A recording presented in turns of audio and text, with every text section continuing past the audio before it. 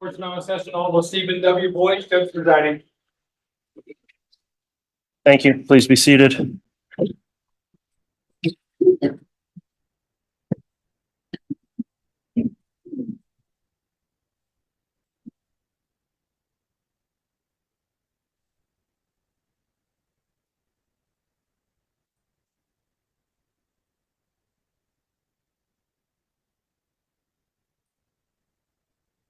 All right, Mr. Bailiff, if we could have the jurors brought in, please.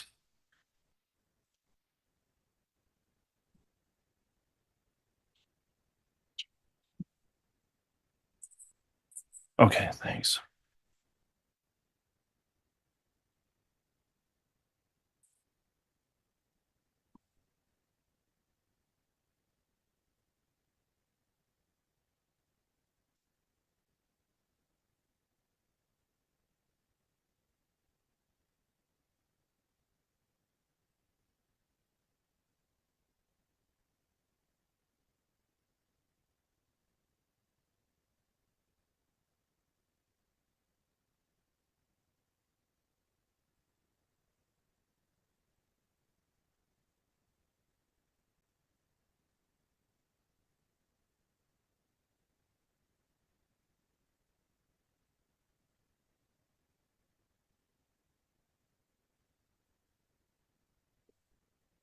All right.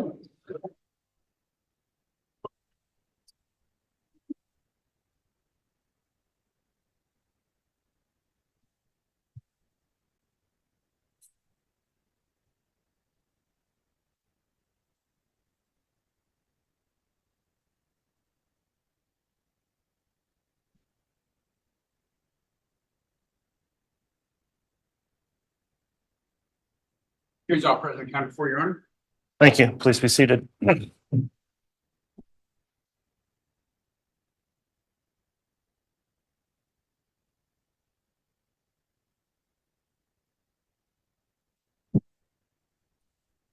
right, good morning, everyone. We are back on the record on case CR 22-21-1623, State of Idaho versus Chad Daybell. We're continuing with evidence in the state's case in chief. The state has witnesses to call today. The court will note that the jurors are all present and accounted for, properly seated. The court has received the juror affirmation from all 18 jurors. Thank you again, ladies and gentlemen of the jury, for continuing to follow the court's instruction each day when we break. At this time, then, I understand the state has its next witness to call. Who's going to be examining the witness? I will be, Your Honor. The state will call Dr. Erik Christensen. All right, you can go ahead and call your witness. I'll note also the defendant is present with counsel, so Dr. Christensen can be sworn once he arrives in the courtroom. And he is headed up. Thank you.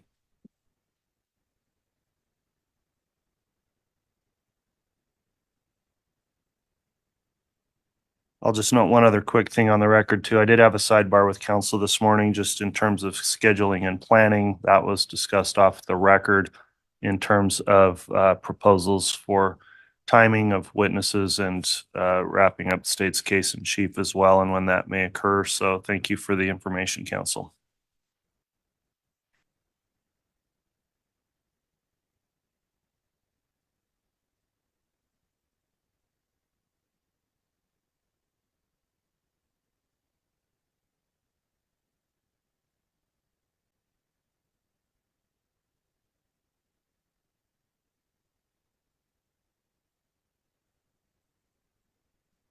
Solemnly swear or affirm the testimony you're about to give will be the truth, the whole truth, and nothing but the truth, so help you God. Yeah.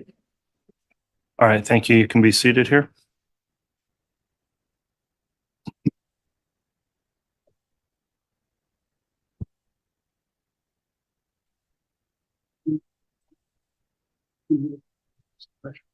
Okay, thank you.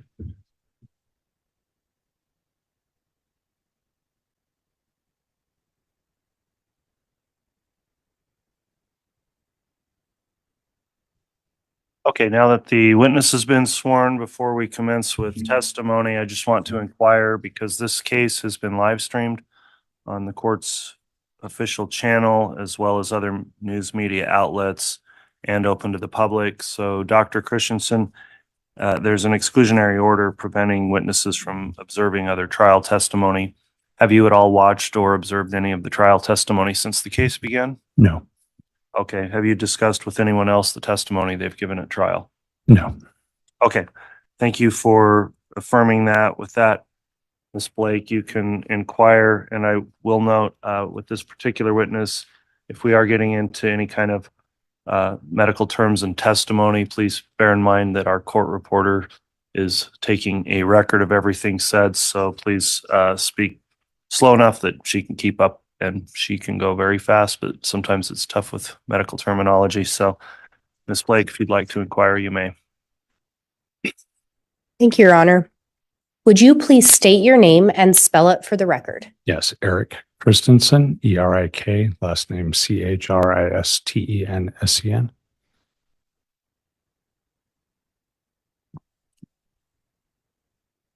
Are you currently employed? I'm currently self-employed. What position, did you recently retire from a position? Yes, I retired on April 1st as the chief medical examiner for the state of Utah. How long had you held that position as a chief medical examiner? I'd been in that position since 2016 and had been in the office there since 2008. Prior to working there in Utah, had you worked at other medical examiners' offices? Yes, I trained in forensic pathology in 2000 to 2001 and then was employed in that office for a year. Then I worked in South Carolina at the Greenville County Medical Examiner's Office for 6 years before moving to Utah. And what education do you have in order to be a forensic pathologist? I have an undergraduate degree in philosophy from Brigham Young University. I have a medical degree from the University of Virginia in Charlottesville, Virginia. And then I completed internship training in pediatrics at Walter Reed Army Medical Center, and then did 4 years of anatomic and clinical pathology training at Madigan Army Medical Center. And then after leaving the Army, completed a 1-year fellowship training program in forensic pathology at the Office of the Chief Medical Examiner in Richmond, Virginia. Can you explain a little bit about what a pathologist is? Sure. Pathology is a specialty of medicine, just like surgery or internal medicine or pediatrics. And it is primarily aimed at the diagnosis of diseases, disease conditions, abnormalities of the body by evaluation of fluids, cell samples, tissue samples, and in some cases, autopsy samples as well.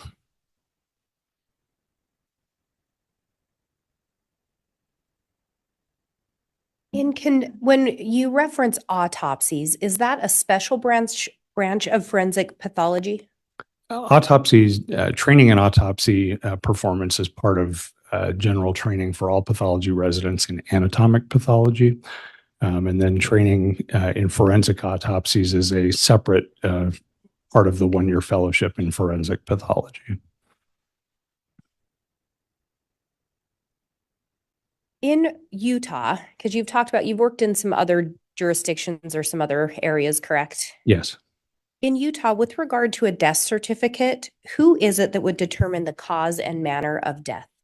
So in probably 80% or so of the deaths in the state, death certificates are signed by whoever the person's attending physician is.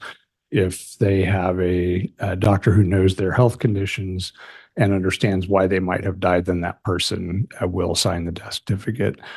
For the 20% or so cases that fall under the jurisdiction of the medical examiner in Utah, those deaths are certified by one of the forensic pathologists at the Office of the Medical Examiner.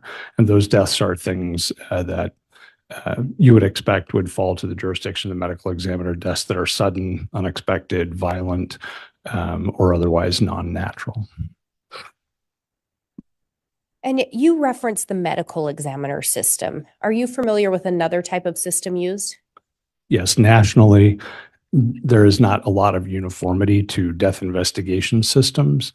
At the time, just historically, most states had coroners that were part of the constitutional structure of each state, just like the constitution of the state might say each county shall have a sheriff that's elected on this cycle.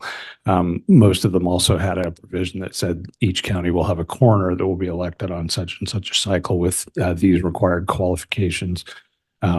Starting in the late 1800s, there was some change of that over time. So now there is really kind of a hybrid across the country where you have some states that still exclusively have county-based coroner death investigation systems. You have some states like Utah that are entirely medical examiner systems, and then you have others that are hybrid, where maybe some of the larger metropolitan areas will have medical examiners, but the smaller rural counties will still have coroners.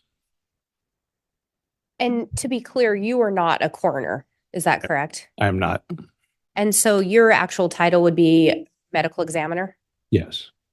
And is the difference with that in large part your education and training? It's mostly a difference in what the background is.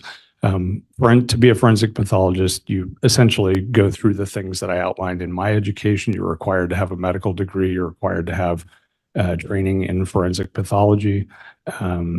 All 10 of the doctors in my office, where I recently retired from, are board certified forensic pathologists, whereas in most states, the requirements to be a coroner are that you be elected, that you be an adult. Some places require to be a registered voter, and you can't have any felony convictions or some variation of that. And generally speaking, coroners do not perform autopsies, correct? As a rule, they do not. So that would be left to a medical examiner? But to a forensic pathologist. Forensic pathologist. So when you worked in systems that had a coroner, would you still then be the person that would conduct an autopsy if one was ordered? Yes. And under the medical examiner system, so let me back up. In those jurisdictions, is it the coroner that would make the decision to perform an autopsy initially or to request one? That varies a little bit from place to place as well. In most cases, it is a decision of the coroner to decide whether an autopsy needs to be done in a given case where coroners exist. And under the medical examiner system, who makes that determination? It's done by the medical examiner. So a forensic pathologist, someone with that additional training and experience. Yes.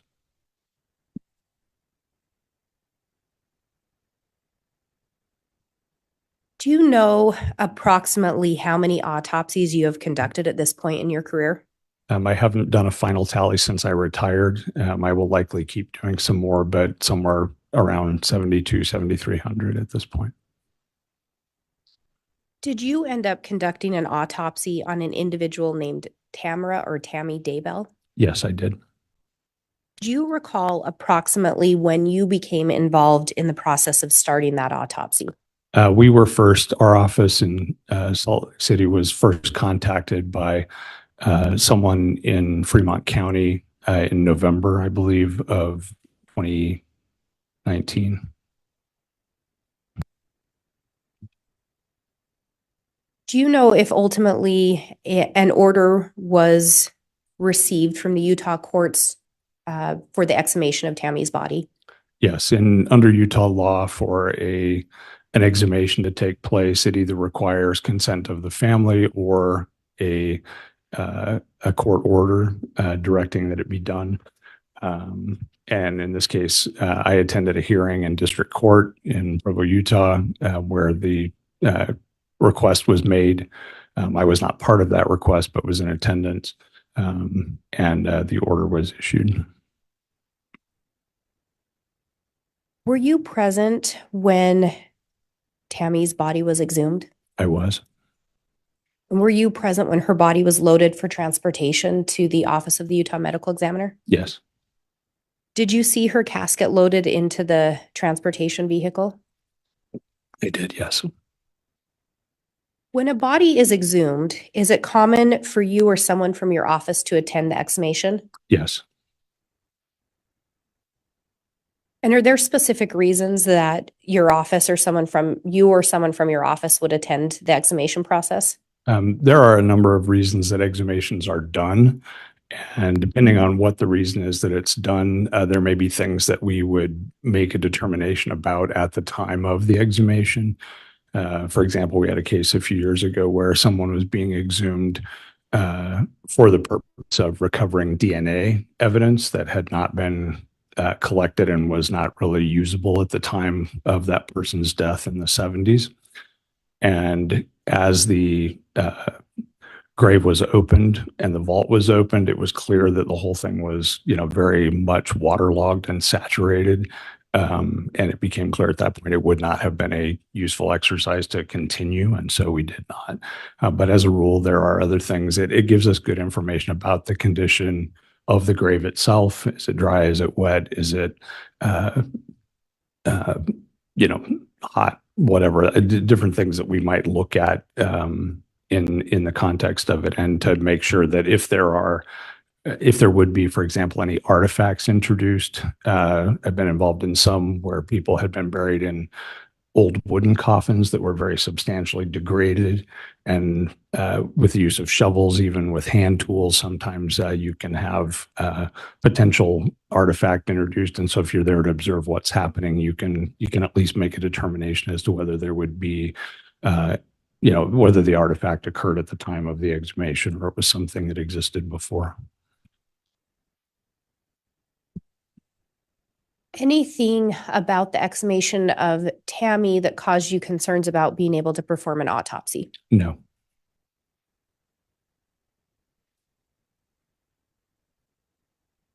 And as part of your role or your office's role in an autopsy, do you do anything in addition to just performing the autopsy? Yes. So a forensic autopsy differs from for example, a hospital-based autopsy where the primary, evaluation is aimed at determining what natural disease processes may be present and why the person died from a, mostly medical or physiological standpoint. In a forensic autopsy, we are very interested in evidence as well. And a lot of what we are interested in during an autopsy is what's present on the outside of the body. And so we will spend a lot of time, evaluating the external surfaces of the body before we delve much into the internal parts. But aside from the exam parts of it, the other big difference is that we spend a lot of time reviewing records, statements, police reports, other things that will provide us information of the context of that person's death. So just as when you go to your doctor, you don't just walk in and sit down and he examines you and then tells you what you need. There's a discussion that happens in that context where you relay to your doctor what you've been feeling, what's made it better, what's made it worse, what you've tried that's helped or not helped, and those kinds of things, how long the symptoms have been going on. Obviously, we cannot speak to our patients, but we gather that same type of information about the events leading to that person's death by looking at their medical history, looking at statements from people who knew them, and things of that nature. With regard to Tammy Daybell, did you in fact obtain some records to review? Yes, we did. Did you speak with individuals already involved in the investigation? Yes. And did you do some of that work prior to performing the actual autopsy? Yes, and that's a fairly typical thing to happen in the setting of an exhumation. Because an exhumation is a scheduled event, we have the ability to spend a little time to gather what information is available and readily obtainable before we do the exam. So that if there are things we should focus on, we can do that. So we had initially, I think in this case, some information from the coroner's office. We had some information from the Fremont County Sheriff's Office and a few other items. We didn't have much of her medical history or anything at that point. And I think those were the primary things that we had prior to the exhumation.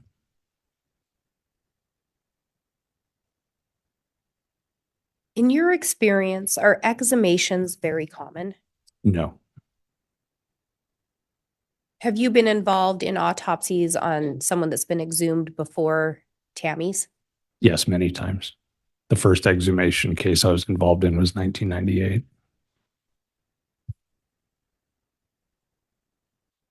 And when you're conducting an autopsy on someone that's exhumed, does it differ greatly from how you conduct an autopsy on someone that was not exhumed?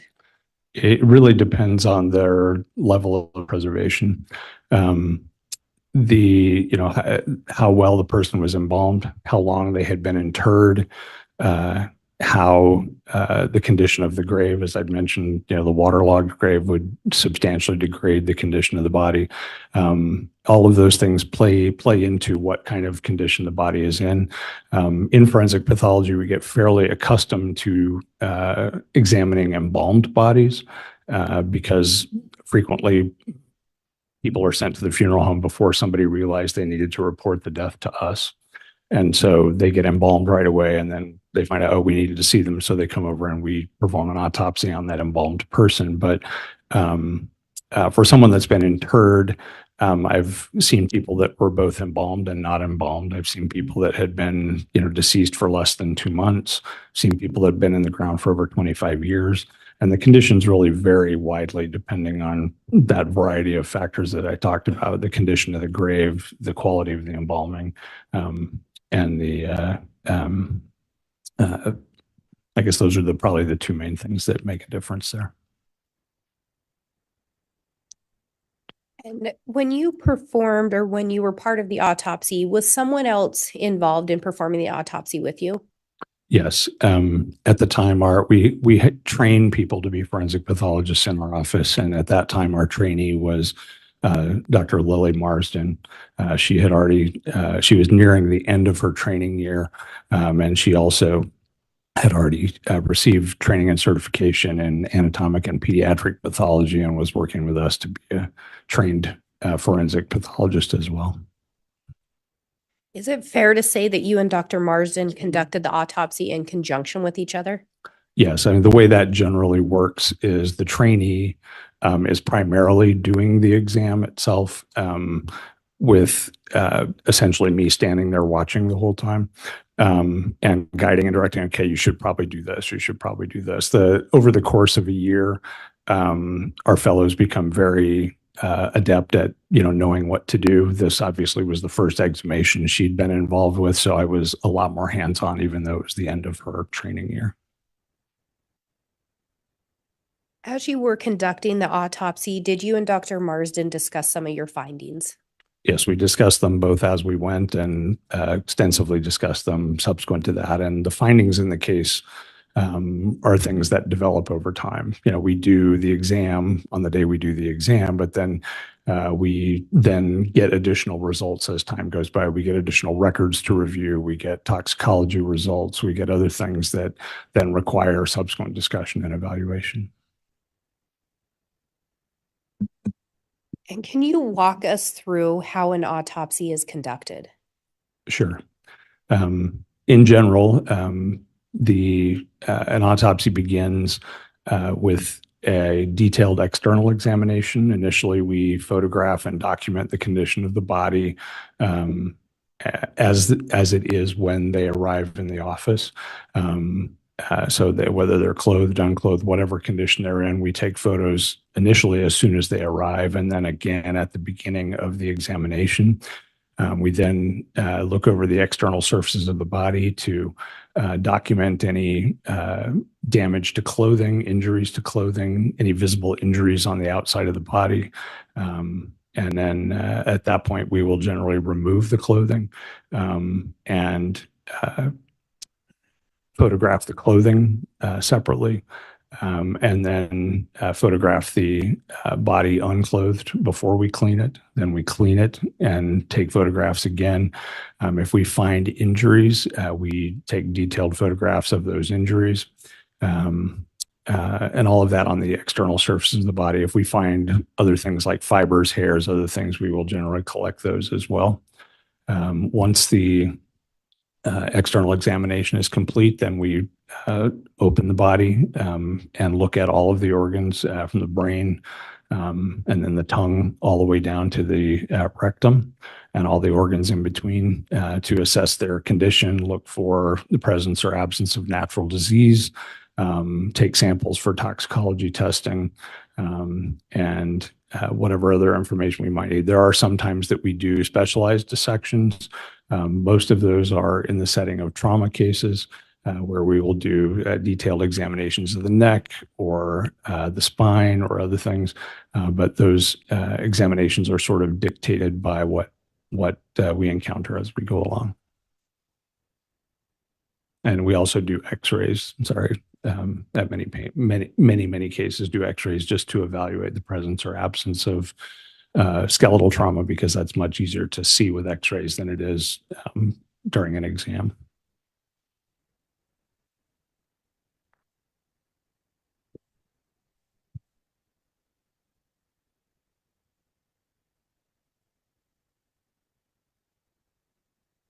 I apologize. When you're looking at the injuries on the body, is there a way to determine a time frame of when those injuries might have occurred in relation to death?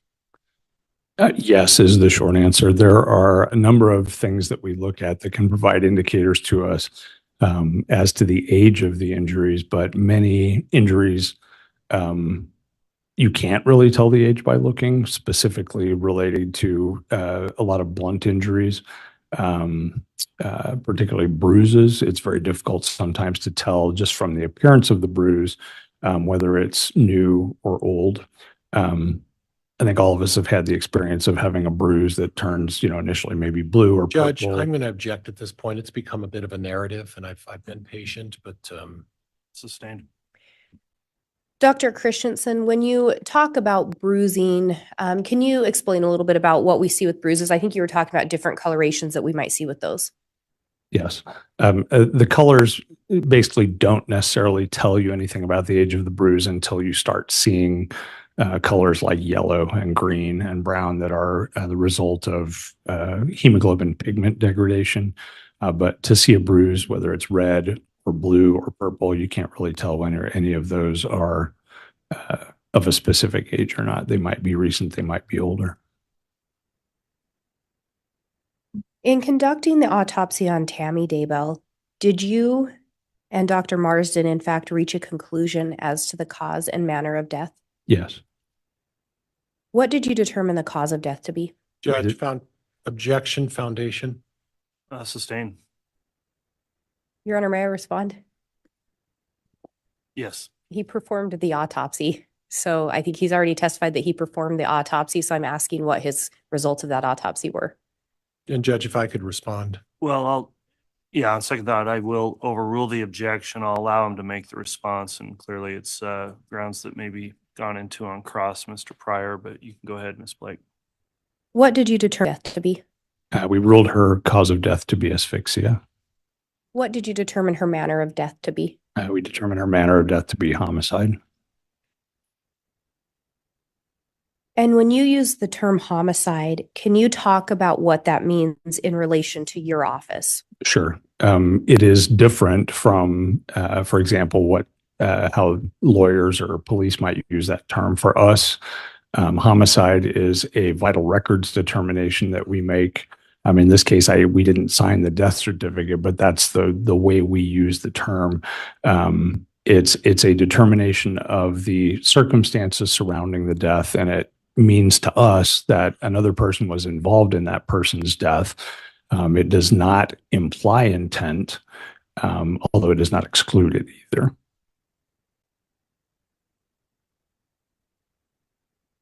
And when we talk about asphyxia, can you tell the jury what you mean by the term asphyxia?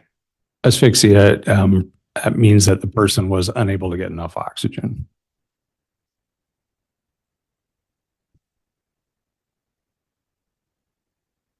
Can there be a number of causes or different means by which asphyxia can occur? Yes. Can you talk about some of those? Sure. You can have asphyxia can result from anything that occludes the airway, either externally or internally. So smothering of any type, anything that blocks the mouth and nose could lead to asphyxia. Choking, anything that blocks the airway internally, whether it's food or something stuffed in someone's mouth or whatever, maybe all of those things can lead to asphyxia. Asphyxia can also result from drowning. Drowning is technically a form of asphyxia. You can also have asphyxial deaths that result from chemical asphyxiants. Carbon monoxide is one of those. Cyanide is another that impair your body's ability to release oxygen to tissues, and so they don't get enough oxygen. And you talked a little bit about the process of an autopsy already. Any other obvious injuries that would have been the cause of her death? The only that would be the cause of her death, no.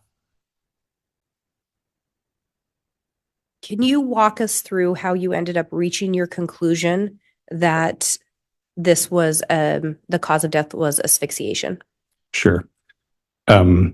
So as I was just asked, we didn't find any traumatic injury that would explain her death.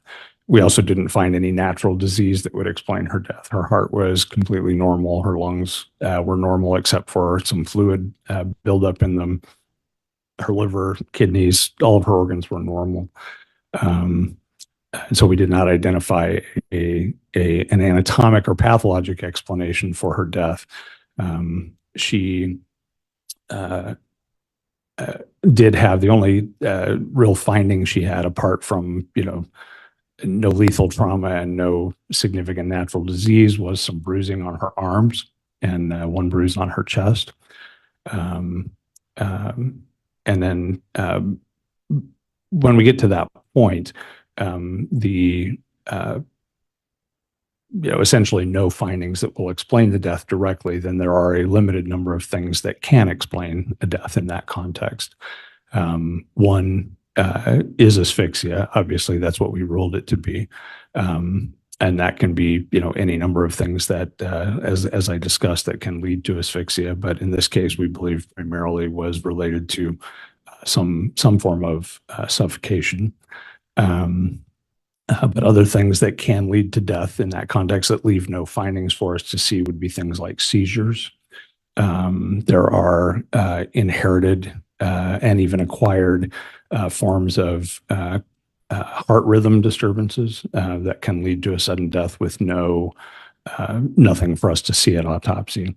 And then obviously drug intoxications don't leave anything for us to see.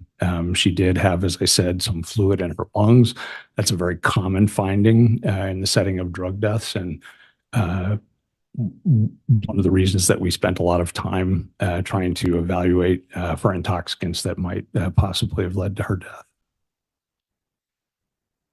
And if we break that down a little bit, and I don't know if you use this term, but negative autopsy. Can you explain what a negative autopsy is? Yeah, essentially what I was just getting at, where we don't have findings, we don't have pathology, we don't have trauma that explains death. We have essentially normal, a person with normal anatomy who has died.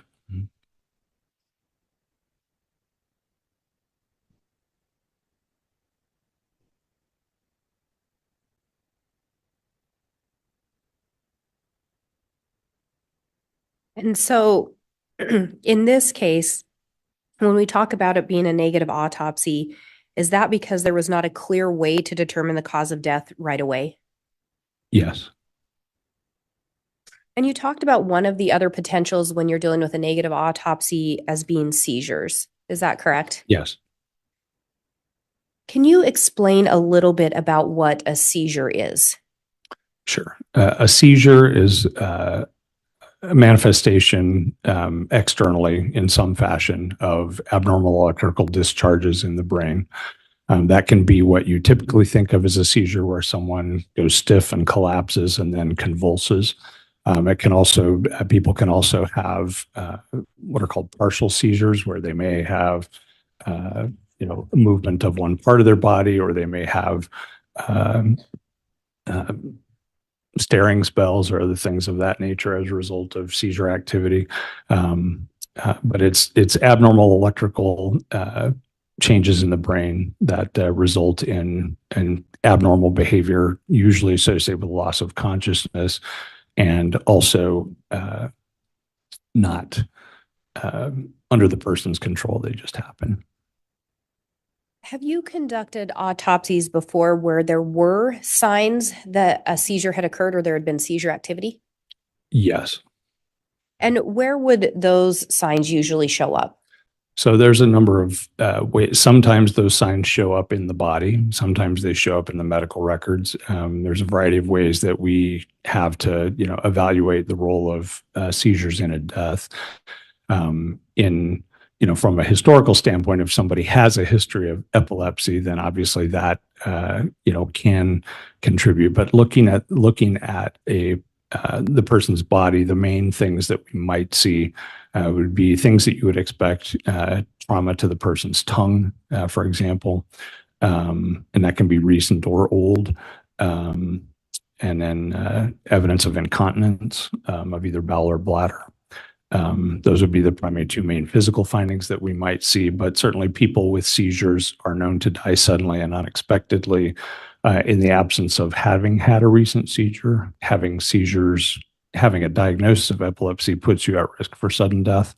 And so it's not, certainly we don't have to have those things if someone has a well-established history to attribute their death to a seizure disorder or epilepsy. But in the absence of significant history and the absence of anatomic findings, we don't generally are not going to call a death as seizure related. And it's also not uncommon for people to have seizures as a terminal event. If, for example, you have a heart attack and your heart's not beating normally and your brain's not getting enough oxygen, you may seize. Or if you're diabetic and hypoglycemic, you may seize, but that's not because you have seizures. It's because of some other condition contributing to that. During Tammy's autopsy, did you find any physical signs of seizure activity? We did not. And you reviewed Tammy's medical records, is that correct? Yes. Any signs of seizure activity in her medical records? There's no mention. In your experience, would it be uncommon for someone Tammy's age to have all of a sudden developed seizures? It would be very unlikely. And do you know how old she was? 49 at the time of her death.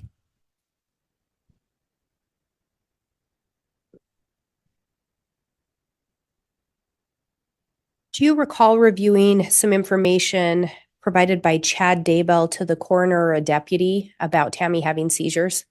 I reviewed some records from the coroner, yes, that mentioned that he had said she had some shaking spells or fits or something. I don't recall the exact verbiage, but something that suggested that, yes. Did you find anything to support that Tammy had seizures in your review of her medical records and or the autopsy? No.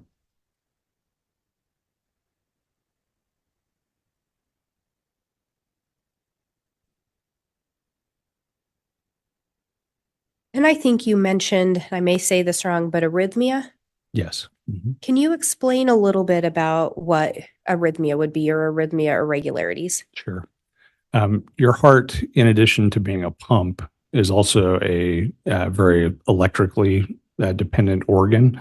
Your heart's normal pumping function is dependent on electrical impulses traveling in a normal way through the heart. And those electrical impulses happen the way they do because there are what are called ion channels that open and close and allow electrolytes to move through the heart and propagate those impulses. There are both inherited disorders of those channels as well as acquired things. Those channels can be impacted by certain medications and other things that put people at risk of sudden death by prolonging their what's called their QT interval. And so they having either of those, either something acquired because of medication or something that has been inherited, would put a person at risk of sudden death. And when you looked at Tammy's heart, did you see anything that showed irregularities? No. In those settings, most of the time the heart is going to look normal. And so we don't we would, in any of those settings, we would not expect to see anything abnormal with the heart grossly. Just to look at it, it would look normal. But we also would not expect to see, again, that type of condition manifest itself at her age without some other, if she had, certainly she could have it as an acquired condition at her age. If she had, for example, methadone is very commonly known to do that, but she didn't have any methadone in her system. There are a long list of other medications that can do that. Fluoxetine, which she was on, is also rarely been described as doing that, but she had been on a very stable dose for a very long time and with no indication that that had been a problem for her. So similar to this sudden onset of seizures, you wouldn't expect to see the cardiac arrhythmia come into play with someone at 49 years old? Judge, I'm going to object to this point. That's a bit leading. Sustained. Would you expect to see the cardiac arrhythmia come into play suddenly in someone 49 years old? Judge, objection. Leading. Overruled. No.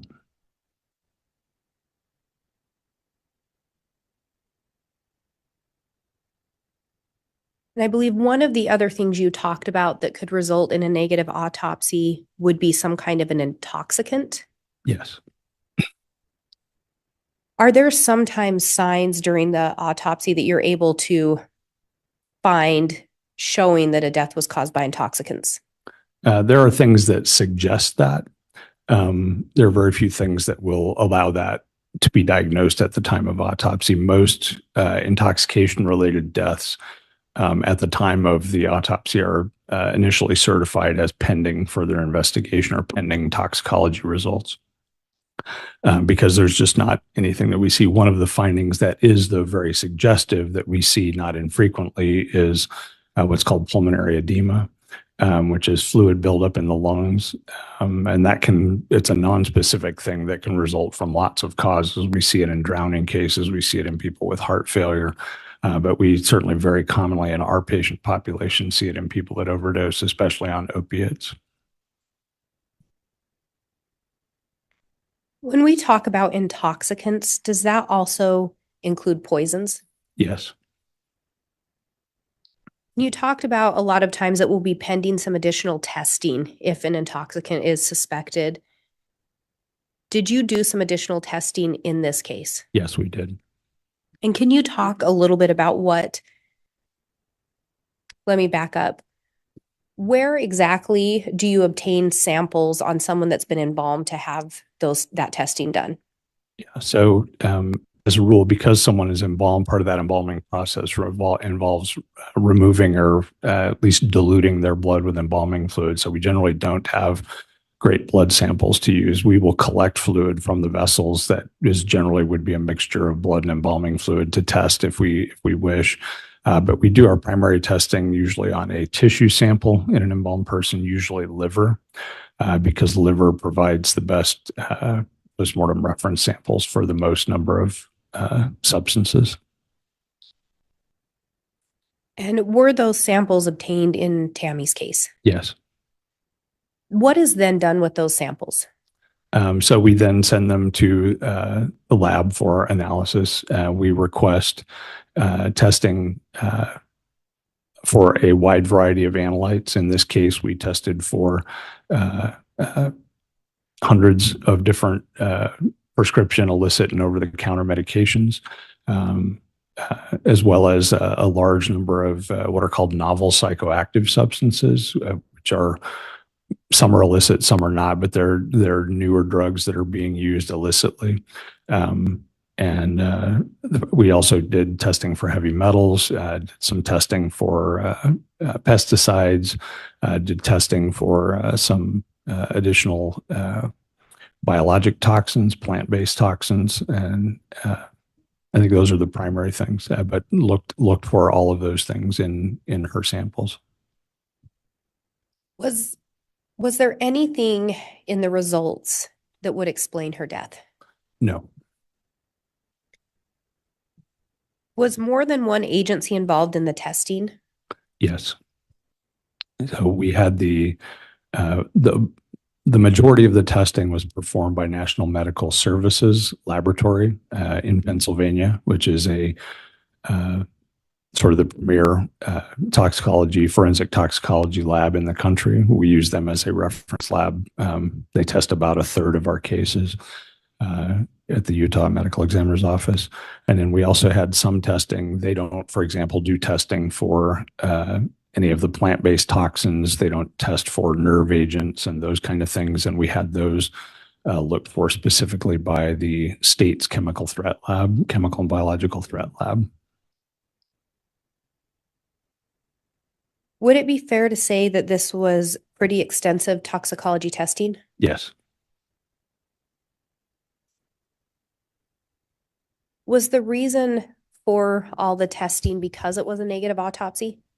Yes. And driven certainly by that, as well as the circumstances surrounding her death.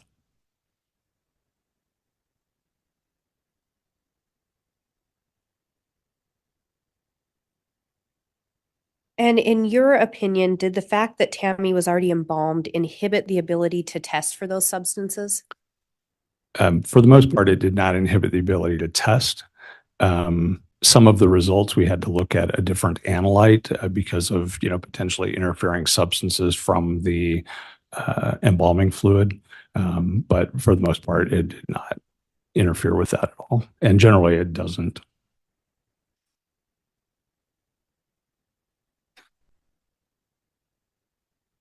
Was there anything at all from the toxicology testing that stood out to you?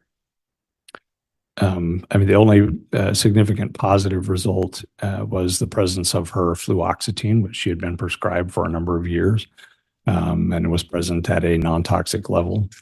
Beyond that, there were some, a minimal elevation of selenium, which is a heavy metal, also at a non-toxic level, but really nothing else that was significant. And you had talked about sending out for that toxicology testing in part because of the circumstances surrounding her death, correct? Yes. Do you recall some of the circumstances that stood out to you? Specifically, we would probably do more extensive testing in any case where an exhumation is ordered because of potential criminal activity. So that would be the primary circumstance, if you will, that would drive that for us. Not really any necessarily specifics in this case, but because with an exhumation, you, again, like most autopsies, you really only have one chance at getting what you want and being able to test what you need to. Having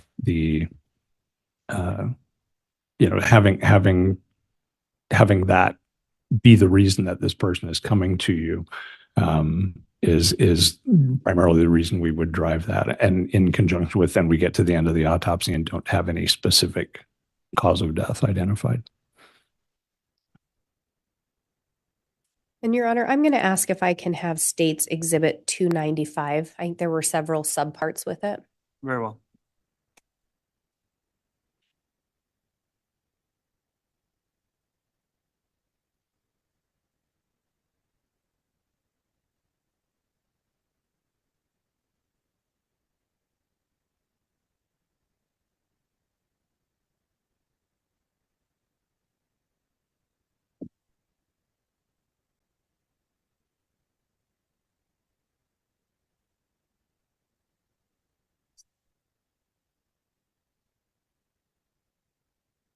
And Your Honor, I'm going to ask for permission to publish 295E. All right. Can I have a brief sidebar with counsel? Yes.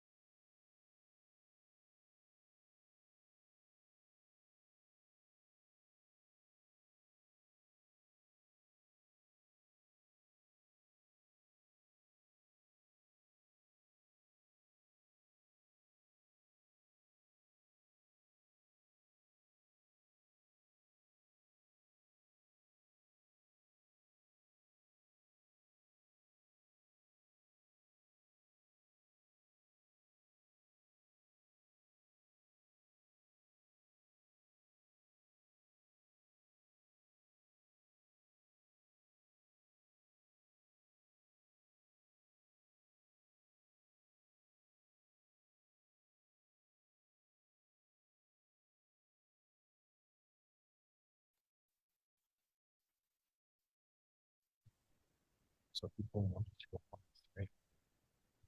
All right, so there's some photographs that are going to be offered, and I'm not going to permit them to be published to the public in general. They'll be published to the jurors as well as the parties because they're graphic in nature. However, it appears we've got this issue again with the jurors' monitors, and if those are not currently working, that's where you're headed next to publish. Is that correct, Ms. Blake? That is correct, Your Honor. Okay, well, we're going to do our best to sort out this monitor issue so the jurors can see these photographs upon their admission, but I think we may have to have tech run up here to sort that issue out again. So we are going to take a morning break at this point and get that resolved as quickly as we can. We'll come back on with additional evidence once those monitors are working. So appreciate your patience, ladies and gentlemen of the jury. All right, please.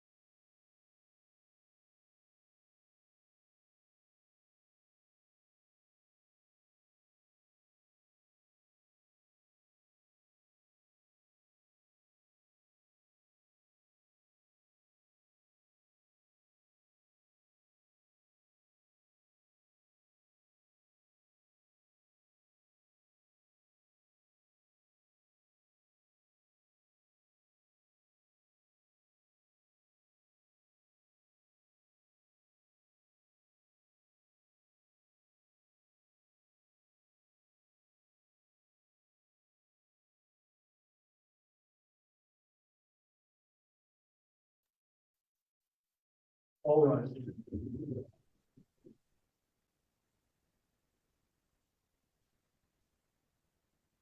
All right, thank you. Please be seated.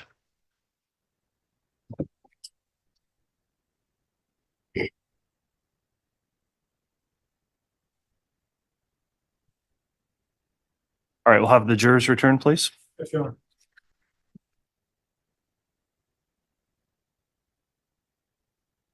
Oh, thank you. I've got some, but thank you.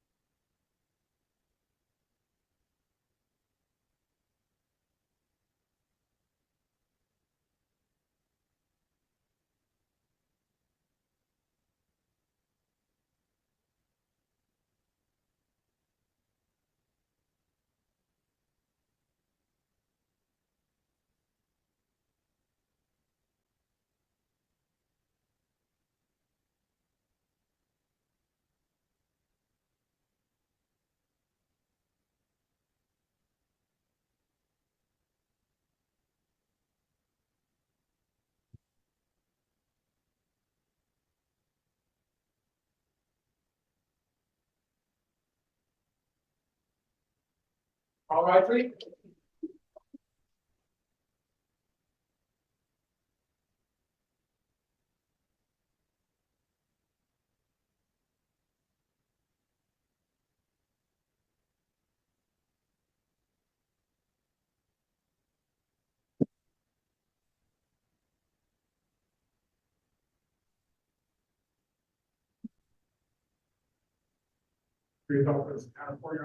All right, thank you, Mr. Bailiff. Please be seated. All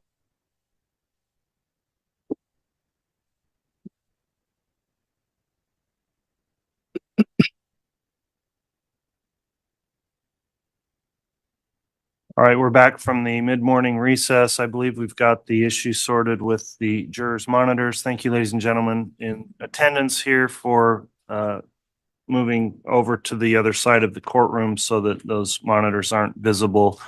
Ms. Blake, if you'd like to continue with your direct, you may do so. Thank you, Your Honor. And I had asked to publish, I believe states 295D. I'm going to change that to publish 295J. It's a previously admitted exhibit. Okay, 295J, previously admitted, may be published. Thank you, Your Honor. Dr. Christensen, as part of your review of documents provided in this case, do you recall reviewing photos that were taken at the scene of Tammy's death? I do.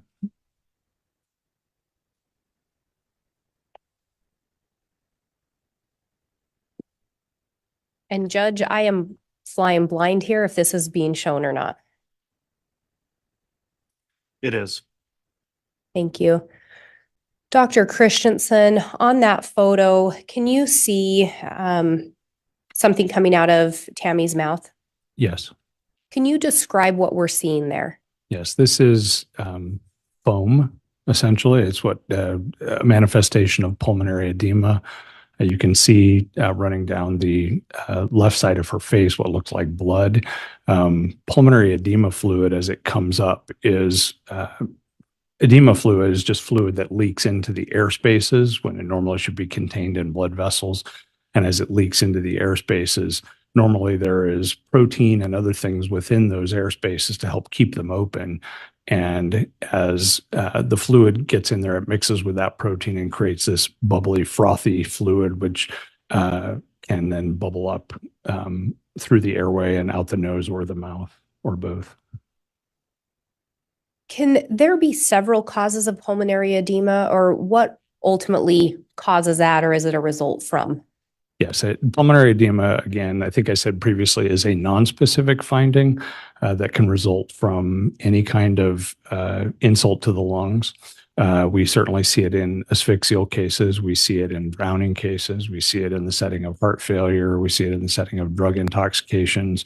Those are probably the primary places where we see it, although really anything that causes respiratory failure can ultimately cause pulmonary edema to manifest in this way, pneumonias and other things. Did the presence of the pulmonary edema also play into your findings in this matter? Yes. And we've talked about Utah being a medical examiner system. So you yourself or another medical or forensic pathologist will respond out to a death scene in Utah, generally speaking? In cases where the pathologist will respond to scenes where there is a homicide or suspected homicide, or in any case where we're requested to by law enforcement at the scene or our other investigators at the scene. Do you know in Utah if someone responds out on unattended deaths? Yes. And is that generally someone from your office, whether an investigator or otherwise? Yes, it's one of our investigators in most cases. If you had seen the pulmonary edema, is this a case in which you would have had an autopsy performed? Given the amount of information that was provided at the scene, what was relayed to me as what was shared at the scene, there's not an adequate explanation or sufficient medical history to explain her death at her age in a sudden and unexpected way without doing an autopsy examination.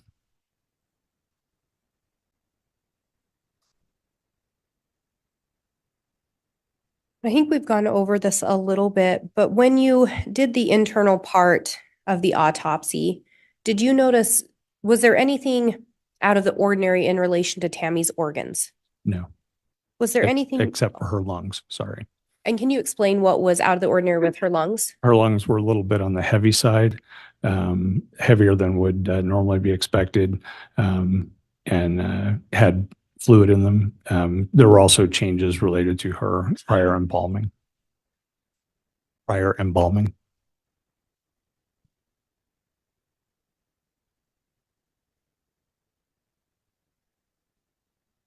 Had you conducted other autopsies where pulmonary edema was present? Yes, Is pulmonary edema by itself actually a cause of death? it's not. Would it be the result of the cause of death? Yes, it certainly could be. So if someone has pulmonary edema because they drown, drowning would be that. If they have pulmonary edema because they have heart failure, because they've had multiple heart attacks, then the underlying cause of their heart attacks would be their cause of death. But all of those kinds of things, anything, lots of different things can result in pulmonary edema.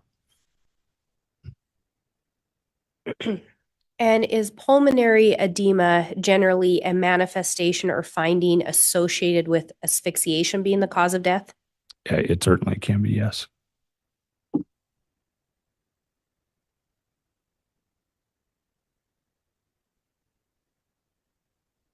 And we've talked a little bit as well about your review of the external part of Tammy's body. Do you recall that? Yes, And you'd referenced the only external injuries you had seen were some bruises. that's correct. And Your Honor, I have what's been marked as State's Exhibit 179. If I can have counsel handed a copy, and I have a courtesy copy for Your Honor, and then I would ask that the witness be handed a copy. Very well.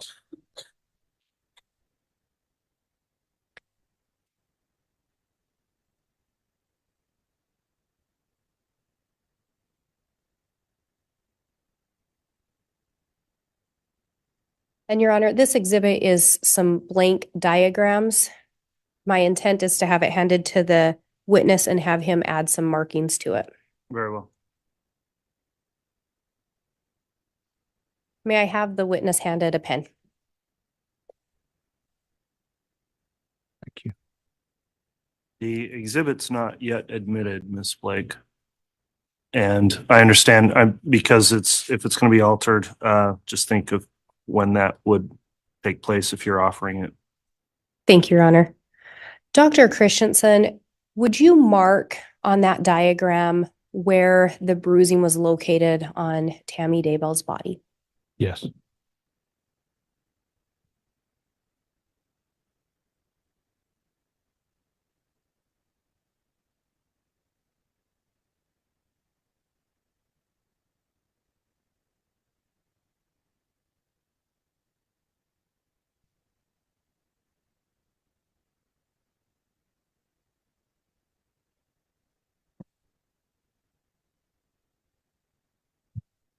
Okay.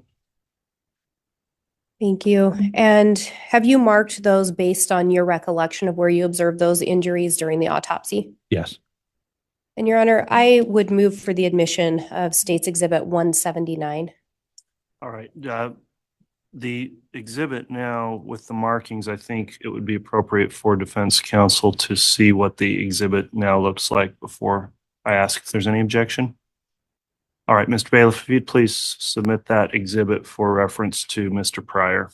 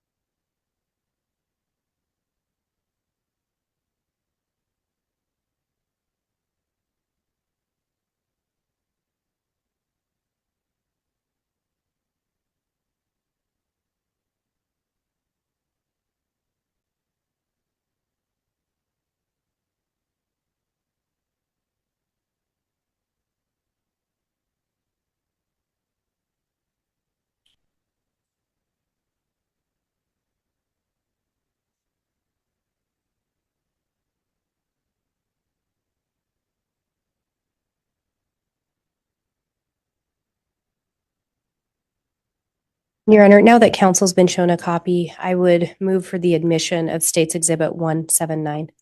Okay, and I apologize, I lost track. Where is the exhibit at this point? Did you retrieve it? I have it. Would Your Honor like to see it first? No, that's fine. I'll ask at this point. Thank you, Ms. Blake. Is there any objection to Exhibit 179 being? If it's admitted? being offered for demonstrative purposes, Judge, I don't have an objection.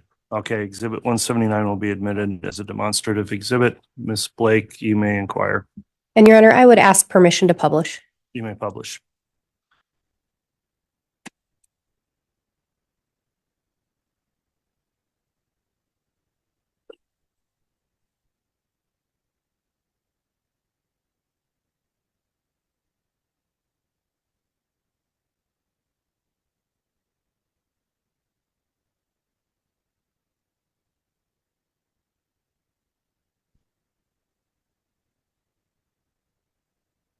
And Dr. Christensen, you can see on this exhibit, there's an R and an L that's been written in. Would you indicate what those represent? Yes, those simply represent the right and left sides of the body. And at the bottom, I also indicated which was the front and which was the back, although that's fairly obvious. And then it appears that there have been several dots or markings added. Could you explain what those represent? Yes, they are not to scale, but they are representations of the locations where we identified bruises. And on the front, there appear to be 6 dots. Is that correct? Yes, And then on the back of the body, 4 dots. that's correct.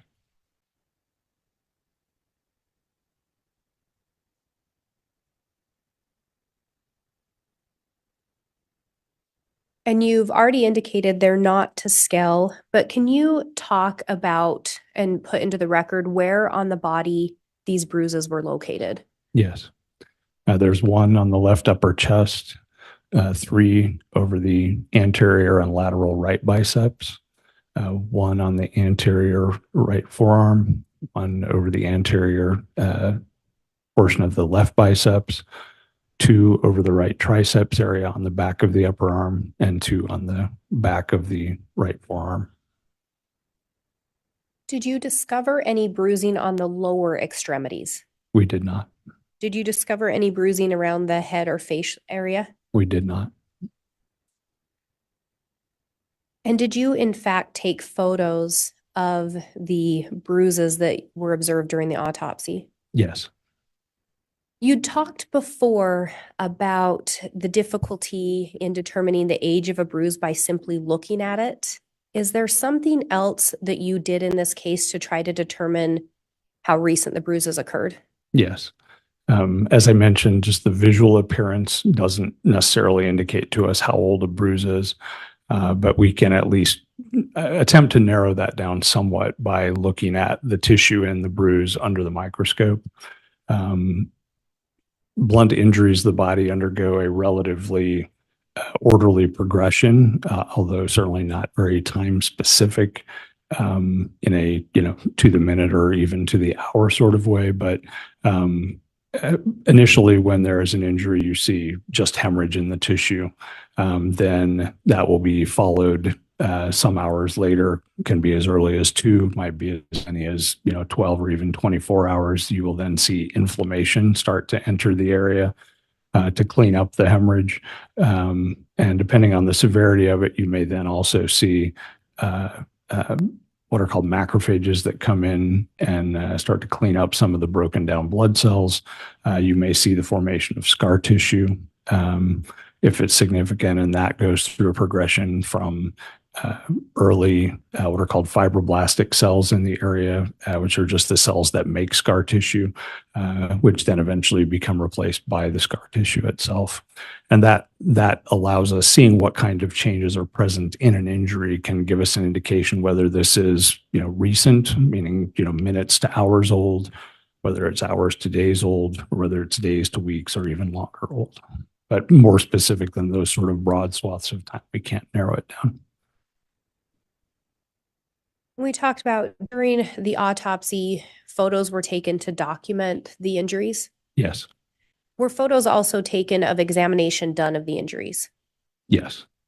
And Your Honor, I have what's been marked as State's Exhibit 178, A to Q. Counsel was provided a copy today.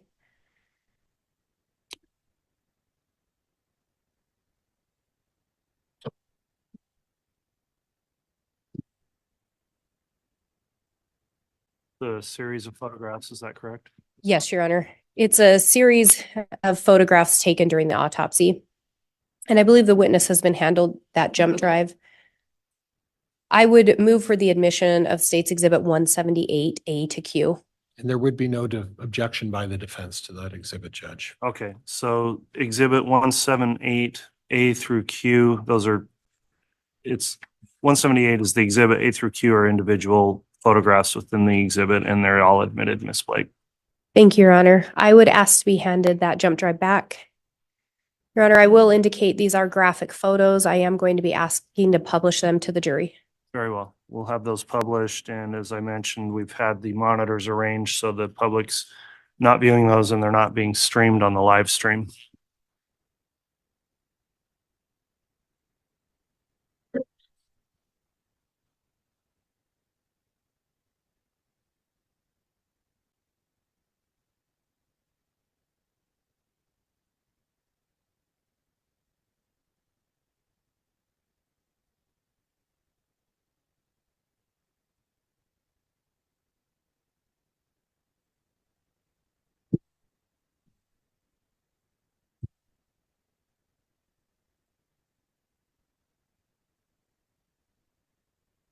Dr. Christensen, do you see that image on your monitor? I do.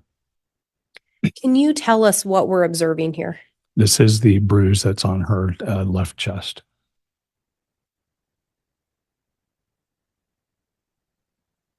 And in this image? This is a closer up image of the same injury. And can you talk about, there's a little scale there. What is the purpose of putting that on the photo? Just so we have a reference to the size of it when you get zoomed in, especially in a picture like this, it's sometimes you can't always tell exactly where you are or have a reference point to know what size something is. So we include a scale so we have a reference. And in this photo, can you talk about what we're seeing? This is an incision through that area of bruising. And can you talk about why you did that in this particular case? And with all of these, looking at the tissue, like I said, microscopically will give us some idea what they look like. So this is a prelude to having a sample to look at under the microscope. But it also confirms there are things, for example, certain dermatologic conditions and other things that can look like a bruise on the surface, but when you incise them, there's no evidence of hemorrhage in the tissue. So in this case, we can see that there is hemorrhage in the tissue. And in this particular photo? This is, again, a photo of the same area with a tissue section removed that demonstrates the hemorrhage placed into what we call a cassette. That little white plastic thing is that tissue that is placed in there is then taken and processed and turned into a microscopic slide that I can review under the microscope. Ms. Blake, on these, would you care to identify each by the sub-exhibit letter, if you don't mind? Yes, Your Honor. Thank you. And the first one that was referenced of the chest is going to be 178A. The close-up of the chest is 178B. The first incision is 178C. And the most recent one that was referenced would be 178D with the slide showing an excision of the chest. Thank you, Ms. Blake. When you looked at this, what, if anything, did I think you used the term hemorrhage. What, if anything, did that tell you in relation to this bruise? That it is a bruise. Just looking at it grossly doesn't necessarily tell us much, except that there is hemorrhage there. And then seeing it under the microscope gives us further information about that. And then moving to 178E, can you? 178E, can you tell us what we're seeing in this photo? Yes, this is an excision of tissue of the bruise of the left biceps. And again, in those excisions, were you able to determine anything in relation to whether that was a bruise? It was. Yes, there's hemorrhage within the subcutaneous fat. Normally, an excision of skin will just show a layer of normal pinkish tan skin on top, and all of the fat beneath it will be a bright yellow color, like is evident in most of those sections, but there are also darker areas indicative of hemorrhage. And then on this slide, what are we seeing here? This is a closer up image of the same injury and same excision. And Your Honor, we moved on to 178F. All right. This is 178G. Can you tell us what we're seeing in this image? This is a photograph of the two bruises on the back of the right upper arm.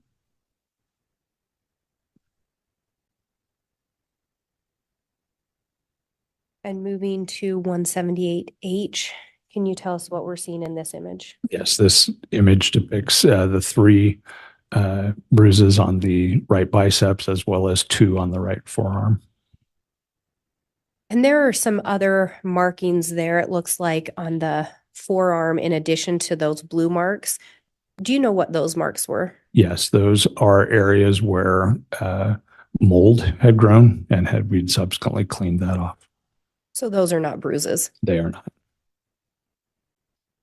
And then moving to 178J, can you tell us what we're seeing in this image? This is a closer up image of the right biceps demonstrating the bruising there.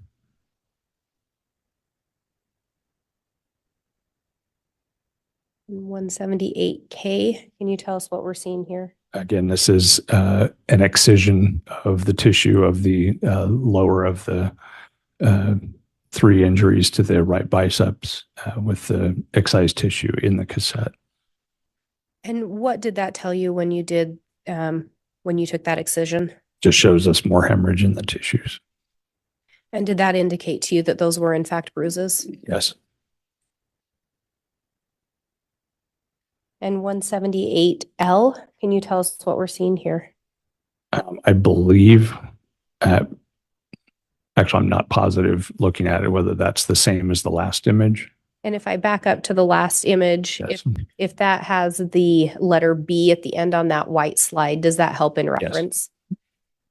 Yes, this And- is just a close-up image of 178J, I believe, the immediately prior image. And when we look at this one, it appears that there's more of that dark coloration. Can you explain what that would indicate? It's just that there's hemorrhage in a larger area of tissue. Would that be indicative of a larger bruise or a deeper bruise, or could you tell? I mean, it's clearly both deeper and larger in terms of the area that's damaged. And moving on to 178M. Oops.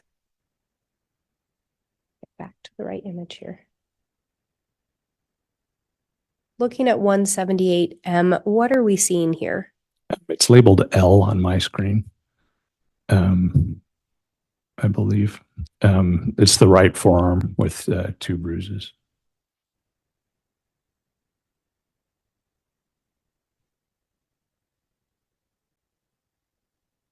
And going to the next one here, what are we seeing in this image? This one is labeled M and is a closer up image of those 2 areas of bruising.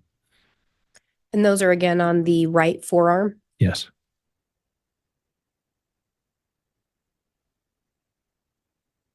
And then moving to 178N, can you tell us what we're seeing here? This is an excision through one of those 2 bruises on the right forearm. And what, if anything, did this excision tell you? Again, it confirms that it's a bruise, that there is hemorrhage in the skin and soft tissue. And then moving to 178P. This is an image of a bruise on the anterior forearm, right forearm.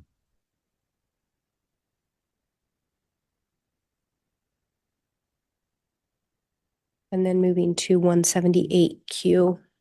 Again, a closer up image of that same bruise on the anterior right forearm. And 178.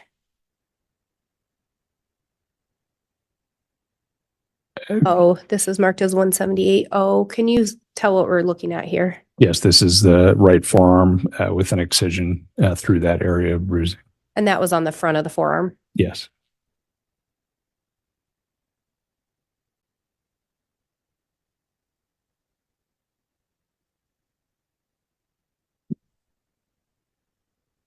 And Dr. Christensen, were you able to make any kind of a determination as to when in time those bruises may have occurred? They all showed evidence of hemorrhage in the tissue with no evidence of any sort of inflammatory response or cleanup response. So they would have occurred sometime from minutes to hours prior to her death.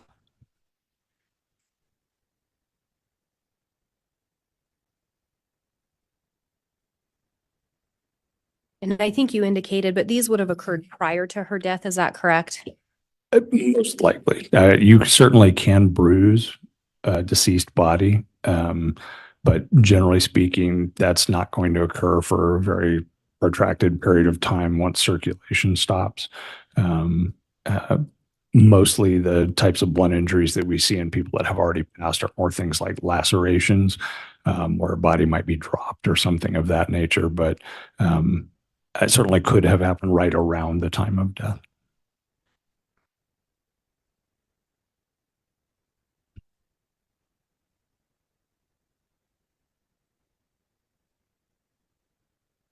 And when you look at the location of those bruises in your training and experience, could they be consistent with someone being restrained?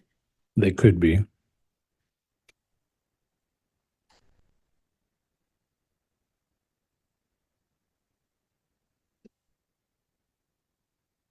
When you looked at Tammy's body, did you notice any signs of lividity? Yes. Could you explain to the jury a little bit about what lividity is? Sure. There are a number of postmortem changes that a body undergoes after death. And lividity is one of them. It's also called livor mortis. It is pooling of the blood, which normally has been circulating through the body under pressure. Once that stops, gravity then takes over and kind of pools the blood in whatever is the most dependent portion of the body, the part closest to the ground. If a person is laying on their back, the areas where it is supported by, whatever, a bed, the floor, a chair, whatever it might be, will not demonstrate lividity, but areas around that will fill with blood, and it makes initially a sort of a reddish purple color that is where the blood is just pooling. It can change over time for a few hours. It's one of the ways we have to look at whether a body has been moved after death, for example. But if once it's there and well established, usually by 12 hours or so, it won't change anymore, and it will stay in the position it was in, or that person was in, if they stayed in it for 12 hours. If they're moved prior to that time, then it can also move to where a new position. If someone dies, for example, on their back, stays there for a couple of hours, and then is rolled to their front, that blood that had started to pool on their back will then start to pool to their front. And over a period of, the next 10, 12 hours or so, depending on how long a person stays in their initial position, if you move them after 2 hours, more of that blood will redistribute than if you move them after 6 hours, than if you move them after 10 hours. And at some point, and at 12 hours is not a hard and fast thing, but at some point that lividity becomes fixed and will not change no matter what position they get moved to. Where did you observe the lividity on Tammy's body? It was all on her back, and because she'd been embalmed, it had changed somewhat in color. It was a little bit more gray in color, but the distribution was still very typical. Just to clarify, does lividity allow you to determine a time of death? It does not, no. Can you talk a little bit about what rigor mortis is? Sure. Rigor mortis is one of the other sort of three postmortem changes in the body. Lividity is one, rigor mortis is one, and then cooling of the body is the third. But rigor mortis is a stiffening of the body that happens after death. Initially, when a person dies, they will be flaccid or just completely floppy and not show any muscular resistance.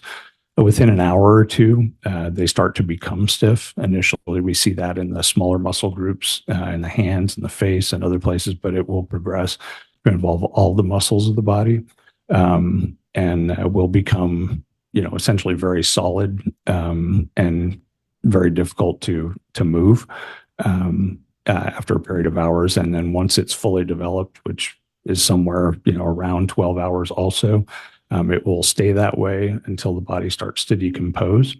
And then that, can vary dramatically depending on where the person is. If they're in a cool environment, if they're in a hot environment, if they're next to a heater, all of those kind of things can change how fast decomposition ensues. But once a person becomes fully stiff from rigor mortis, they'll stay that way until they start to decompose. Can you determine a time of death based on rigor mortis?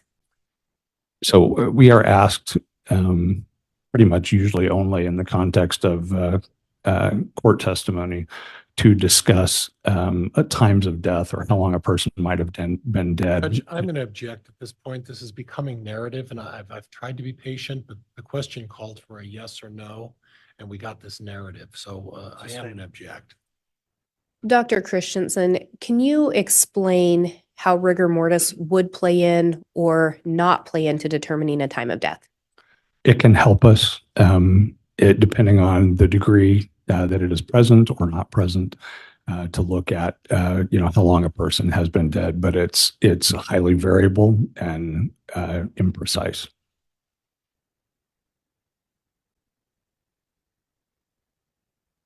And as a forensic pathologist, do you generally determine a specific time of death? No.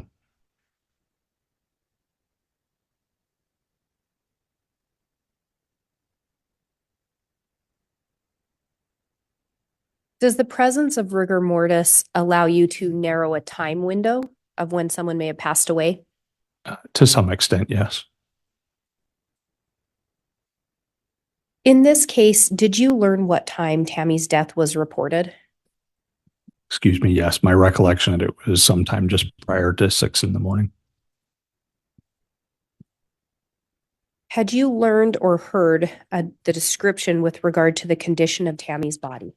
My recollection is that she was described as being cold and stiff, or cool and stiff. I don't remember which, but at the time she was found. Based on that description, would it indicate to you that rigor mortis had set in? Yes.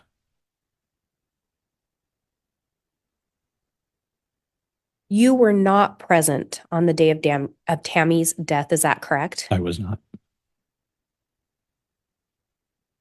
You did not, is it fair to say you did not get the benefit of viewing her body just after the death was reported? That's fair. Yes.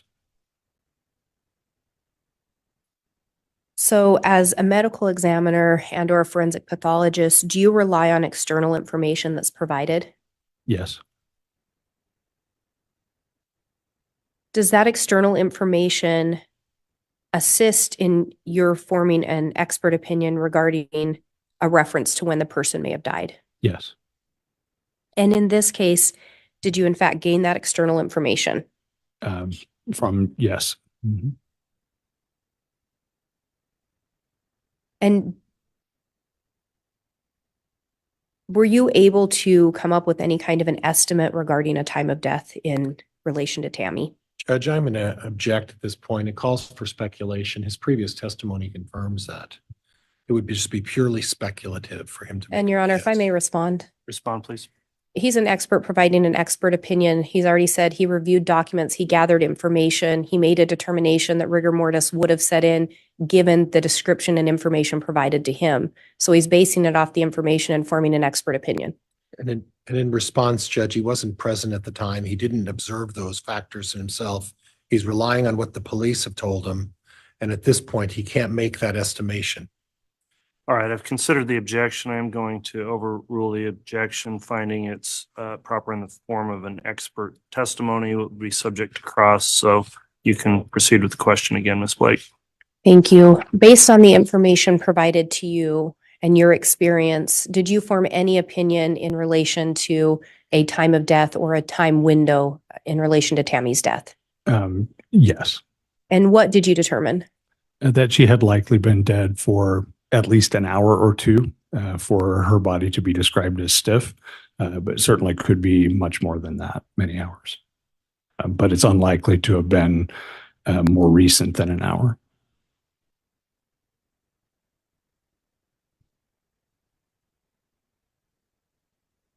And you did review medical records in relation to this case, is that correct? I did, yes.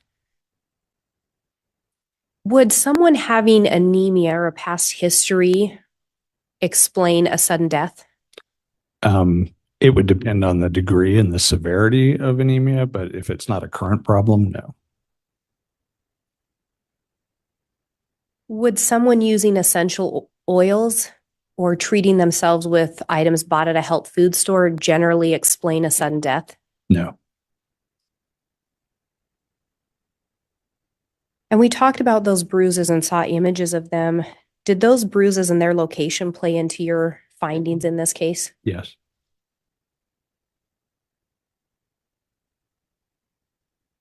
And again, in a negative autopsy, you looked at the other potential reasons or causes of death that could result in a negative autopsy. Is that correct? Yes. Based on your experience in training, did you find it to be likely that Tammy Daybell died of a seizure? No. Based on your training and experience, did you find it likely that Tammy Daybell died of a cardiorrhythmia? No. Based on your training and experience and lab results, did you find it likely that Tammy died of an intoxicant? No. And when we're talking about the negative autopsy, what did that leave as the cause of death? Asphyxia.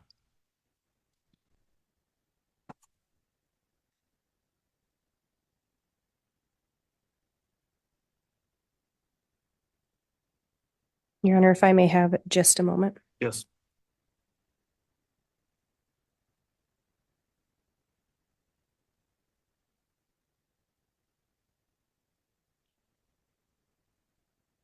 I have no further questions. All right, thank you.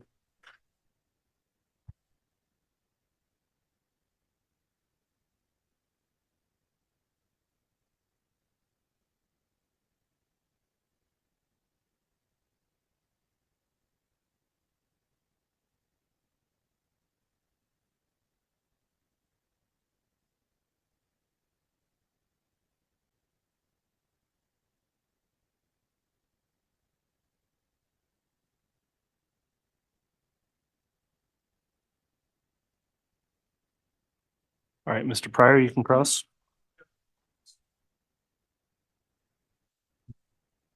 You turn on the microphone, please. Let's do that again. Judge, by stipulation of the parties, I'll move for admission of Exhibit 102 and 103. That's Defense Exhibit 102 and 103 that represents the autopsy. And then the first one is the 26-page autopsy. 103 would contemplate the additional pictures and some analysis as well by this witness. All right, the defense has moved for admission of Exhibit 102. Does the state have any objection to that being admitted? Your Honor, it's my understanding that that is the autopsy report created by the Office of the Utah Medical Examiner. And if that's what it is, in addition to some lab results and other findings, the state has no objection. Okay, so as I understand, there'd be no objection on 102 and 103. If and when those become published, if they are, Ms. Blake, if they're not what you anticipated, let me know and we'll quickly review that to make sure they are the exhibits you believe have been admitted. So those are admitted, Mr. Pryor. Okay. And Doctor, you mentioned that you're retired as the chief, was it the chief medical examiner out of Utah? Yes. And that's out of Salt Lake City, is that right? Taylorsville, but Salt Lake County, yes. And I'm not familiar with Utah, so is that close to Salt Lake City? Yes, yes. Okay. The government hub of the state of Utah, is that right? Okay. I want to talk to you a little bit about the initial cause of death reported for Tammy Daybell, and it did say pulmonary edema. Is that correct? Yes. Okay. And you were able to confirm that through this autopsy as well, correct? I was able to confirm through the autopsy that pulmonary edema was present, but Right. not that it was the cause of death. Okay. Now, when we talk about pulmonary edema in this particular case, can you tell me how long would it have taken to produce the kind of pulmonary edema that you found during the autopsy? I don't know. There's no way to determine that. No. And there's also no way to determine whether it had advanced or whether it had declined. You exhumed Tammy Daybell's body, and you have to report the facts as you see the facts at the time upon the exhumation, right? That's correct. And at this point, you had initially indicated that you went in front of you didn't, but you were present when a hearing was held in front of a judge to make a determination as to whether or not they would have exhumed Tammy Daybell. Is that right? That's correct. And do you recall from your knowledge what was the reason for the exhuming the body at that time? My recollection is it was to determine the cause of death. Well, there had to have been some facts. You don't get to just dig somebody up. Your Honor, counsel's testifying. Move to strike. Sustain. There has to be a reason at the hearing to determine why you're exhuming. Your Honor, counsel's still testifying. Sustain. Isn't it true, doctor, that there has to be a reason for the exhumation and not just be to re-examine findings? Is that correct? I would assume so, yes. Well, you were present. What was the reason given for digging Tammy Daybell's body back up? I don't recall specifically what was presented. Okay, so what was the purpose of you going there if you don't remember why they dug her up? Objection, Your Honor, argumentative. Sustained.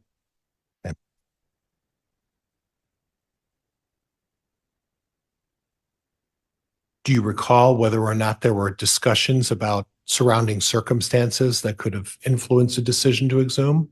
I believe there were, yes. Okay, and those circumstances that they justified for exhuming were the death of Charles Vallow, right? Objection, Your Honor, counsel's testifying. The witness has said he doesn't recall.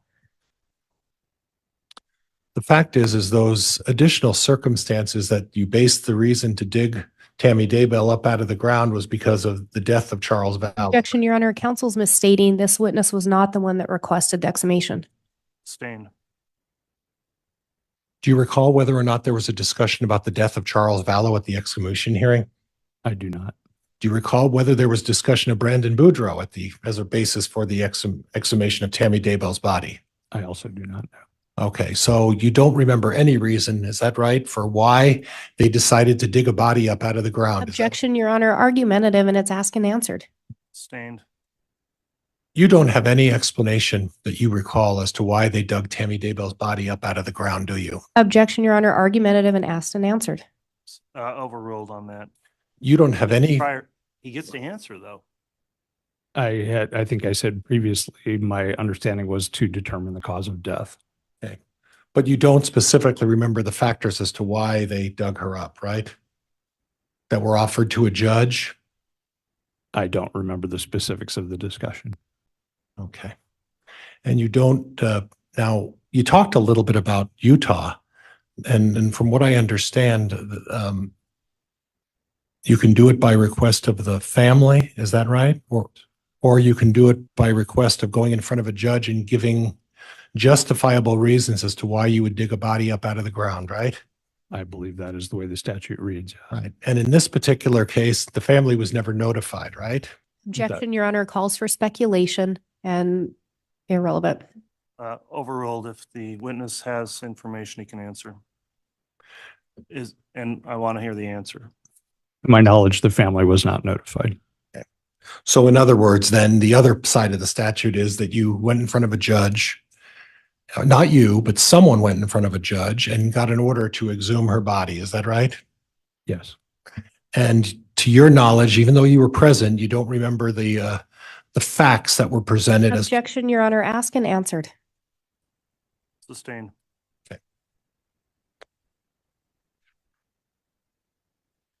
Now, you made a comment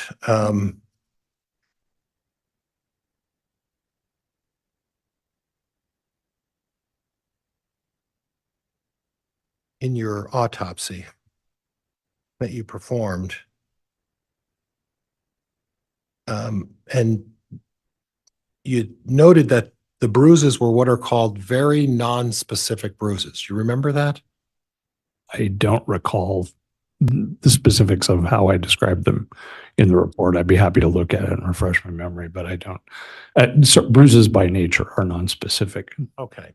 And do you recall testifying last April and May in another proceeding in which you, in response to a question, described the bruises as non-specific, correct? Yes.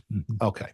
And when we're talking about non-specific bruises, what that means isn't it true? What that means is that you can't identify the cause of those bruises. Is that correct? A specific cause, no. Right. In fact, you can't tell how those bruises ended up on someone's body, correct? That's correct. All you can tell is that the nature of those bruises and whether they're bruises, right? And I can offer opinions about how they might have been inflicted, but there's a wide variety of those. But in this particular case, you said they're non-specific, correct? Even non-specific bruising can have multiple potential modes of infliction, yes. Okay. And in this case, you identified the bruises as non-specific. We've established that, Yes. correct? Mm-hmm. And you can't tell me how those bruises were placed on the body of Tammy Daybell, correct? I cannot. Or how she got those bruises. I cannot. And the reality is we can go back as far as 24 hours and those bruises could have been 24 hours old. Isn't that true? Potentially, yes. Or 12 hours true, right? Yes. And we can't even put a legitimate time as to when those bruises actually got, or she incurred those bruises on her body, correct? Beyond the timeframes we've spoken of, no. Right. And in addition, you didn't speak to any of the family members, the immediately family members, about these bruises on Tammy Daybell, did you? I did not. You didn't talk to the family about any medical history that Tammy may have had about treating herself for bruises, did you? I did not. You didn't look at any of the reports or any of the medicine from the time of her arrest in which there was a notation about bruising cream that Tammy Daybell was using, did you? Could you repeat that? I'm not sure what you mean. Did you see any medicine that indicated Tammy Daybell may have been treating her bruises with bruising cream?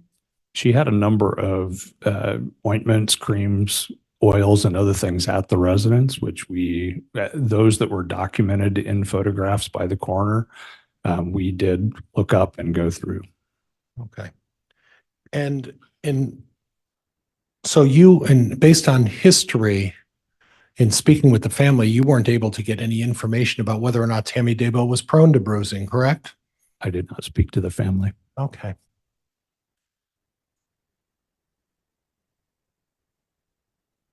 Did you look at any other statements by Mr. Daybell while he talked about vomiting and fainting and falling over? Do you recall looking at those factors? I did not see statements directly from him, but he was quoted as talking to various officers and others at the scene about those things. Yes. And that leads into my next question, is that the information you got about what Tammy Daybell reported was given to you by police officers, not necessarily statements Mr. Daybell made. Is that correct? Yes. Okay. So if we recap a little bit, we don't know why we dug Tammy Daybell up out of the ground, right? Objection, Your Honor. Counsel's testifying misstates the evidence Sustained. and move to strike. We got an exhumation order to take Tammy Daybell out of the ground because you were there for that, right? We did. Okay. You don't recall the reasons why you got the exhumation? Objection, Your Honor. Asked and answered. Sustained. Okay.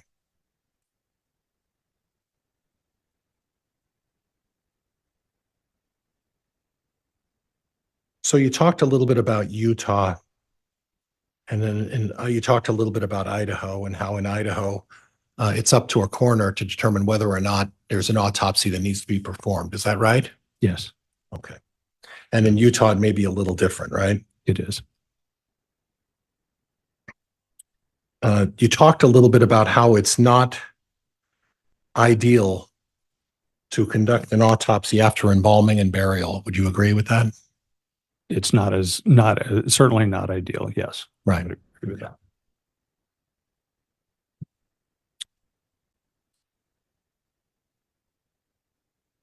And Judge, could I, actually, I need the exhibit. And I'll get the number, Judge. I'm sorry.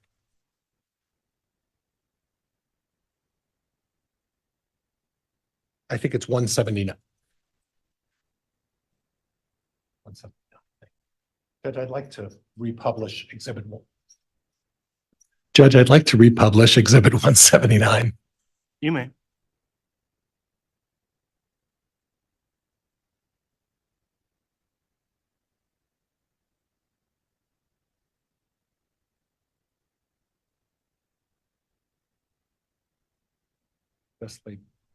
Best laid plans, right? So we're looking at Exhibit 179. You recognize that those are your dots, aren't they? They are. So when I look at that, how many bruises are on the right arm of Tammy Daybell? 8. And there are 3 on the front or 1 down at the bottom, right? 4 on the front and 4 on the back. Okay. And then how many total bruises would be on the left arm? 1. And then how many bruises up on the chest area? 1.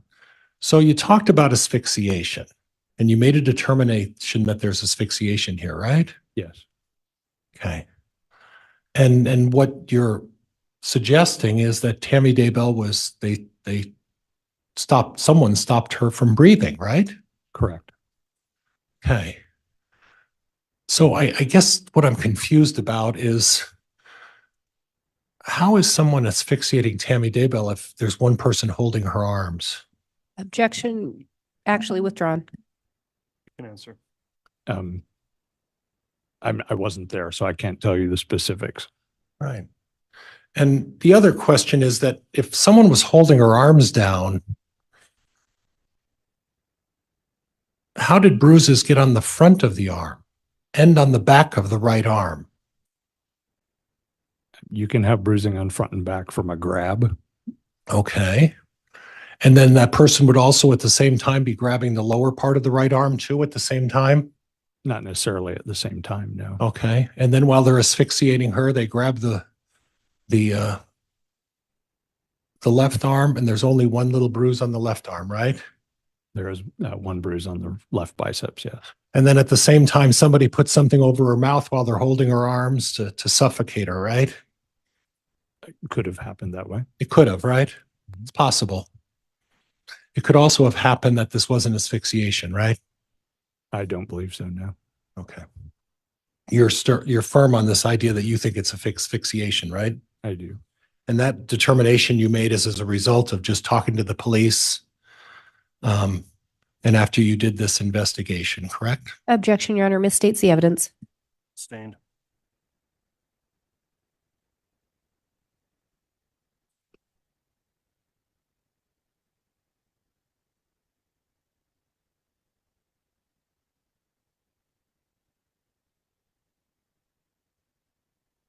Now, as terms of, we talked about this previously as well, but the bruising alone does not lead you to asphyxiation. Is that right? It does not. Okay.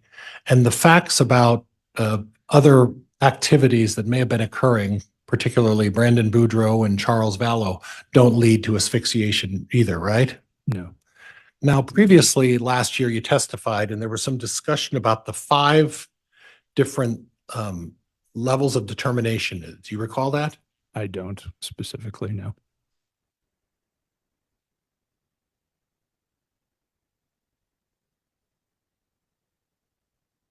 Or the 5 options. I'm sorry, the 5 options. There are 5 manners of death, yes. Right. And I'm sorry, I gave you the wrong term. I'm apologize. I wrote the word down the wrong way.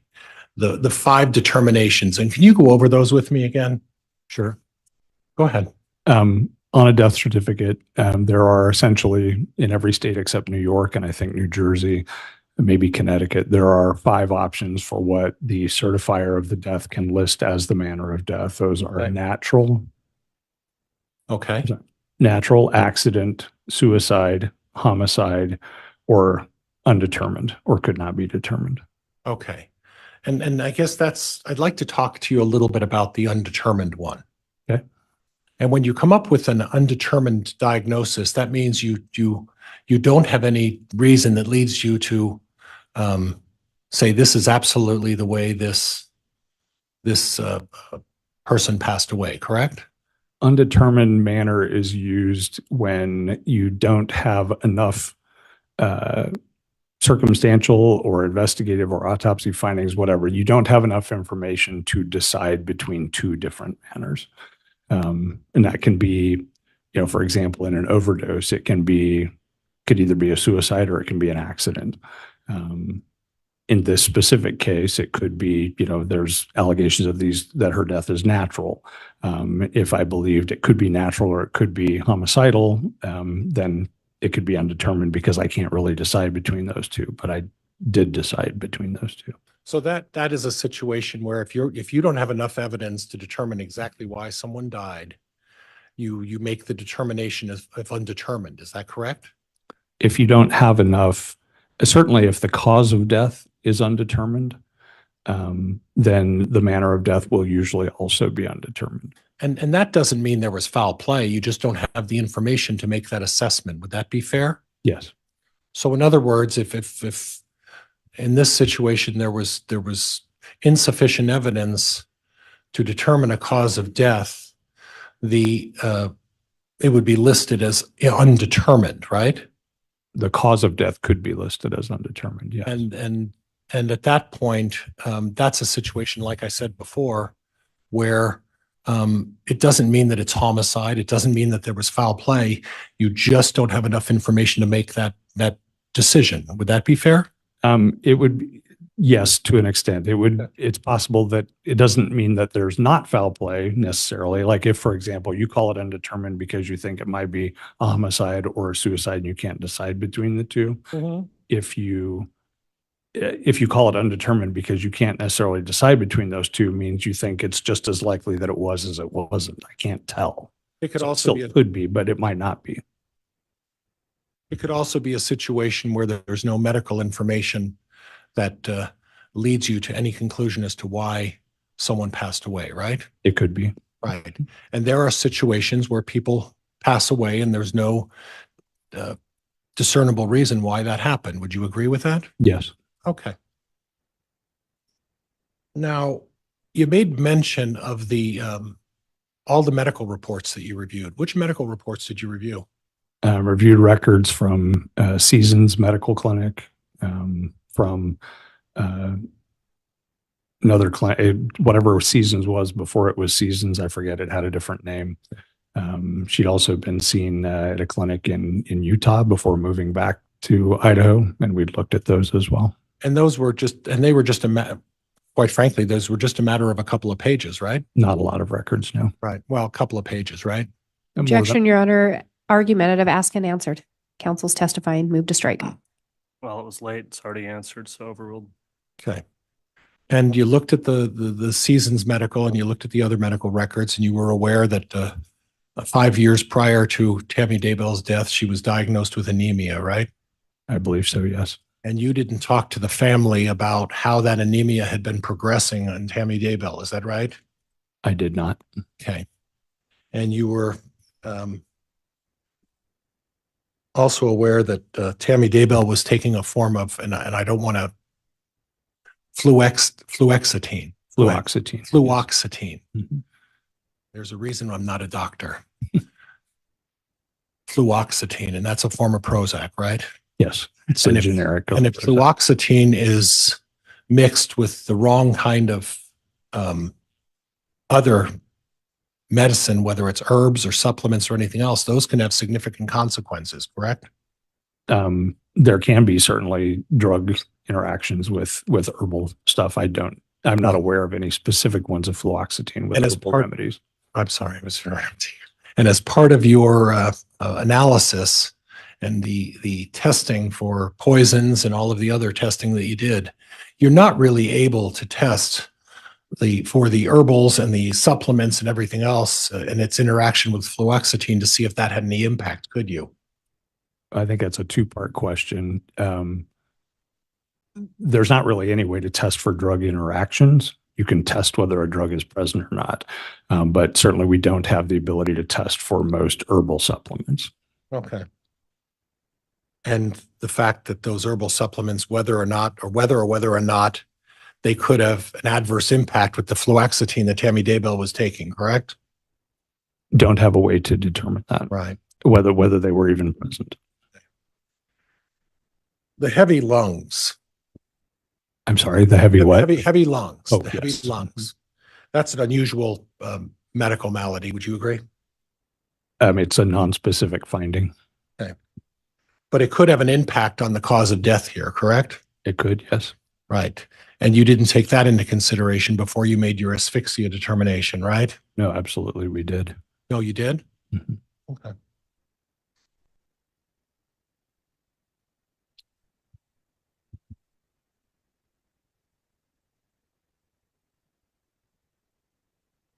You testified that asphyxia is really a diagnosis of exclusion, correct? It is.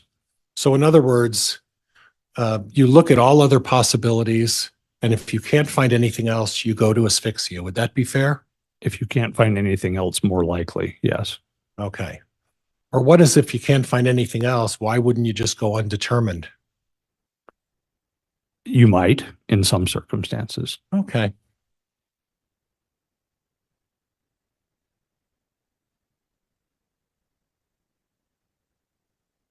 One of the things I want to ask you about are seizures.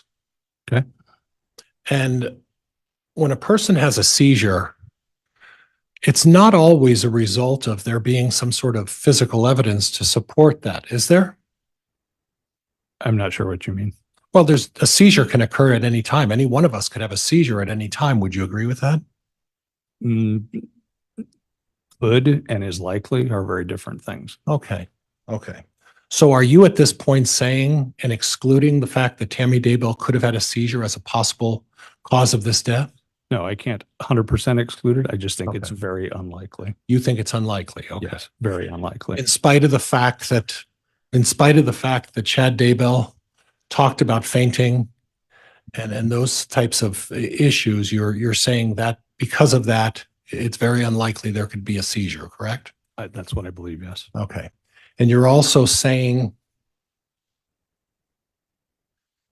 well, let me ask you this. A seizure can happen at any time unannounced, correct? It can. Okay.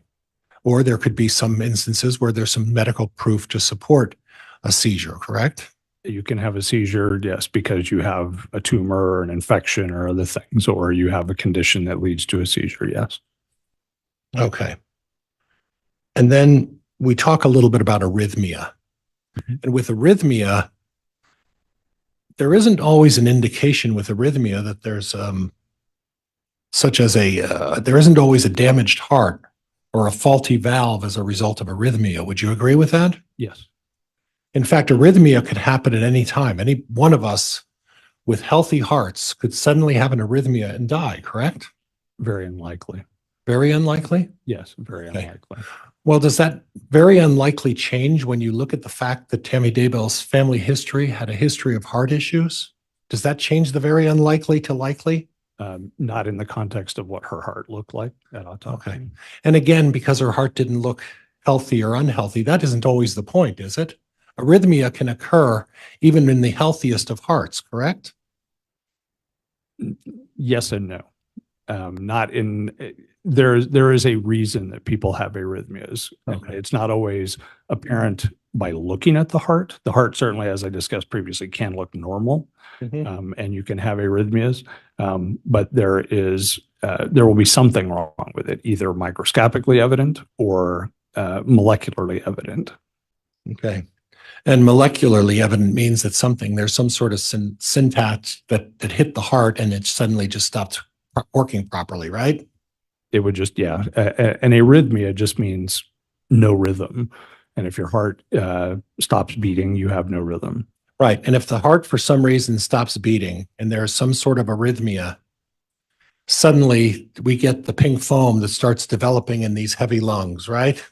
You certainly can, yes. Right. And if we get a seizure, and as a result of the seizure, the heart stops beating, and then these heavy lungs start accumulating the significant amount of pink foam we found in Tammy Daybell's body, correct? It can happen that way, yes. And if the anemia goes undiagnosed for 5 years and she's not getting treatment, and for some reason there's insufficient oxygen to reach these heavy lungs, we could get the same result, correct? Yeah, I don't believe so. Okay. Not given the activities that she was described as doing. She may have been anemic, but she was not anemic to the point it would cause those kinds of problems. All right. Okay.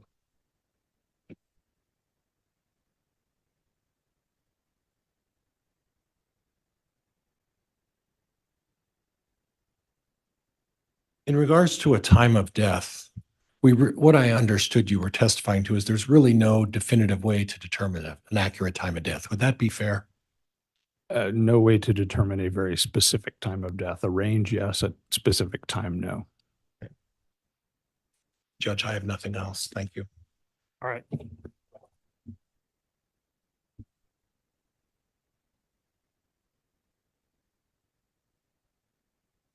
Redirect. Thank you, Your Honor.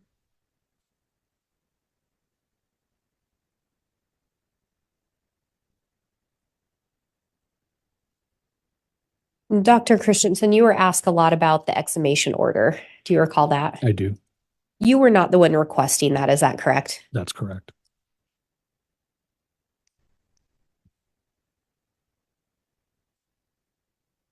You were also asked about whether or not you spoke to Chad's kids, and you indicated no.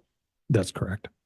Did any of Chad's kids ever reach out to the office of the medical examiner? They did not. To my knowledge. It's possible they might have, and I was not aware of it, but they didn't reach out and ask for me. Did anyone ever pass on information that they'd reported to the office of the Utah medical examiner? No. So you reviewed documents you were provided from law enforcement, is that correct? Yes, And those documents contained statements provided by Chad Daybell? they did. There were no documents provided that had significant information from his kids, is that correct? There were some about his kids, various interviews that have been conducted with their friends and things of that nature, but no, not from them directly, I don't believe. So you don't know, you wouldn't know if the kids ever agreed to speak with law enforcement, is that correct? I do not know.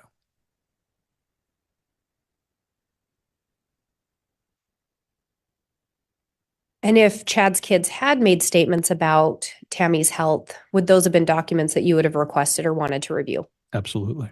So if they weren't provided to you, would you have any reason to think that those exist? No.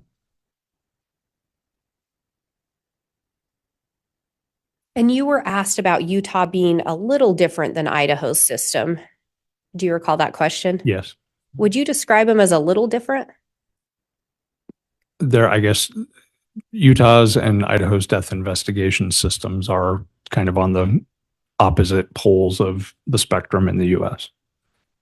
And I think we talked about this, but Idaho, a coroner does not have to have any medical training, correct? That's correct.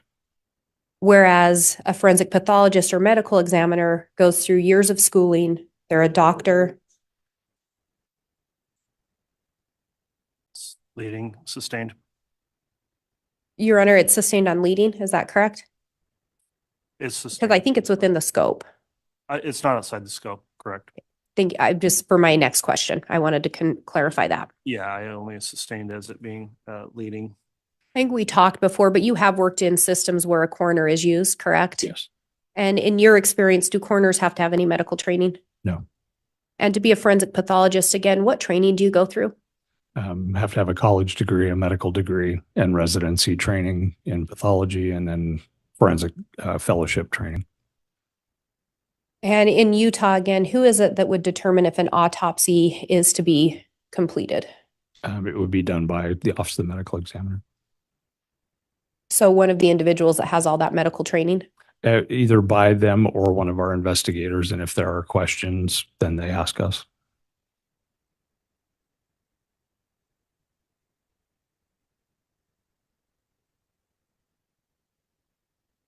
You were asked about the 5 different, I believe, manners that can be indicated. That's correct.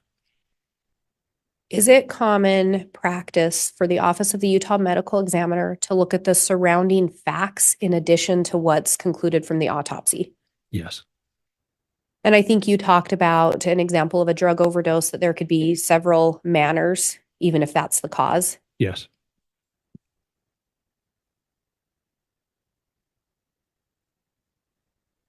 And you were asked about a history of anemia. Can you explain what anemia is?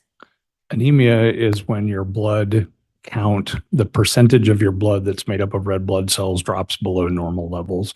Men have a slightly higher normal range than women, but they're both in the 35 to 50% range, more or less. That percentage of your blood is made up of red blood cells that carry oxygen around your body. You can develop anemia, which is a number lower than that, for a variety of reasons. It can happen from vitamin deficiencies, can happen from iron deficiency, can happen from cancers, anything that infiltrates your bone marrow. Can happen because you bleed. It's not uncommon in young women with heavy periods and things, for example, to end up being anemic because of blood loss. But it can be from traumatic blood loss as well. You can be acutely anemic because you got your arm broken and torn open in a car crash or something. All of those things can lead to anemia, but generally speaking, a progressive slow type of anemia, whether it's vitamin deficiency or something like that, is something that your body is able to compensate for to some extent, that you remain functional, though you might be fatigued or other things of that nature. But it's not, you don't have normal oxygen carrying capacity. And so if you went from living at sea level to the mountains, you might notice more of a difference than if you weren't anemic, things of that nature. Sustained. Is anemia treatable? Yes, most times. And I think you indicated you'd seen a history of Tammy having anemia maybe 5 years before her death. I believe that's when it was documented, yes.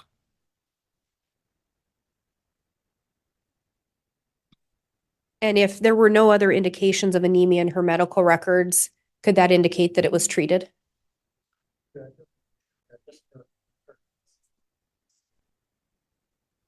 Overruled. Can you repeat the question? Yes. We're not seeing any additional notations in medical records about anemia other than the past history. Could that indicate that the anemia was treated? And Your Honor, if I may respond, Go ahead. Dr. Christensen's testimony was he saw a notation of it from 5 years previous to that, and Mr. Pryor went into it on his cross-examination. No, I'm going to rule on that. It's overruled, Mr. Pryor. You can continue. Could that indicate that the anemia was treated? It could. It just means that it certainly was not mentioned again as a problem. In looking at those medical records, do you recall seeing any indication that Tammy had low blood pressure? Her blood pressure was on the lowish side of normal, but no indication that she had a diagnosis of hypotension or low blood pressure.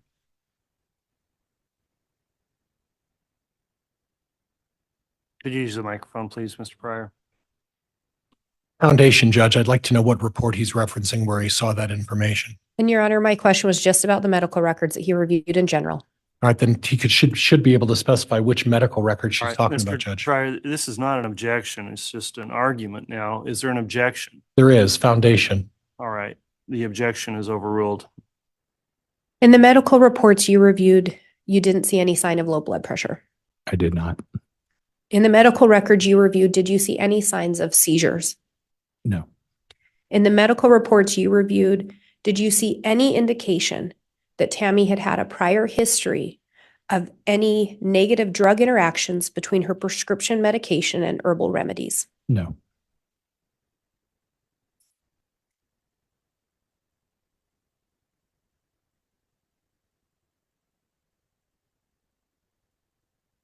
And counsel asked you about the bruises on Tammy and them being labeled as not specific. Do you Yes. recall that? Yes. You indicated that sometimes you are able to form an opinion as to how those may have been inflicted. Is that correct? I can answer hypotheticals about how they may have been inflicted. Yes. And based on your training and experience, where those bruises were located, could they be consistent with someone being restrained? They could be. Yes. And you were asked a lot about those pictures and if someone was holding Tammy down and then suffocating her. Do you recall that line of questioning? Yes. Yes. Where the bruises were located, would it be possible for someone to have been restraining her while someone else suffocated her? It's possible.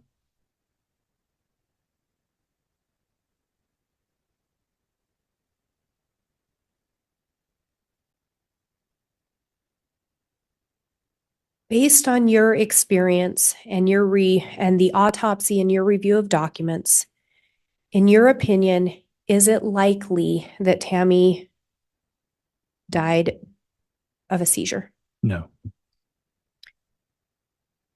Based on your training, experience, review of the records and autopsy, is it likely that Tammy Daybell died of a cardiac arrhythmia? No.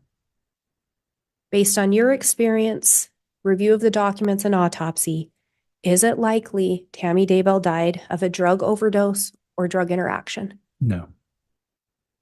Based on your experience, training, review of reports on the autopsy, is it your opinion Tammy most likely or likely died of asphyxiation? Yes. And again, what did you determine the cause of death to be? Asphyxia. And what did you determine the manner of death to be? Homicide. I have no further questions. All right. Thank you. That did not go beyond the scope of cross. so Judge, I'm- can we have a sidebar? Yes.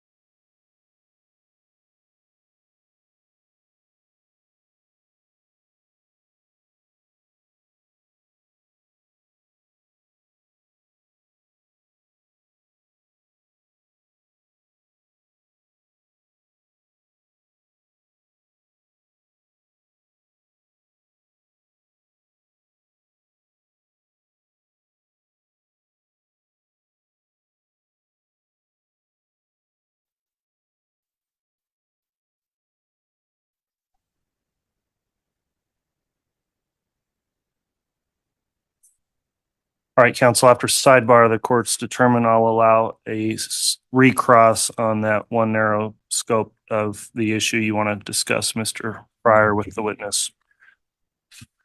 So, doctor, we talked about two types of medical records. One was from Seasons. I believe that was 2017. You recall that? There was a record from 2017. Yes, And then there was a medical record from 2019. Is that right? there was. Mhm. Okay. And those were the two records that you had in terms of Tammy Daybell's medical records, correct? No, there were also records from PA Senna that she saw at Seasons. There was a record from 2016 as well as one from 2015. Okay. And the anemia diagnosis was from what year? I believe 2014, which was, I don't recall specifically which records that was in. We also had records from a clinic in Springville. Okay. Is it possible that the anemia was from the Seasons records of 2017? Possible. I don't recall for sure. Okay. So from 2017, we have one other medical record where she went in for a wrist issue, correct? Correct. So how do you determine whether or not she's treated for anemia if there are no other medical records other than the initial diagnosis from 2017? Objection, Your Honor, misstates the testimony. Overruled. There's no mention of treatment either way. Okay, thank you. All right, that will conclude then the testimony. Dr. Christensen, is the state intending to recall him at some point or any point, Ms. Blake? We may be, Your Honor. Okay. Dr. Christensen, then, because you may return to testify at a later time, the court's exclusionary rule prohibits you from viewing trial testimony. I'll be asking you if you have viewed any of the testimony after Counsel, you we- step down today. So with that, that will conclude the testimony of Dr. Christensen. You may go ahead and. Judge, before he's excused, could we have another sidebar? All right.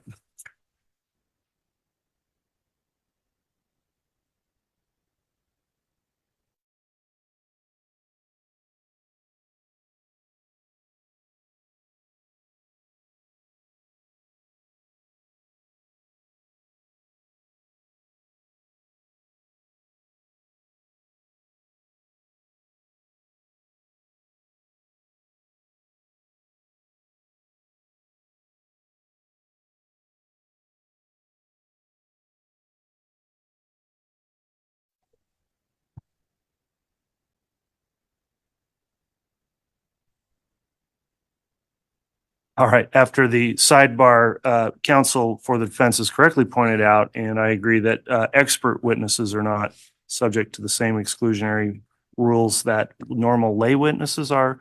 So the state will discuss that further with you, Dr. Christensen, and you may in fact be entitled to view certain parts of this trial as they would be outside of the exclusionary rules. So you'll be further advised of that by the prosecutors if they wish to clarify that with you.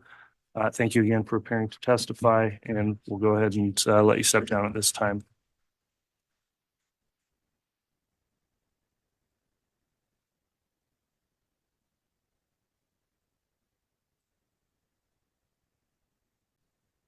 All right, is the state prepared to call its next witness? Yes, Your Honor. The state will call Alice Gilbert. All right.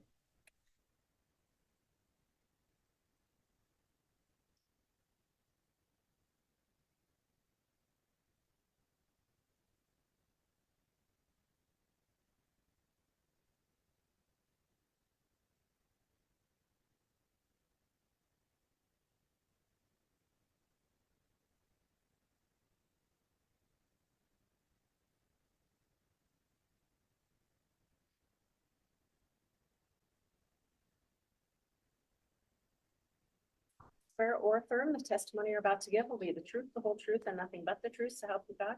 Yes. Got her.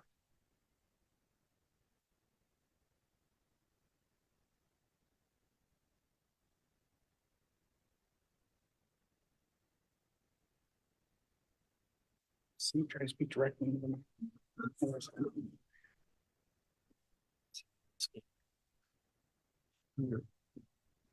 All right, I'll note that Ms. Gilbert's now been placed under oath. Before we begin with testimony, I just want to inquire, have you watched any of this trial on either the live stream or here in person at all? No, Okay, have you talked to anybody else about any testimony they've given in trial? no. Okay, thank you for letting the court know that. Ms. Blake, you can inquire on direct. Thank you, Your Honor. Would you please state your name and spell it for the record? Alice Gilbert, ALICEGILBERT. And Miss Gilbert, do you know an individual named Chad Daybell? I do. How do you know him? He was my neighbor, and when we moved into the neighborhood, we got to know him through our community and our ward. Did you also know Tammy or Tamara Daybell? I do. And did you know her the same way? Yes. And what did you refer to her as, Tammy or Tamara? I called her Tammy. And when you moved into the neighborhood, do you recall approximately when that would have been? It was March of 2017.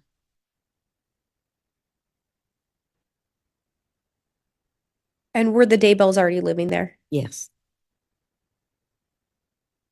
Did you get to know Tammy or Chad? Did you get to know one of them better than the other one? Tammy. I got to know Tammy better. And how did you end up getting to know Tammy? We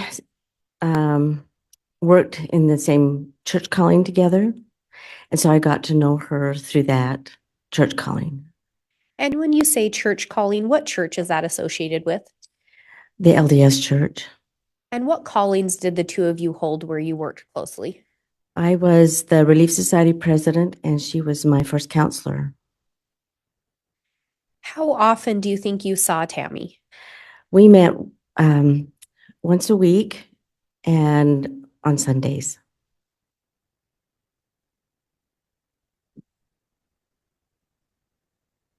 And did that seeing each other twice a week continue for an extended period of time? Until her death. And do you recall when the two of you were given the callings? October of 2018. So for about a year, you would see Tammy about twice a week. Yes. Did you get to know Tammy pretty well? I thought so. I thought we did. And can you describe, Tammy, a little bit your relationship with her? Let me back up. Can you describe a little bit about what Tammy was like? Yes. She was great to work with. She was organized when we had our meetings. She could do worked on the computer. So when we had to change anything, she could do it in a flash. She did all the computer work. When we organized activities, we valued her opinion and was grateful to have her input on things. And she would say, keep it simple, keep our activities simple. And we did, and that helped a lot. She had a lot of empathy for some of the women who were struggling in the ward, and she would relate those things to us in our meetings. She also had a very good wit with her. Did you have occasions to observe Chad and Tammy together? I did mostly at church, um, and they seemed great at church. You know, it was just normal. It was, you know, and we had activities. He did come and help set up some chairs for activities, and so that seemed normal, and I really didn't think much of it. At some point in time, did you feel like their interactions changed? A little bit, yes. In 2019, it just seemed distant. It just seemed a bit distant between the two. But I just noticed them at church. Did Tammy ever talk to you about her marriage? She didn't. I think the only thing she did mention was that sometimes the finances were a little strained, but she didn't mention anything else. When you observed Tammy, did you ever notice her appear to slow down? No, Did you ever notice any change in her activity level prior to her death? no, Did she ever complain to you about any health issues? no, Did you ever observe Tammy have any shaking fits? no, Did you ever observe Tammy faint? no.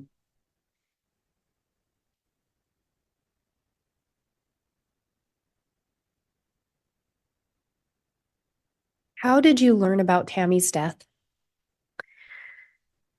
On the morning of the 19th, I received a phone call from Emma, and she was Objection, Judge. This is going to call for some hearsay. It's eliciting hearsay on that part, so that's sustained. And just to clarify, when you say on the 19th, is that October 19th of 2019? Yes. And you indicated that Emma had phoned you. How did Emma seem when you talked to her? She was sobbing. And after that, based on that phone call, without saying what Emma said, did you learn anything in relation to Tammy? That she had passed away. Objection, Judge. Calls for hearsay. Sustained. At some point, did someone else take the phone? Chad, he took the phone. And what did Chad tell you? He asked me not to tell anybody for about an hour that she had passed away. And I said, well, I need to tell the bishop. And he said, no, don't tell the bishop. And I knew that the bishop was he was going to work. And so I called him anyway and informed him. And what you called to inform him was of Tammy's death? Yes. Were you surprised to hear of her passing? Yes. And why were you surprised? I had just talked to her on Wednesday and she was fine. She was excited. She had just gotten a new grandbaby.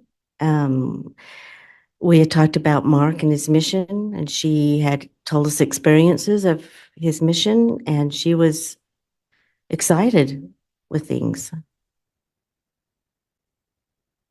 On October 19th, after learning of her death, at some point, did you end up going to the Daybell residence? Yes. My husband and I went over at about 8:30 in the morning, and Chad answered the door and he gave us a hug, and we went in, and all the children except for Mark and their spouses were sitting there in the living room. They were stunned. The children were stunned. They could hardly speak and crying.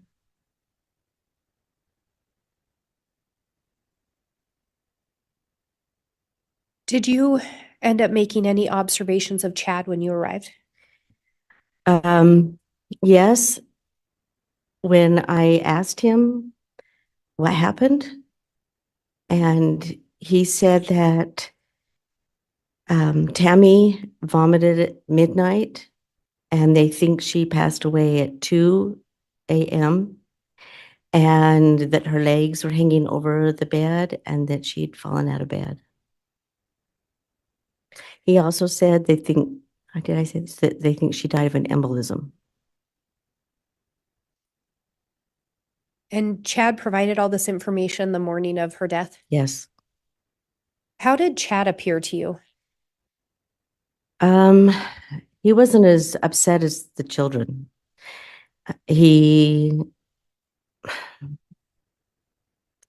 was ready to tell us, and he wasn't as devastated as the children were.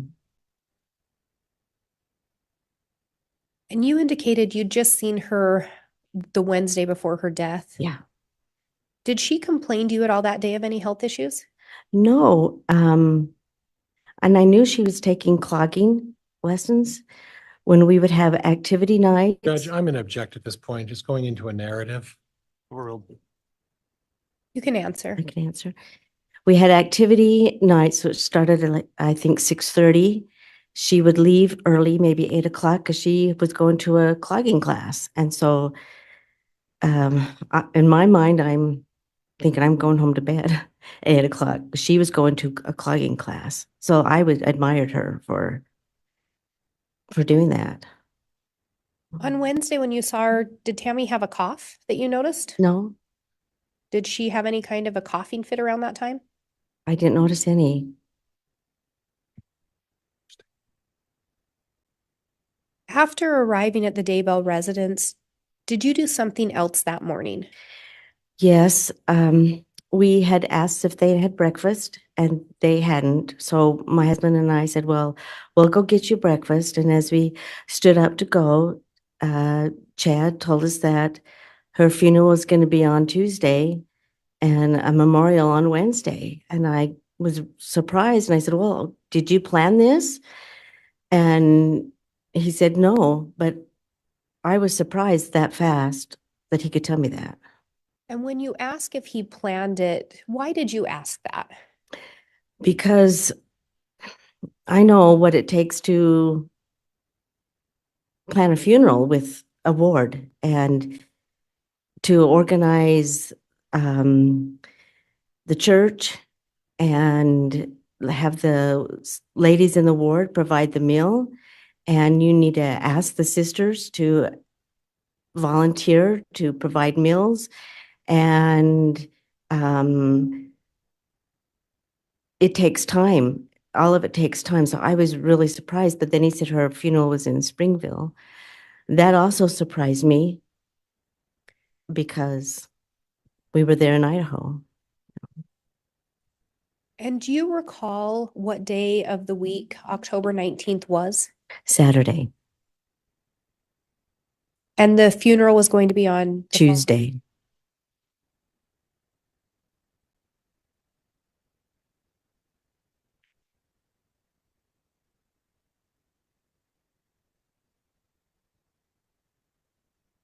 And did Chad respond when you asked if he had already planned the funeral or if he and Tammy had talked about it before? He said no, but I felt like it had been planned.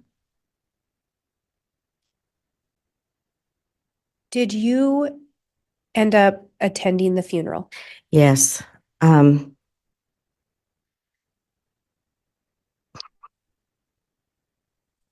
needed to see her. So my husband and I went to the funeral in Springfield. And I needed to see her in the casket. And she looked nice in the casket. Did you ever talk to Chad about why he held the funeral in Springville? I didn't.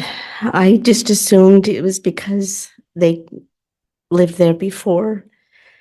So I didn't ask. When you were at the funeral, do you recall making any observations of Chad? When we viewed her before the before the funeral. And it was just him standing by the casket. It didn't seem really mournful with him. He said, I said, oh, she looks good. And he said, yes, she does. And we didn't cry. We didn't, it didn't seem mournful. And then we went into the chapel to sit for the funeral. And I sat by, and our bishop had driven down, so we sat with him. During the funeral, do you recall if Chad spoke? Yes, all the children spoke, and he spoke last. I was impressed with the children's talks that fast. They did a nice job to their mother. I was surprised because it takes a day to drive. So to go funeral on Tuesday, they would have driven Monday. They did the children did a nice job. And Chad spoke last. I was surprised because most spouses are too devastated to speak. And so I was surprised that he spoke at her funeral, and it was last. And it was like a church talk. The other talks were more loving tributes to their mother. His was more church talk. And do you recall if there was a memorial service held? It was held the next day in Idaho, but I did not attend because I had just been to her funeral. Did you end up having a role or playing a part in taking a meal to Chad's family? Yes. So our presidency and the bishopric provided a meal for them after the memorial. And so we took it over to them after, and we had to put it down for them to eat, and the kids had started to eat. And Chad told us that he was moving out, that he couldn't be there, and that he was going to move to Rexburg to a condo. And we asked him, like, do you need help or anything? He said no, that his friend had a condo for him, that he wasn't there very often, so that he told him he could stay there. And you said do you recall, did Chad refer to the friend as a he? In I took it as that, and I'm thinking he said because he said he wasn't there very often, and so he could stay there. So Tammy's pronounced dead on Saturday, correct? And by the following Wednesday, Chad's got plans to move out of the house. Yes.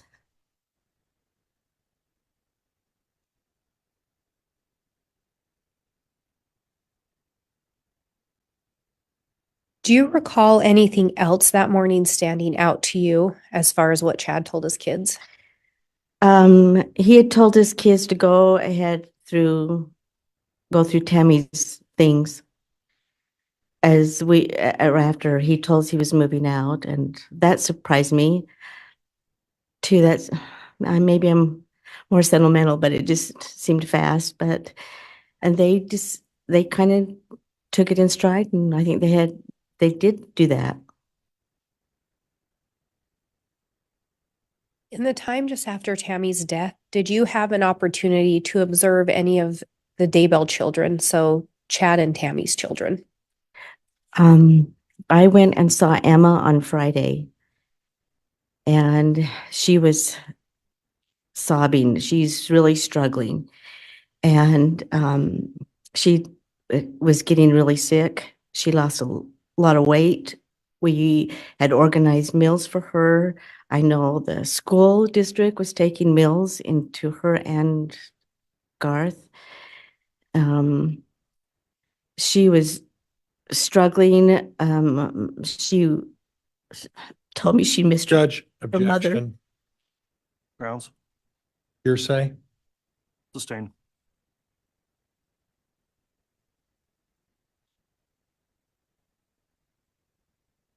Did Emma appear to be struggling to you? Yes.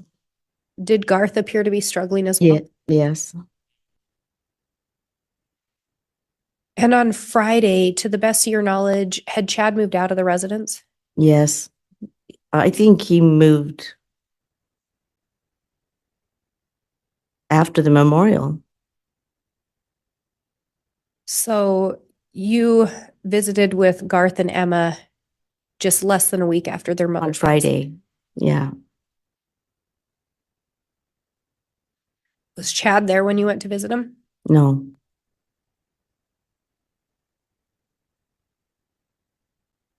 And when you say the house you went to, what house was Emma staying in at that time? Do you recall? Yeah, she lived Keeney cornered from Chad's house. And do you know what house Garth was staying in? And Garth was living in Chad's house.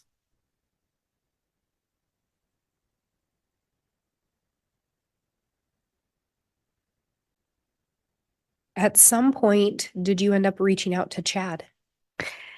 Yeah, so we thought we would call and see how he was doing. And I think it was Saturday, the 26th of October. We called him to see if we could come and visit with him. And he said no, that he would come to our place. So he came on the 26th, he came over to our place. I think it was more toward the evening when he came. And Judge, for foundation purposes, that would have been the month of what and year? Like, do you want to clarify when that happened, please? When you talk about the 26th, are we still in October of 2019? Yes, So just shortly after Tammy's passing. yes. And Chad indicated to you he didn't want you to come to his place, but he'd come to yours. Yeah, he said, "Oh, I'll come over to your place." So we said, "Okay." Did you ever end up seeing where Chad was living in Rexburg? No, And did he in fact end up coming to your place? he did. And did you end up having a conversation with him at that time? Yes, he sat at our kitchen table, and I had made cookies and thought that, we would make it nice. And he said that he found the woman he was going to marry. And we were absolutely stunned when he said that. And we asked him, "Well, where did you meet her?" And he said, "At the conference in St. George in 2018. And we asked who she was, and he wasn't going to tell us at first. And then he said, "Well, I'll tell you. Her name is Lori Vallow." Had you heard the name Lori Vallow before then? I hadn't. I was thinking, who is Lori Vallow? And then he mentioned that she had done a podcast with Melanie Gibb. And then I realized that's who that was. Had you ever met Melanie Gibb in person? Not then. I hadn't met her in person. And you'd never met Lori Vallow at that point? No. And to the best of your recollection, this was around October 26th. Yes. So just 7 days after Tammy's passed away. Yeah. Were you surprised to hear that Chad had already found someone else to marry? Absolutely. At some point, did you end up meeting Lori Vallow? Yes. While he was at our home, he said that she was in town. Would we like to meet her? We said yes. Tuesday nights, my husband and I had gone to the temple. So we were in the temple on Tuesday nights. We were waiting in a room for a meeting to begin that following Tuesday. And he tapped us on the shoulder and had us step out in the hallway. And then that's where we met Lori and her niece, Melanie, and a friend. I cannot remember her name. And that was your first time meeting Lori? Yes. And it was at the temple. It was at the temple. And Judge, could we have some foundation as to the date, time? Your Honor, that's already been discussed. I must have missed it, Judge. Go ahead, Ms. Blake. Ms. Gilbert, at some point after that, did Chad and Lori end up coming to your house? Yes. And it was in that week, and I think it was Friday from that Tuesday that he came over with her. And it was cold when they came in. I asked her if she was getting used to the cold, and she said she'd bought some warm clothes. And they sat on the couch. And it was awkward. And when you say it was awkward, did you make observations of Chad and Lori's interactions? Yes, they were very affectionate with each other, more than I had ever seen Chad. It was very affectionate with her, and they were giggling and laughing, and my husband and I were embarrassed. Had you ever seen Chad act that way with Tammy? No.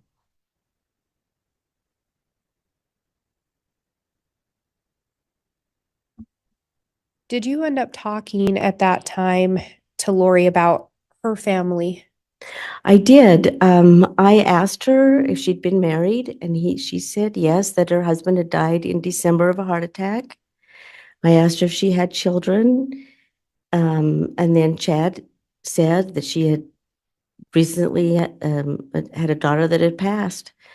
And I said, "Oh, I'm sorry." And I said, "How many?" And she said, "Thank you." And I said, "How many children do you have?" And she kind of stammered and said they were stepchildren, and I did not get a definite answer on that. When Chad said that she'd recently lost a daughter, did Lori say anything to correct that or change it? No.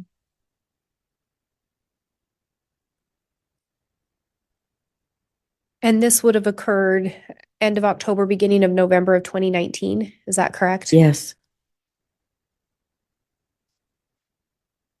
You also talked about, you asked Lori if she was getting used to the cold. Do you recall anything about that particular October? Yes, it was a very cold October. It was an early frost and a hard frost. So the farmers were getting their potatoes early. I used to work for an ag company, and so the importance of the potatoes not freezing. And not only that, they were helping each other to get their crops out early. So it was a cold October. When Chad and Lori were there, did they talk to you and your husband about plans for a future together? Yes, they had talked about getting married, but they didn't know when or where yet. They planned on taking the kids to Disneyland at Thanksgiving time.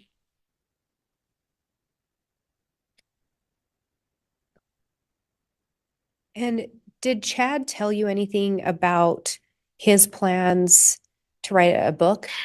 Yes, he told us he was going to Hawaii to write a book.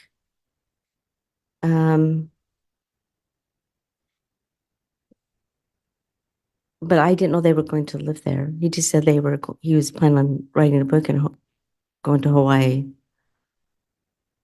So Chad mentioned he was going to be going to Hawaii, correct? Yes. And he and Lori also mentioned their plans to get married to you. Judge, there's been some leading here. Sustained. And this took place in end of October, beginning of November 2019. Yes. When they talked about taking the kids to Disneyland, do you know which kids they were referencing?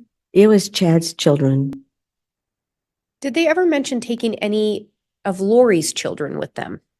No, I had the impression that she was an empty nester, and I assumed the daughter was older that had passed, from a disease or cancer or something that I assumed she didn't have any other children.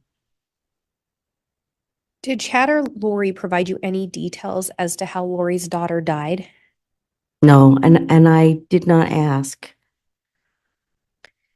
And Your Honor, I'm just looking at the time, and now may be a good time to take a break in testimony for the lunch hour.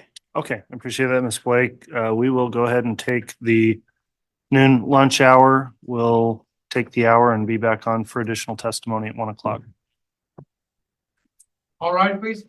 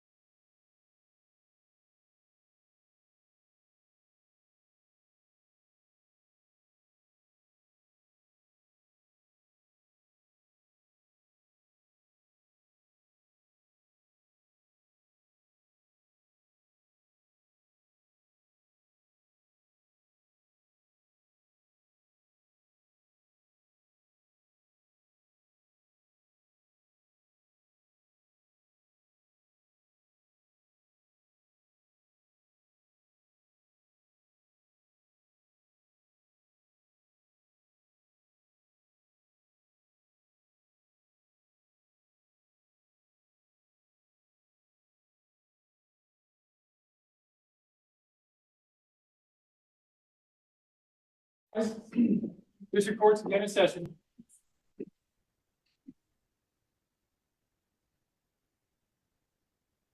All right, thank you. If we could please have the jurors brought in, I think they're lined up.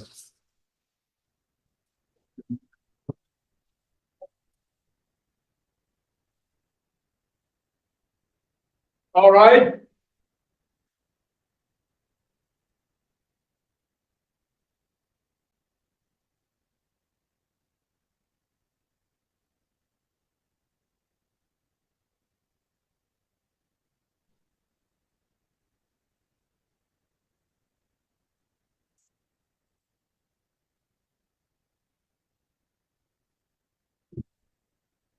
Here's all President Counter for your honor.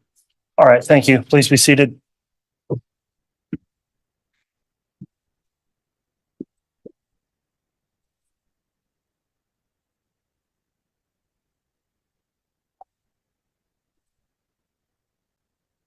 Okay, we're back on the record on case CR 22-21-1623, State of Idaho versus Chad Daybell. We just concluded our lunch recess. Ms. Gilbert is on the stand under direct examination at this time, the state continuing. And I will remind the witness, you're still under oath for your testimony. With that, once you're ready, Ms. Blake, you can proceed with your continuing direct. Thank you, Your Honor.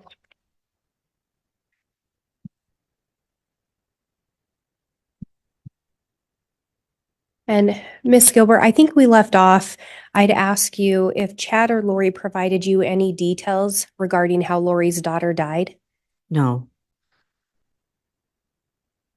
And you talked about going to clean a house. Was that Emma's house? that was Emma's house when we took meals to her and she had gotten quite sick. And so I'd gone to clean her house and for her. At some point, did you learn that Lori's children were missing? I did learn, let's see. I believe it was in November, I learned that they were missing. And I learned who their mother was and that she was married to Chad. So my husband and I called Chad and asked him, are these her children that are missing? And he said that, yes, that it was a custody battle and that when everything came out, it would be fine. And would this have been after Chad and Lori had told you of their plans to get married? Yes, I think it was after they were married.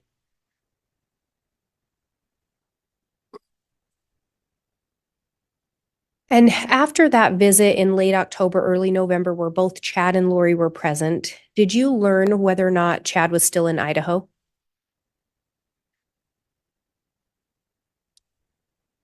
He was still in Idaho when they came to visit us. And then it's when I cleaned Emma's house, I believe. And that's when she told me they had gotten married. Did you learn where Chad had gotten married? Yes, And where was that? in Hawaii. After his marriage, did Chad ever come to your residence again? Yes, he came and showed us wedding pictures of their wedding there in Hawaii and was quite excited to show us his wedding pictures. And do you recall approximately how much time had passed between he and Lori's first visit to your house and then that second visit when they were married? I think it was 2 weeks. Were you surprised to see wedding photos? Yes, And why were you surprised? I was surprised they'd got married so early. I was really surprised when they had told me they didn't know when or how, but then I was surprised that it was so early. And you were friends with Tammy, right? Yes. At some point after that visit, when Chad and Lori showed you the wedding photos, did Chad come to your residence again? Yes. Do you recall approximately when that would have been? He came after Lori was arrested in Hawaii, and he had moved back to Idaho, and he came and asked if he could, first asked if he could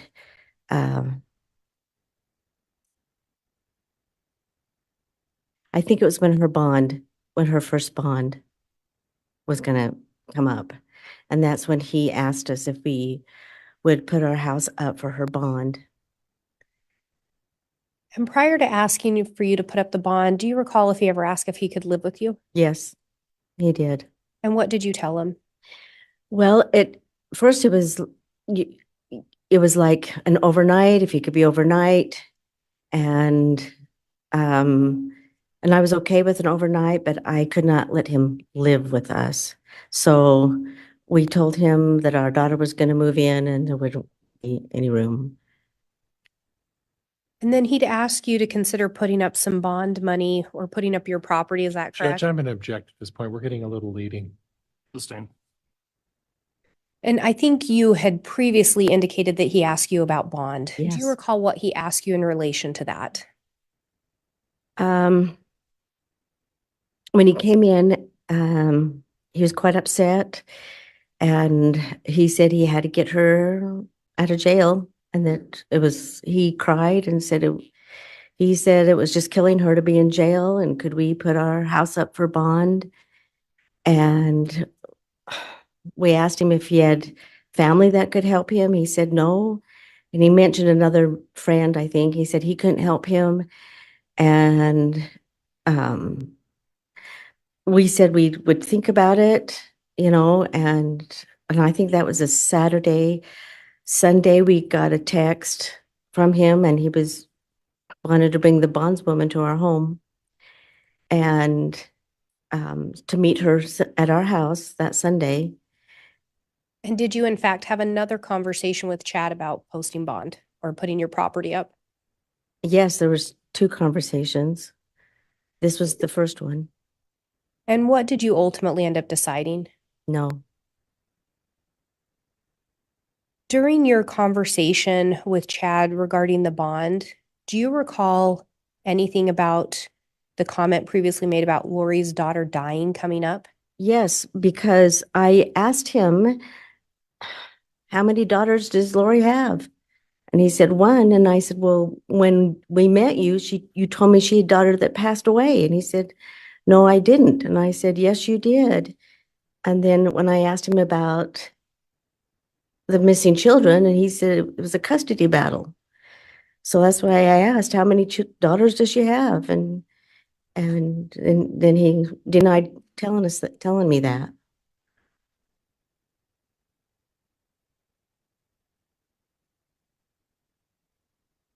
Did you learn the name of Lori's daughter? I only learned not through him. I didn't. Have you since heard the name Tylee? Yes, Do you recall specifically talking to Chad about Tylee? I did. When he asked about the bond, I was a little miffed that he had asked that. And so I thought, I'm asking you some questions. So I asked him, where are the children? And I asked him, where's Tylee? I said, she's a teenager. So I said, doesn't she want a life? And come out and say, I'm the missing girl. I want a job and a life and a boyfriend. And he just said, she didn't like people and she didn't like me. Did something stick out about those statements? He said, didn't. So he used the past tense. He did.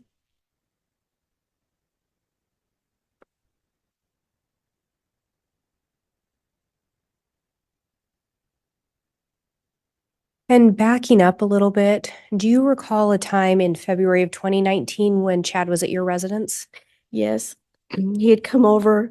We were working on a bedroom floor, and he came over, and as he was leaving, that's when he mentioned that he had a vision or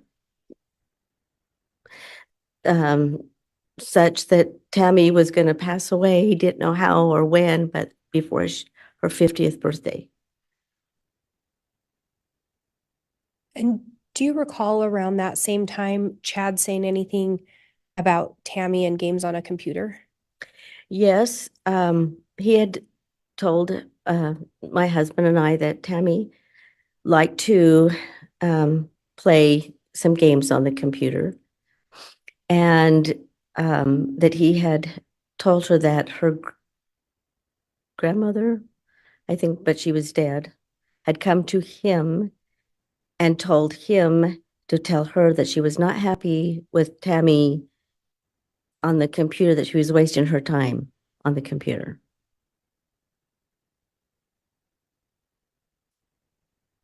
When Chad made the comment about Tammy going to die, did Tammy have any health issues that you were aware of? No, in fact, I kind of just passed it off. I didn't really take it serious, honestly, because she wasn't. If I may have just a moment, Your Honor. Yes.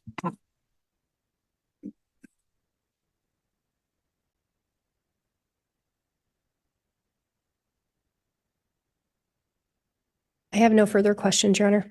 Okay.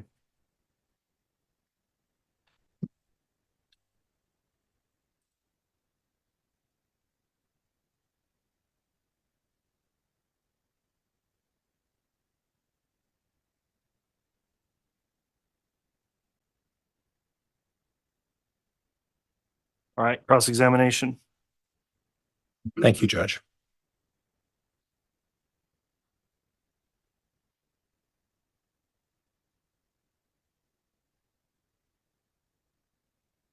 Ms. Gilbert, can you tell me how often on a weekly basis you would see Tammy Daybell?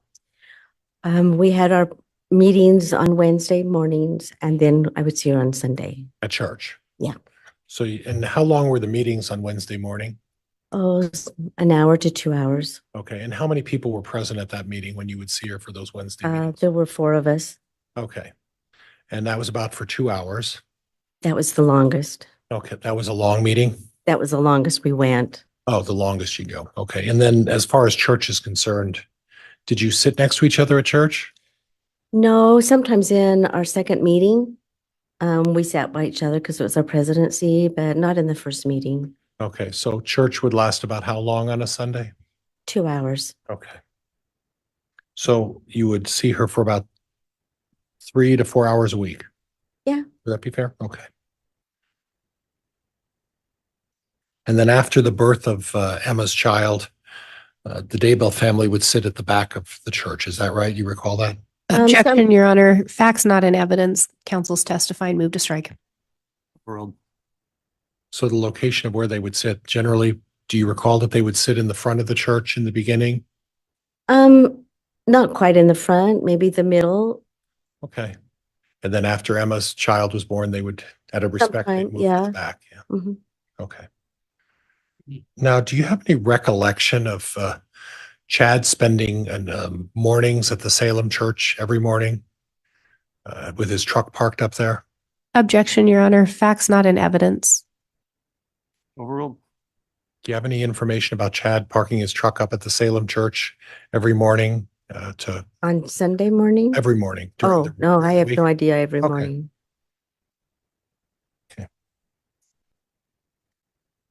And you do understand that Tammy's family was from Springville, right? Yes.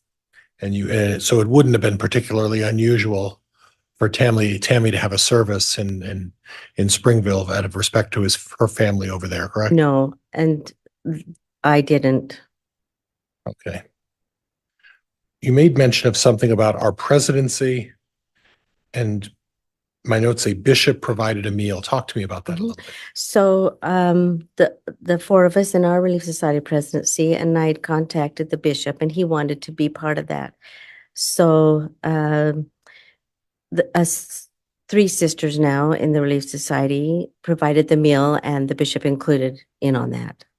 And then my notes say the 26th of October is the date that Chad mentioned that he met Lori when he was talking with you, and he mentioned that he met Lori Vallow at a conference in St. George, Utah. Right. And that was sometime in very late of 2018, right? I believe that conference was Okay. in 2018. And you mentioned that the way you knew Lori Vallow was through a person by the name of Melanie Gibb. Right. And you know Melanie Gibb as someone who's deeply involved in the Preparing the People movement and those sort of organizations, right? Objection, Your Honor. Facts not in evidence. Counsel's testifying. Sustained.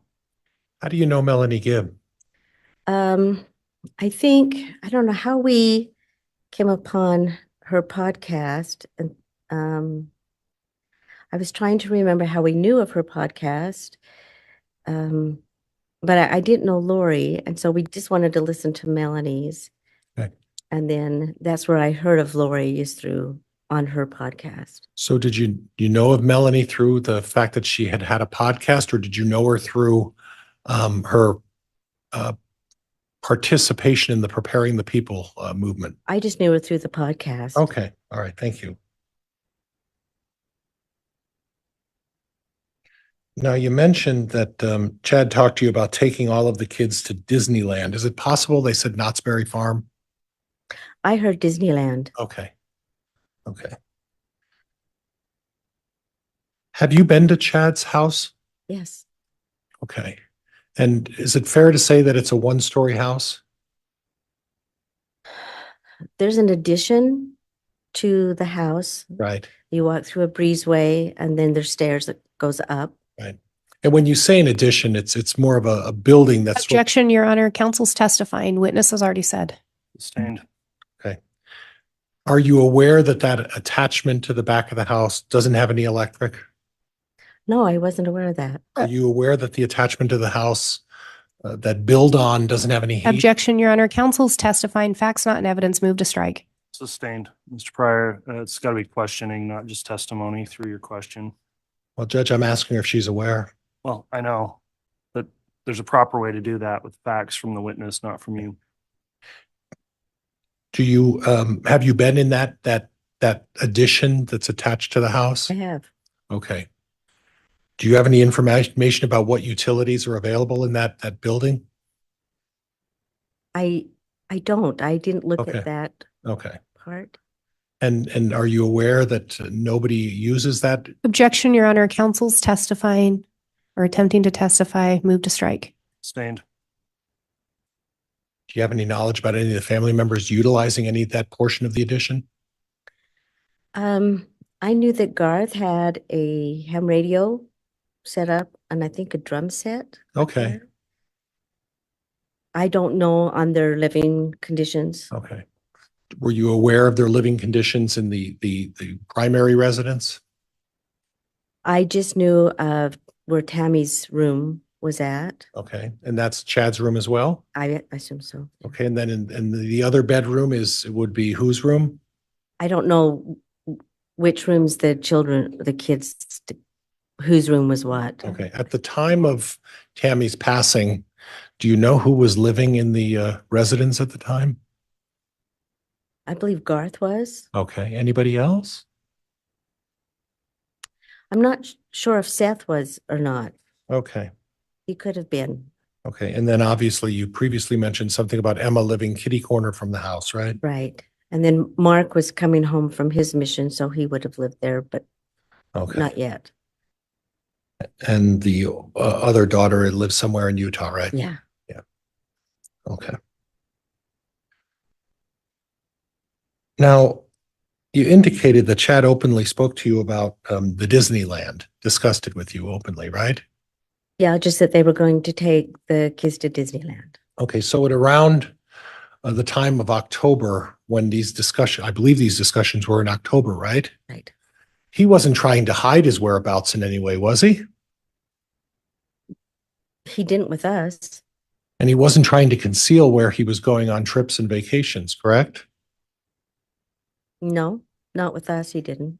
And he openly discussed with you his plans for the future, correct? That he was going to go to Hawaii and write a book. Okay. Yeah. And did you get the impression from Chad when he was talking about the children, that he felt the children were still alive?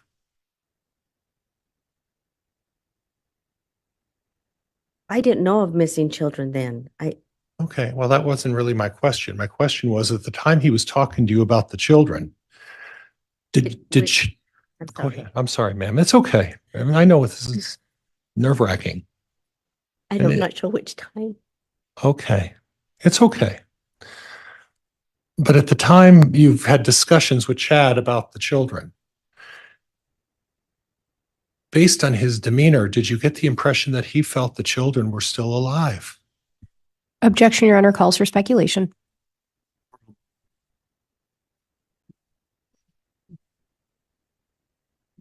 I felt like he was avoiding it. I didn't get I couldn't get a straight answer. Okay. So when he told you that when the truth comes out and that you felt it was a custody case, that didn't give you the impression that when the truth came out, it was a custody case, that the children's whereabouts would be told to everybody? That's what he told me, but I Okay. was confused. Okay, from it's the other- okay. Judge, that's all I have. Thank you, Your Honor.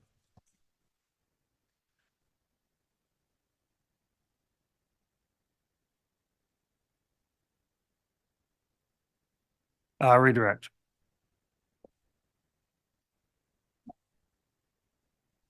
Thank you, Your Honor.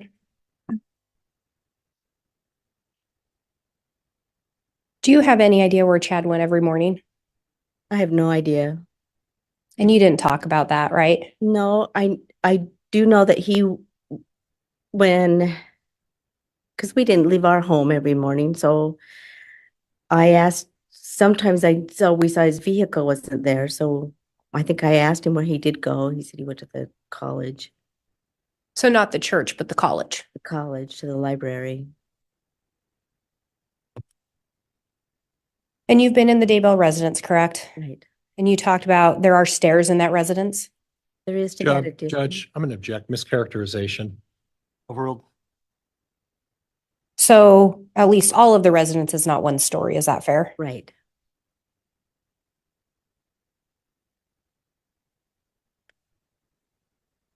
And you were asked about Chad sharing with you his plans for the future. Do you recall that? Yes. And his plans for the future, as far as what he told you, were what again? That he was going to Hawaii, but they did talk about marriage, but they didn't know when or where. So the plans included going to Hawaii, Mhm. correct? Right. And the plans also included marrying Lori Vallow. Right. When Chad first mentioned Lori's daughter, again, he referred to her as dead. Judge, I'm going to object. There's not only is it leading. Overruled. He did. As I was asking her about her husband, and he mentioned that she just had a daughter that had passed.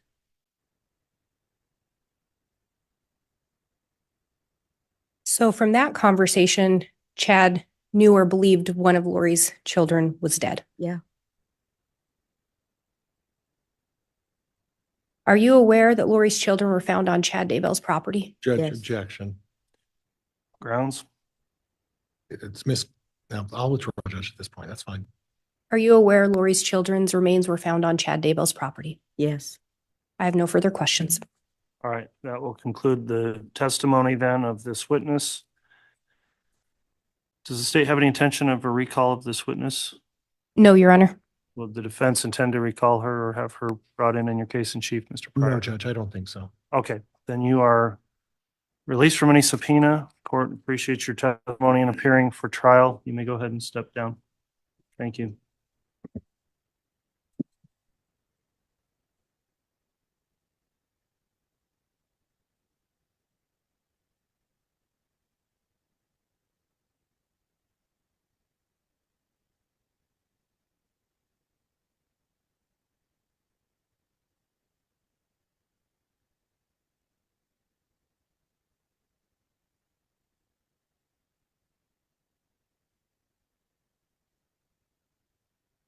All right, the state can call this next witness.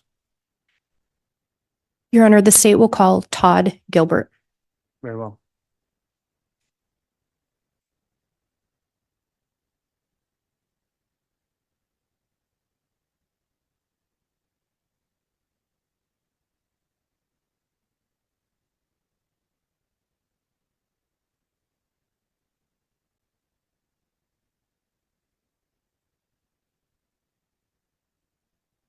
Solemnly swear or affirm the testimony you're about to give will be the truth, the whole truth, and nothing but the truth, so help you God. I do.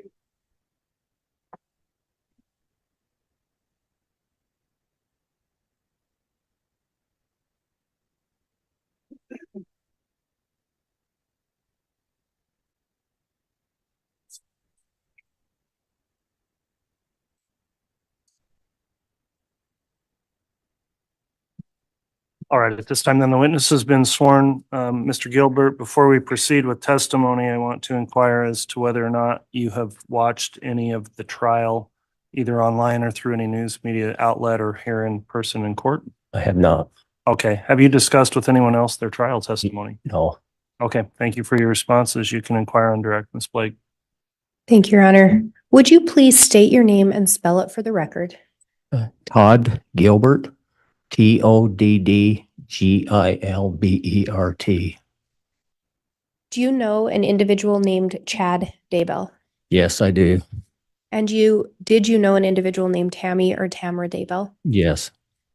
How did you know them? In 2015, I heard of Chad Daybell. He was an author and wrote books. And that's how I heard of him and that he was an author. Had you read some of his books? Yes. And did you read those books before you ever actually met Chad in person? Most of them, yes. And then did you end up relocating? Yes. We moved into the Salem area in Chad's neighborhood around March of 2017. Did you meet Chad in person at that time? Yes. And did you also meet Tammy in person? Yes. And outside of Chad being an author, how did you come to meet them? We were in the same ward with him, the same neighborhood. And so within a week, I believe we met him at church and introduced ourselves. And that's how it started off right there. Out of Tammy and Chad, would you say there was one of them that you knew better or spent more time with? Yes, Chad. And how often would you see Chad? Probably on the average about once a week, maybe once every 2 weeks, depending on time of year and that. And was that generally at church? Yes. Did you see him at times outside of church? Yes. Sometimes I'd see him on his lawn, or sometimes he had me come over and help him do some plumbing stuff.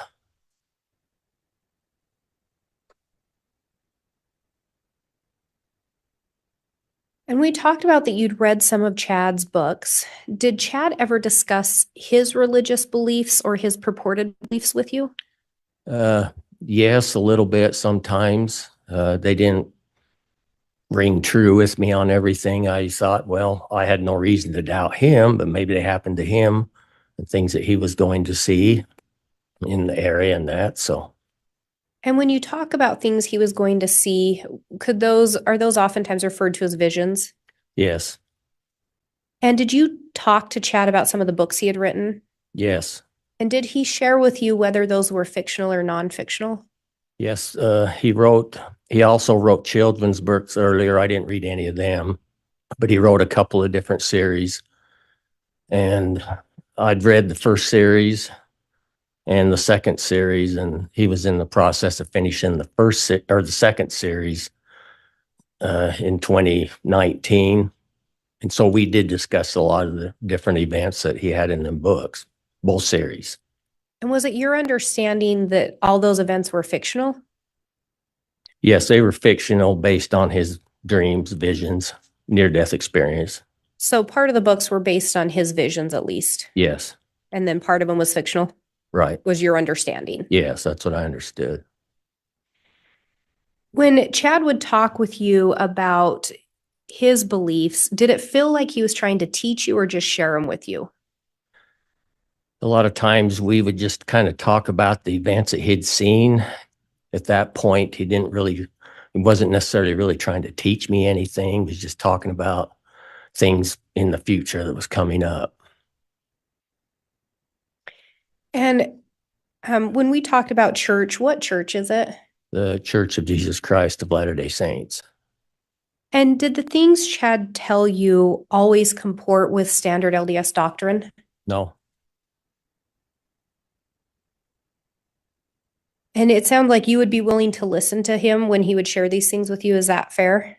Yes, I would listen to some of the stuff he had to say. It was interesting. Did you hold all those same beliefs? No. Do you recall Chad coming to your residence around February of 2019? Yes. Do you recall anything about that visit that stood out to you? Yes. Myself and my wife were working on a bedroom floor trying to get some old tile out so we could put some carpet in. And Chad sent me a text, said he wanted to come over and talk to us. So he came over and we were finishing up, and he talked about some other stuff and on the way out, he says, I don't know if I should say this to you, but I feel like I should tell you that Tammy's mission is going to come to an end, or her life mission, before her 50th birthday. At that time, did you know how old Tammy was? No, I figured she was around 48, though, it seems like.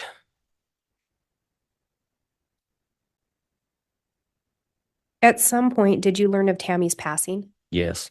Do you recall when you learned of her passing? Yes, on the morning of October 19th, 2019, about 7 a.m., we received a phone call from Emma, Chad's daughter, and she was crying, and she said that her Judge, mom. I'm going to object. Hearsay. Sustained. And did Emma seem upset to you? Yes. I think you indicated she was crying. Yes. At some point, did Chad take the phone? Yes. And at some point during that call, did you learn of Tammy's passing? Yes. Did you end up going to the Daybell residence that morning? Yes, we did. Do you recall approximately what time you would have gone over? It was around 8:15 a.m. in the morning. When you got to the residence, did you make any observations of Chad? Yes. When we walked in the living room, all of his children were there except for Mark, which was on a mission. I'm not sure if his second daughter was there. And they were all sitting on the couch. And Chad he didn't seem like he was real sad, like I would expect somebody to be after their spouse had just passed on. He seemed kind of businesslike to me, I thought, and I thought that was kind of strange.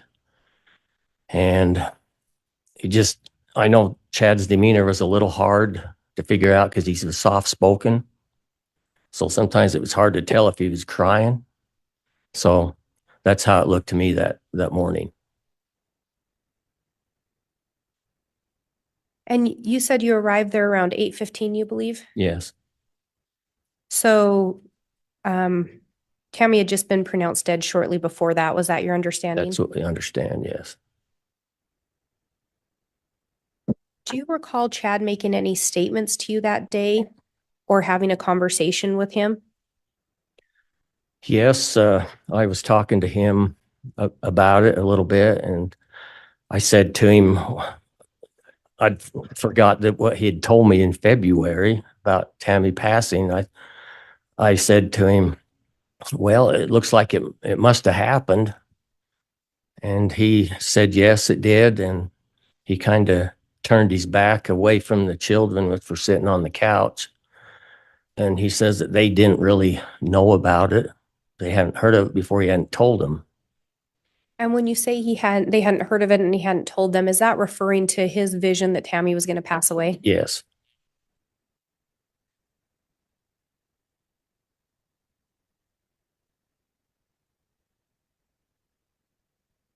Do you recall if Chad told you anything regarding how Tammy had died?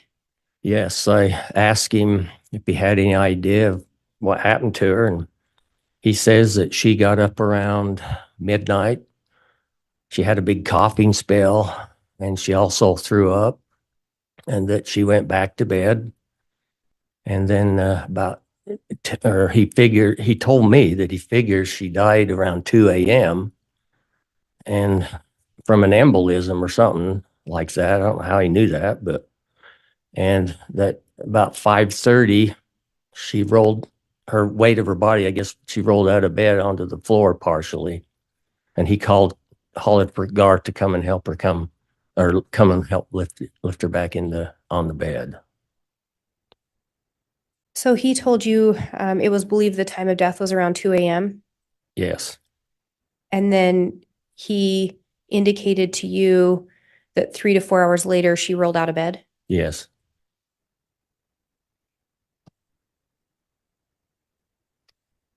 Had you had an opportunity prior to Tammy's passing to observe her? Yes, several occasions. We would see her shopping at Walmart. She looked fine, talked fine. We'd see her at church. Judge, I'm going to A lot. at this point. It's becoming a narrative. Overruled. You can continue. We would see her at church at least once a week. See her out in the yard when we was driving by, turning the corner, and she looked fine. And you say she looked fine. Did you ever notice anything with regard to her appearing to have failing health? No. Were you ever able to make observations of Chad and Tammy together? Yes. What did you observe about their interactions with each other? When we first moved into the Salem area, I was assigned as a home teacher for the church to go to his home. And usually him and Tammy would be sitting on the couch and they were holding hands and seemed like a good couple. And then at church, it was a lot the same. When we first moved into the ward, they were pretty well halfway up to the front or even closer to the front. I did notice as time went on in 2019, start of 2019 to Tammy's death, that they were slowly moving towards the back like they were trying to hide or didn't want to be seen, or their demeanor seemed to be a little separate from each other. And in relation to you and Chad talking, at any point did he decrease in telling you about his beliefs or different things like that? Yes, that was about the same time, beginning of 2019 and to 2018. He was harder to find him at church, I guess, to ask him, anything, and he told me that, the preparation world was slowing down a little bit. People were kind of tired of it, didn't want to know as much. And so there just wasn't as much going on. And he was harder to, I guess, corner to talk to. And going back to October 19th, did you leave and come back to the residence that day, to the Daybell residence? Yes. Well, after we'd been there a while, we asked Chad if the family would like breakfast. So we went to the McDonald's in Rexburg and got breakfast and brought it back to him. And when we arrived, there was more people there then. And so Gar said just to leave it on the kitchen table there. So that's where we left it. At some point, do you recall having a conversation with Chad about what his plans were in relation to staying in the residence? Yes. The day after the funeral, the same night that they had the memorial, I believe it was on a Wednesday night, we took him dinner over there around 6, I believe. And after talking to him for a minute, he said, I've got to move out. I can't stay here anymore. And so I asked him where he was going to move to. And he said he has a friend over on Pioneer Road in Rexburg that had an apartment that's not there all the time, and that he was going to move in with that person, which I figured was a man at the time. And did Chad ever provide you the name of who he was going to move in with? No, he didn't. And you talked about that being after Tammy's memorial. Do you recall when her memorial was? Yeah, it was the Wednesday after Tammy died. I can't remember exactly what date. And do you recall that Tammy died on a Saturday? Yes. Did you attend her funeral? Yes, we did. And do you recall when her funeral was? It was the following Tuesday, which was the 22nd, I believe. And do you recall where the funeral was? Yes, in Springville, Utah. Did anything strike you as odd about the timing of the funeral? Yes, it seemed like things were way hurried fast.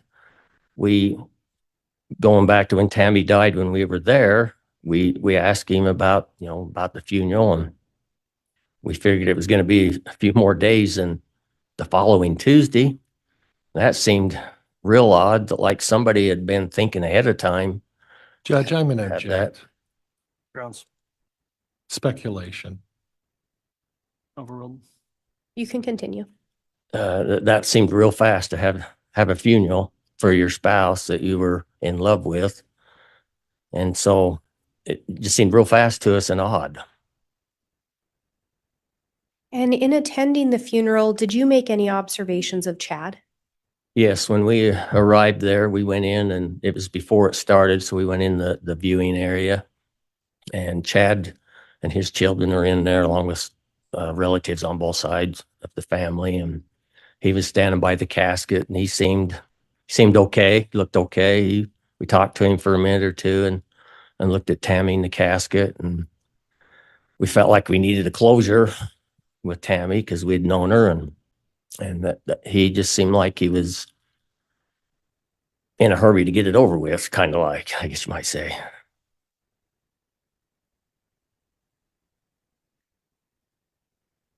And then we talked about when you got back, you went to his residence. Did you attend the memorial? No, we did not. And it's at that time that he let you know he was going to be moving out? Yes. Sometime after that, did you and your wife make contact with Chad? Yes, I believe it's the following Saturday or somewhere in that area.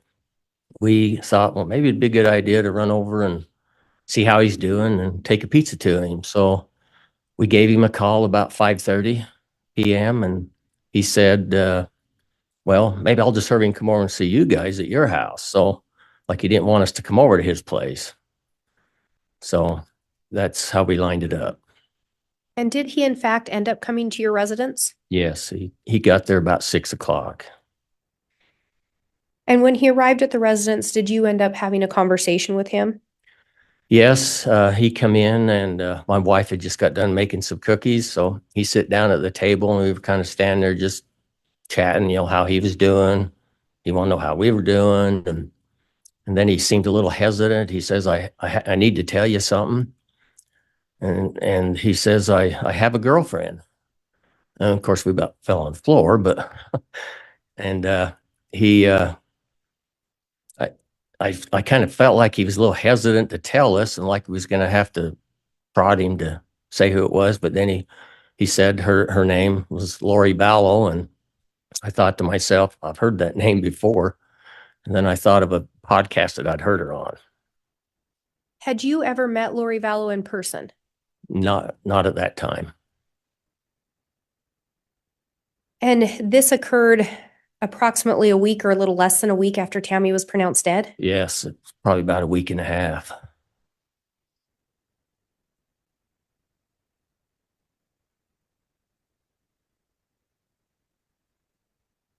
Did he end up telling you anything else about his girlfriend other than her name? Yes, he said that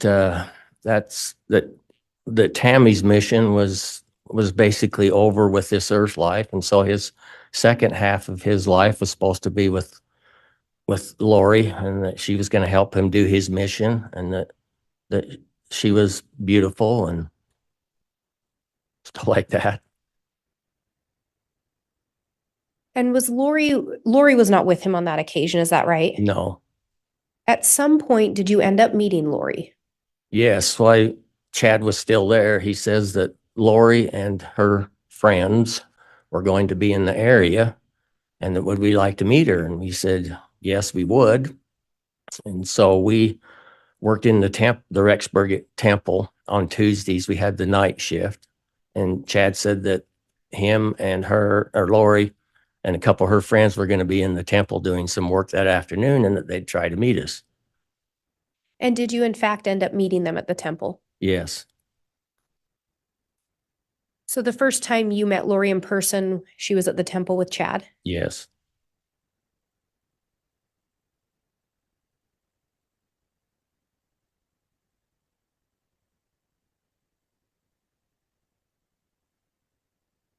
At a later time, do you recall Chad and Lori coming to your residence? Yes, it was 2 or 3 days after that, I believe. And when they came to your residence, did you end up having a conversation with them? Yes. Do you recall what they told you? They, when they first come in, they were real happy, excited, kind of like with each other. So we invited them in, come sit on the couch. They ended up sitting real close to each other, holding hands. And one thing we thought was strange, I seen Chad rubbing her leg, and I thought to myself, that's kind of odd. Your first wife has died within a week and a half, and you're carrying on kind of like a teenager sitting there that's first in love. So I thought it was odd. Had you ever seen him act like that with Tammy? No. Do you recall them talking to you about their plans for a future together? Yes, they said that they were going to eventually end up in Hawaii. And I guess Lori'd already lived over there, so they were going to go back to Hawaii and live permanently after they got things all wrapped up here. Do you recall if they indicated their plan to be together? Yes, they were planning on being together, eventually get married.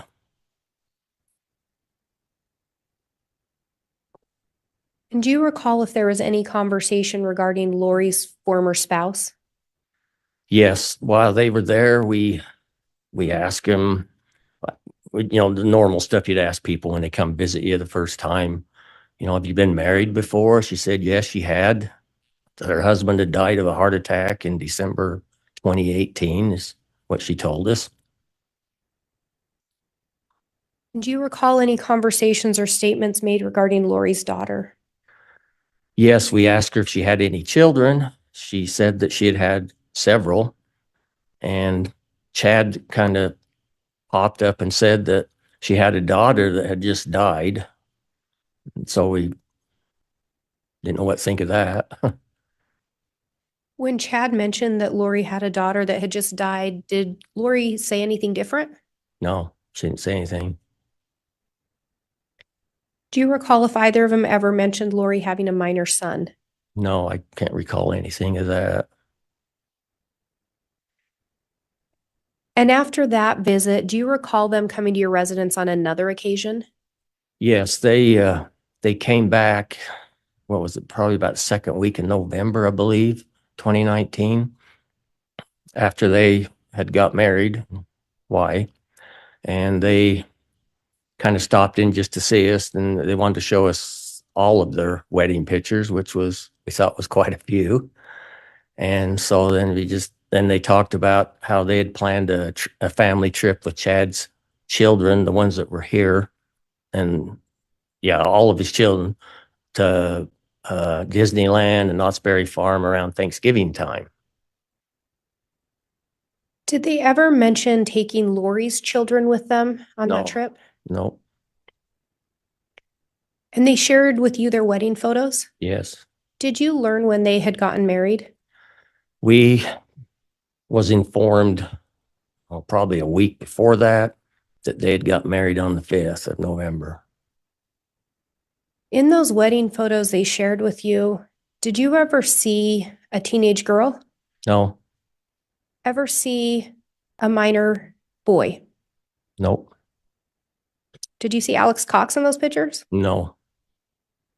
Have you met Melanie Gibb before? Yes. Did you see her in those pictures? No. Who was in the pictures? Just Chad and Lori.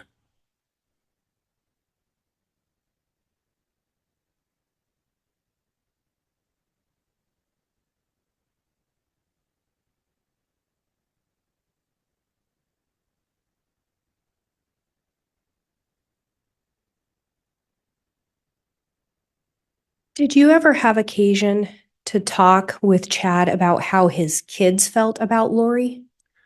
Yes, when we would see him, he would already kind of bring it up himself that they were fine with Lori, that Tammy had appeared to him in spirit, I don't know, at least twice, and said that she was doing fine and that she understood the plan, that she was going to move on in the spirit world, and then that Chad's mission was to be married to Lori, and that his children were basically becoming fine with that thing, which seemed odd to us, but And he specifically indicated Tammy had come to him in a vision or something, yes, and she'd indicated she was fine with everything. yes.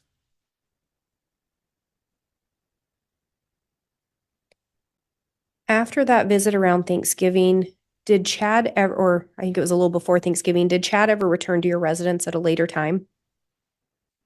I can't say for sure, but it seems like it. There was about 3 different times.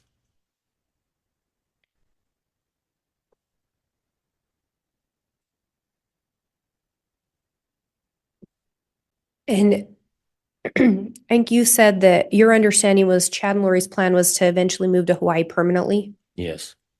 Did some additional visits happen before they moved? Not that I can recall. The last time we seen him was before Thanksgiving. And after they'd moved, at some point, did Chad end up coming to your residence?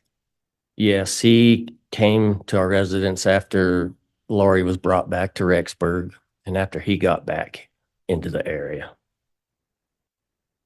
And do you recall why Chad came to your residence? Yes, I remember that when he walked in the door, he says that the Christ had sent me here to ask you guys if you would be willing to put your home up for bond to get Tammy out of jail. Not Tammy, excuse me, Lori out of jail. Did you end up agreeing to do that? No, there was a lot more things that had to be figured out before that was going to happen. And do you recall being present for a conversation regarding the statement Chad had previously made about Lori's daughter? Yes. And what do you recall hearing Chad say? I remember him saying that she didn't really like him too much and that so she would kind of stay away from him. She was like a typical college student.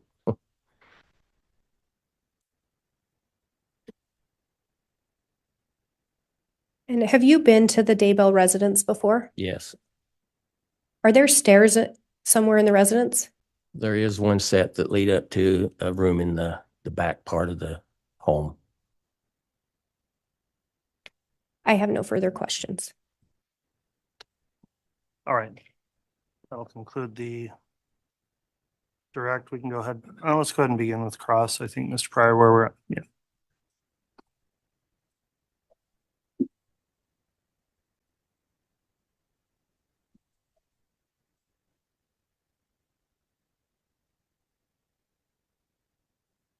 Good afternoon, Mr. Gilbert. Good afternoon. So the last question the prosecutor asked you is about a part of the house that have stairs.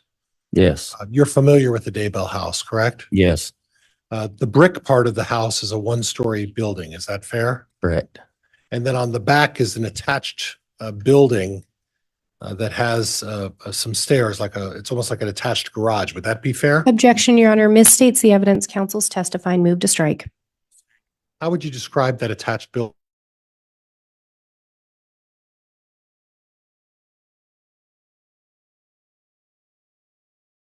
The mechanical room in the bottom, storage room in the bottom, and then just a room up above it. And to your knowledge, did anybody ever use that for sleeping quarters? I believe Garth might have once in a while. It wasn't used for anything else but storage. Would that be fair? Objection, Your Honor. Misstates the testimony. Move to strike. Sustained. Garth may have used it once. Is that correct? Or a couple of times? Objection, Your Honor. Misstates the testimony. Move to strike. Sustained. The attached building that you're talking about, who used the building? It looked like the whole family used the building to me. They had a ham radio up there, Okay. set of drums. To your knowledge, was there ever a bedroom set up there? There was a bed. Okay. Was there ever a desk or any office furniture? Not that I'd seen. Computer? Nope.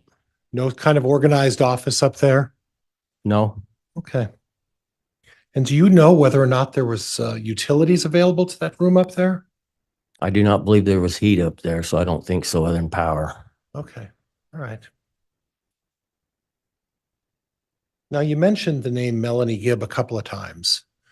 You recognized her through some sort of a podcast. Is that correct? Yes. Okay. Now, is that something that occasionally you would listen to one of her podcasts? Yes.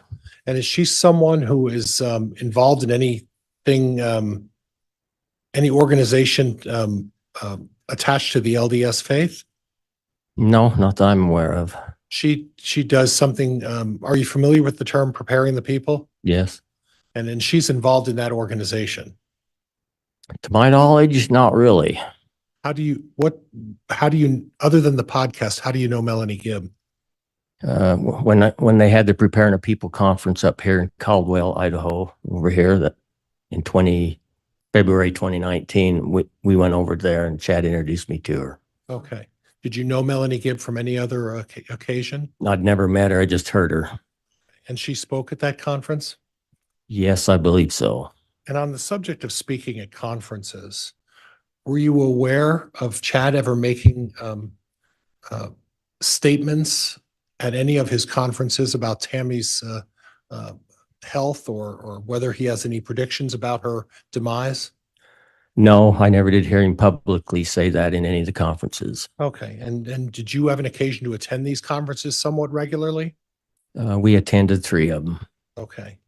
And the term avow came across as part of my research. Do you know what the term avow is? Yes, it stands for, it's a website, but I can't remember what avow stands for now. Okay. Is it linked to this preparing the people stuff? No, It has it is a preparation website. It is not, or it is? It is. It's a preparation website. And when we're talking about preparation, that's not necessarily anything that's inconsistent with the LDS faith, correct? No, I mean, there's no limitation through your faith saying you can't participate in this preparation stuff, right? no. And Chad was an active member in the LDS faith throughout the time you've known him, correct? Yes. Okay. And the writing of these fiction books doesn't necessarily preclude him from being a part of his LDS faith. Is that fair? No. Okay. And he is entitled to his opinion as to how he would express what he believes versus what maybe someone else in the LDS faith would believe, correct? Correct. Okay.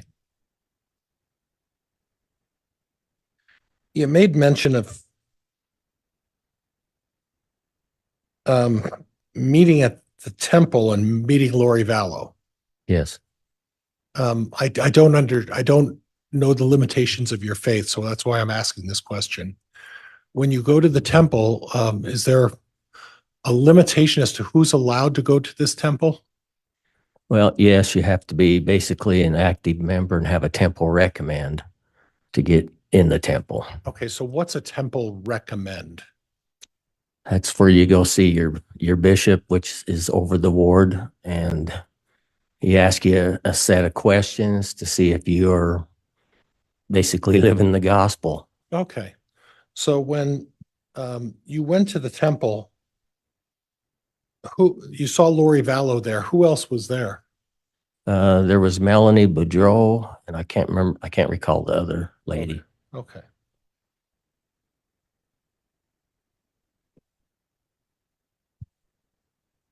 Now, are you aware if it was Lori Vallow who told Chad Daybell Tylee didn't like him?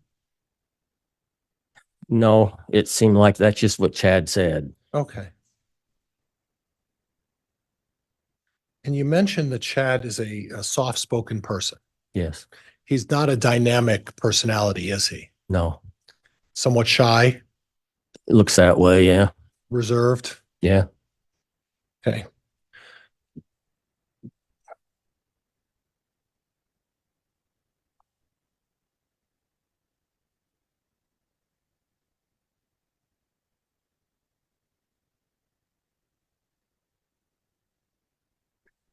And then you mentioned that the family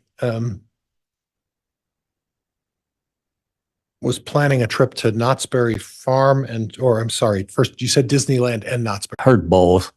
And this was in the second week of November, correct? Right. That's when you met with Chad? That's when they come over the second time to, Okay, so it wasn't a secret that they were planning on going on a vacation with the family to Knott's Berry Farm. That wasn't any kind of a I secret, don't right? believe so. Okay, the common knowledge. Yeah. And that had been planned. You said the second week of November. Could we be more specific about the time or date, or you just don't remember? I don't recall. I would say it was about a week after they got married. Okay. Him and Lori, that is. So would it be fair to say that by the second week of November, there were already plans in place to go on this family vacation? Well, I would think they probably had plans then. Right. Yes, And when we say the second week of November, are we talking like the 14th of November? possibly. Okay.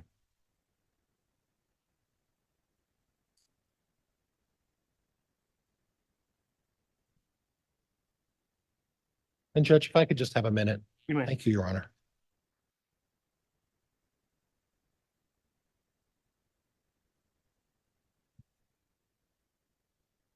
Oh, yeah. So when you spoke to Chad about the circumstances surrounding Tammy's death, he mentioned to you that she had a coughing spell that night, right? Correct. And he mentioned to you that she had been vomiting. Yes. Did he say what she had may have eaten that was causing her to vomit that night? No. Okay. And then there was some discussion about some sort of an embolism, or there was something with her head that went wrong. Is that fair? He didn't say head. He just said embolism. Okay. Okay. And then there was a discussion with Chad that when they discovered Tammy in the morning, that he called out to Garth. Do you recall that? Yes. And so that's what he told you, Yes, right? that's what he said. And then he also told you that when he called out to Garth and Chad had to pick Tammy up off the floor and put her back into the bed. Is that what you were That's the saying? way I understood it. Okay. Okay, Judge, I don't think I have anything else. Thank you. All right. Blake, if you'd like to redirect, you may. Thank you, Your Honor.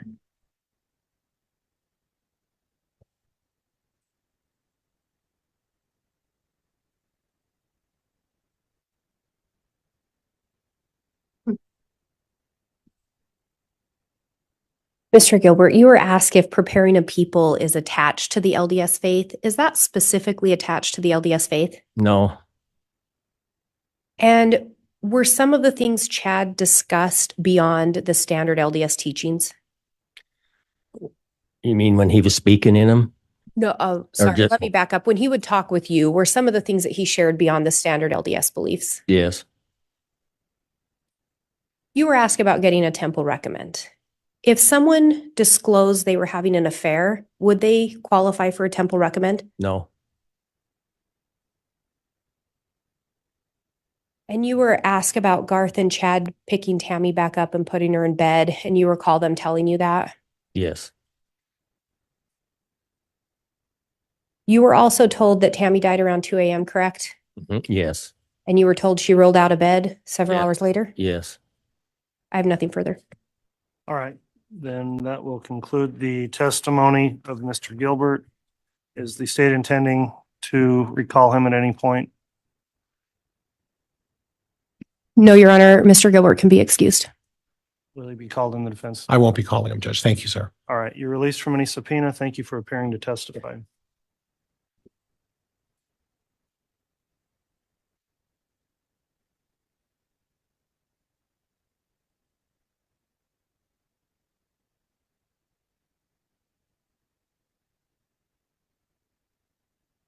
Ms. Blake, would you prefer to start a new witness at this time or have a mid-afternoon recess?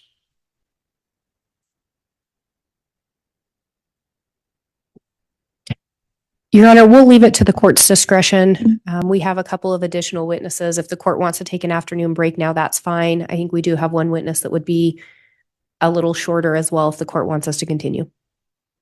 Let's take the recess at this time and we'll continue on after that. So it's about 10 after. Let's try to come back on at 2:30, please.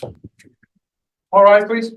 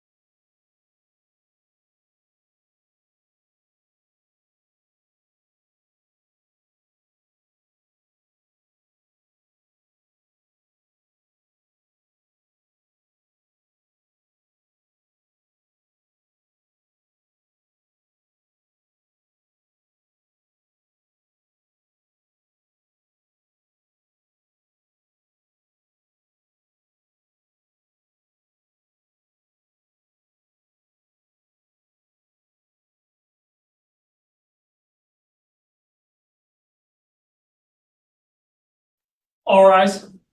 District Court's again in session.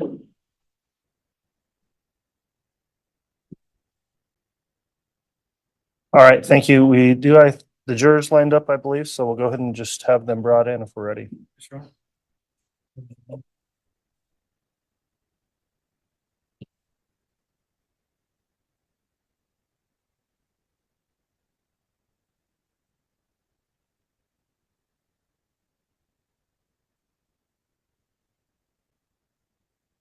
All right, please.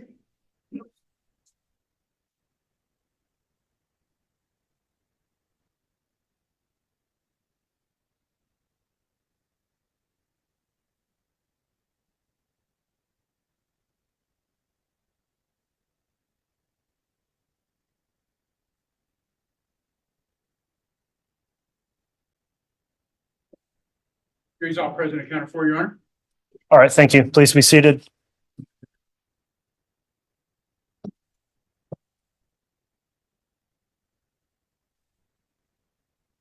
Okay, we're back on the record on CR 2221-1623, State of Idaho versus Chad Daybell. The jury's returned from the mid-afternoon recess, is properly seated. The state just concluded with the witness, Mr. Gilbert, and so at this time, I believe the state's prepared to call another witness. Is that correct? We are, Your Honor. The state would call Janice Olson.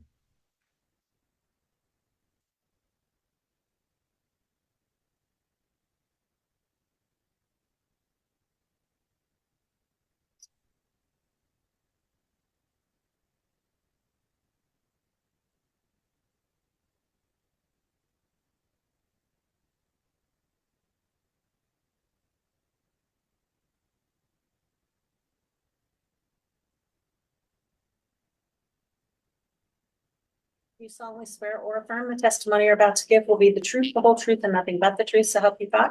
Yeah.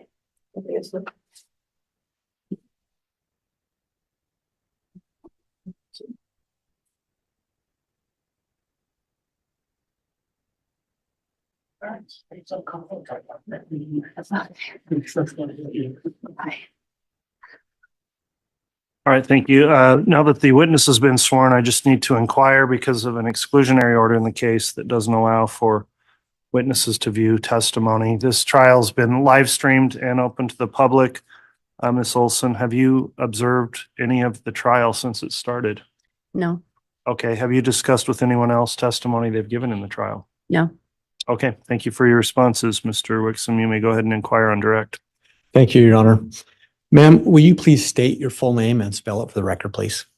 Janice Olson, Janiceolson. Thank you. And where do you live? Just a little out of St. Anthony. And where is that relative to Salem, Idaho? About 12, 15 miles away. And what do you do for work? I teach first grade. How long have you taught first grade? This will be my 30th year. And have you always taught at the same school? Yes. Which school is that? Central Elementary And where is that school? in Sugar City. And I want to draw your attention back to October of 2019. Do you recall working with Tammy Daybell? Yes. And can you explain to the jury at work, how often did you have interaction with Tammy?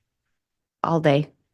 We're just kind of in and out of our classrooms, in the hall, the lunchroom, in our teacher's workroom. So is it fair to say you saw her multiple times a day? Yes. And you said the lunchroom. Did you ever have occasion to have lunch with her? Yes. How often do you think that would happen? 3-4 times a week. If you were to think about the working relationship you had with her, how would you describe that relationship? She was a friend, good colleague. And when you interacted with her at school, did you have any chance or opportunity to observe her activity or her work? Yes. What did you observe about her? She was very organized, on top of things. She always went the extra mile to get books into kids' hands and to make sure we knew what was in the library. And Did you ever, I'll withdraw that. Where is the library in the school? Down the hall. You walk in, you just go straight down the hall and to the left, just after the lunchroom. How would Tammy go and get students and bring them to the library? What did she have to do? She would actually stay in the library. Well, she'd come around and gather books during the week if you had library that day. But then when it was our library time, we'd take our class down, drop them off at the library, pick them back up after they were done. Outside of school, did you ever were you ever involved in any activities with Tammy? Yes. What activities were those? She came to our high fit / Zumba class a couple times a week. How often? Twice a week, you say? Mm-hmm. How long is each class? An hour. Drawing again your attention back to October of 2019, I'm going to ask you just to speak of the last couple of months before that time. Was Tammy a regular attender of the class? Yes. And when you went to class, did you have the opportunity to observe her in class? Yes. And what did you observe her doing in the class typically? Just following along, just like everybody else. Did you ever notice whether or not she seemed to struggle in the class? No. Did she ever fall behind? No. Did she ever quit early? No. Usually if she thought it was too hard, I mean, everybody does it. If they're out of wind for a second, they stop and march, or they just keep moving and then join back up. Did she ever do that? I don't recall if she did, but I'm sure we all do. So just based on those observations, did you make any observations about Tammy's health or fitness level? Yeah, she was active and healthy. Did you eventually learn of Tammy's death? Yes. How did you learn of her death? I had a student in my class whose mother worked with her in her church calling.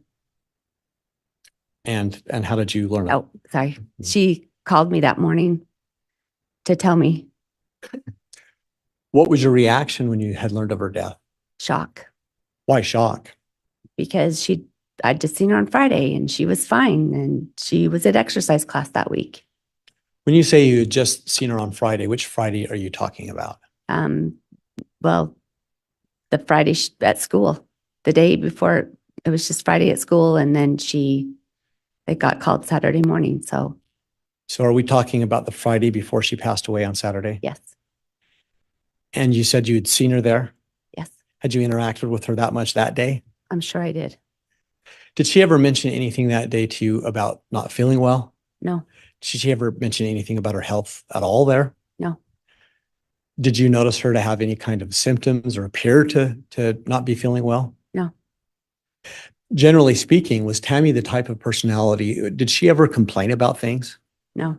Do you recall her ever complaining about health matters at all? No. Again, focused on that last couple of months before she passed, did you ever observe whether or not Tammy had made any significant gains or decreases in weight? I haven't. I didn't. So is it fair to say she appeared to stay at the same weight? Yes.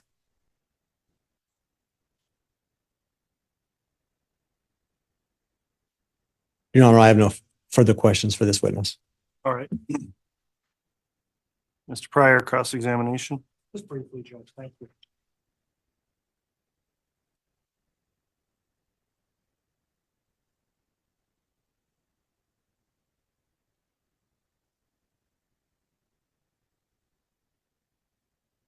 So if I understand your testimony, Ms. Olson, is it true that the children were brought to Tammy for exercising their library time? Yes. So Tammy would not have to walk to the other end of the school to pick up the children and then walk them back every day, right? Correct? Correct. In other words, the children were as part of their hour, I guess I don't know how this would work, but as part of their library hour, the teacher's responsibility were to gather up their students, walk them to the library, and then at the return of their hour, the teacher would go back to the library, pick up the students, and bring them back to their class. Would that be fair? Yes. Okay. I want to talk to you a little bit about the Friday before Tammy passed away. As part of her duties as the librarian, That day was particularly busy that Friday because do you recall that she was trying to get all of the boxes and books together for the book fair? Objection. Counsel is testifying, Your Honor. Sustained. Do you have any recollection of Tammy preparing for a book fair that Friday? No, I don't. Okay, nothing else, Judge. Thank you. All right, thank you. Redirect, Mr. Wixom. Just a couple of questions, please.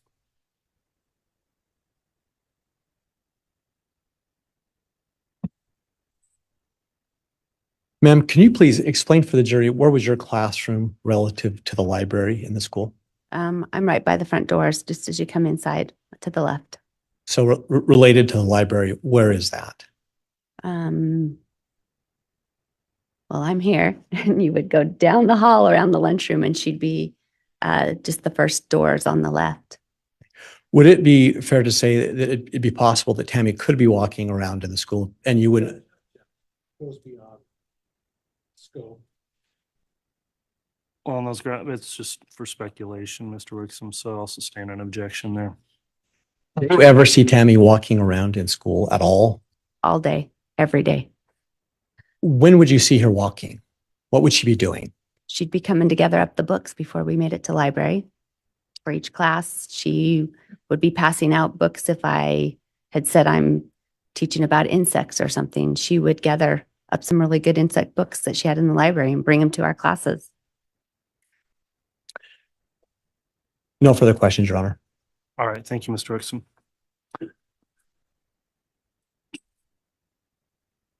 Mr. Wixom, would there be any need to recall this witness? There is not, Your Honor. Will the defense call the witness? Okay, if you're here under subpoena, you're released from the subpoena. Thank you for appearing and testifying in trial. Thank you. You can be excused.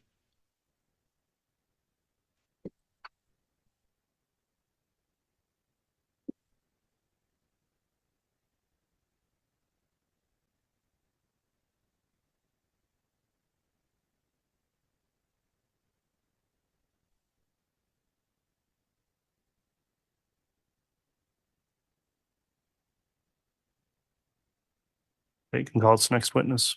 Thank you, Your Honor. At this time, the state would call Taylor Ballard.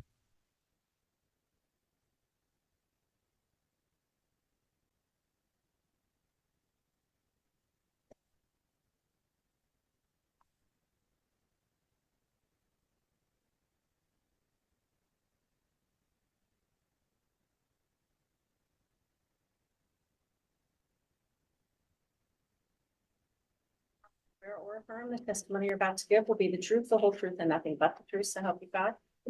Thank you.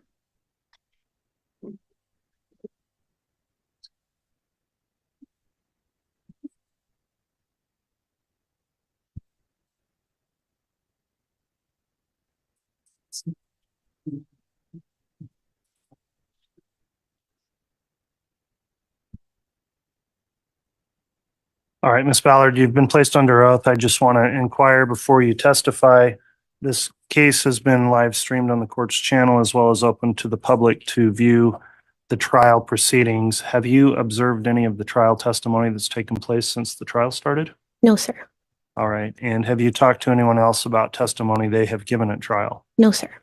Okay. Thank you for your responses. Mr. Wixom, if you'd like to inquire, you may. Thank you, Your Honor. Ma'am, will you please state and spell your full name for the record?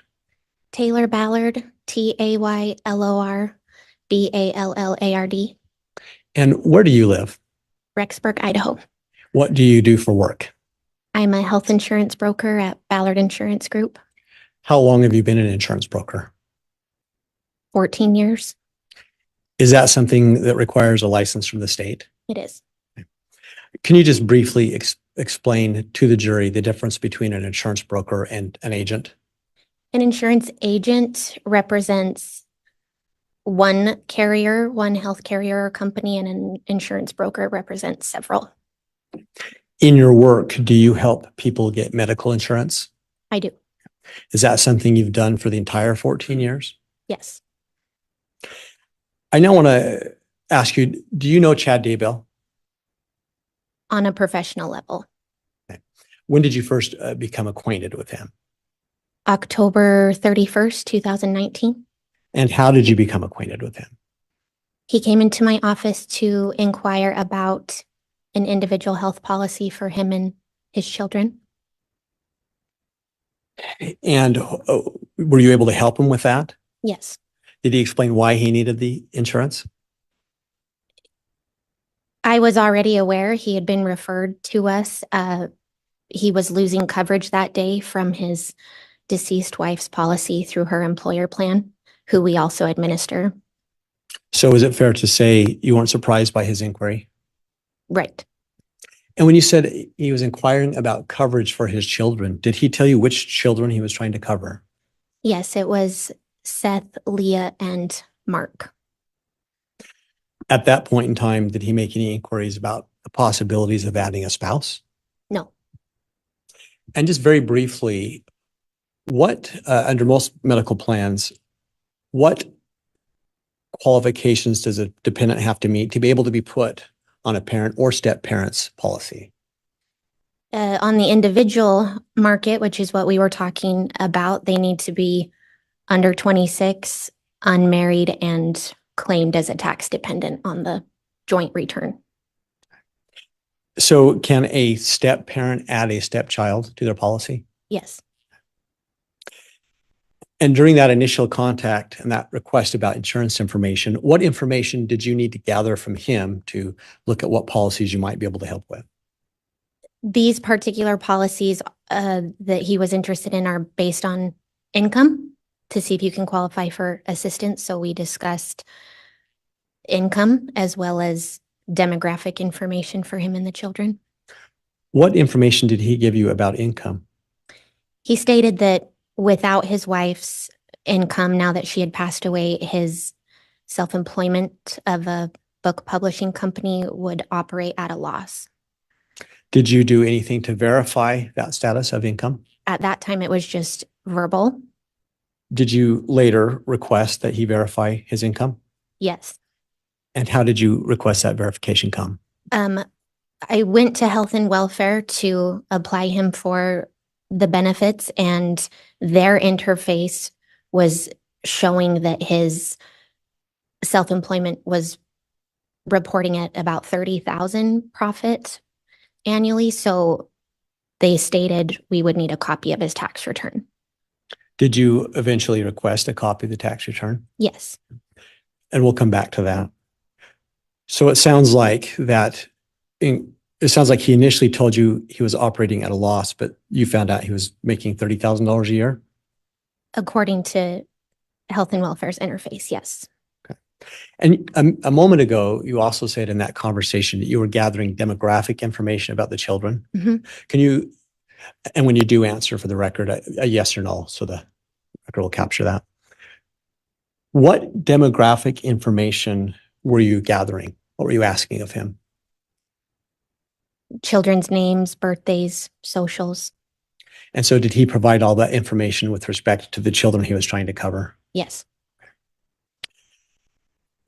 After that particular meeting, when's the next time that you recall talking to him?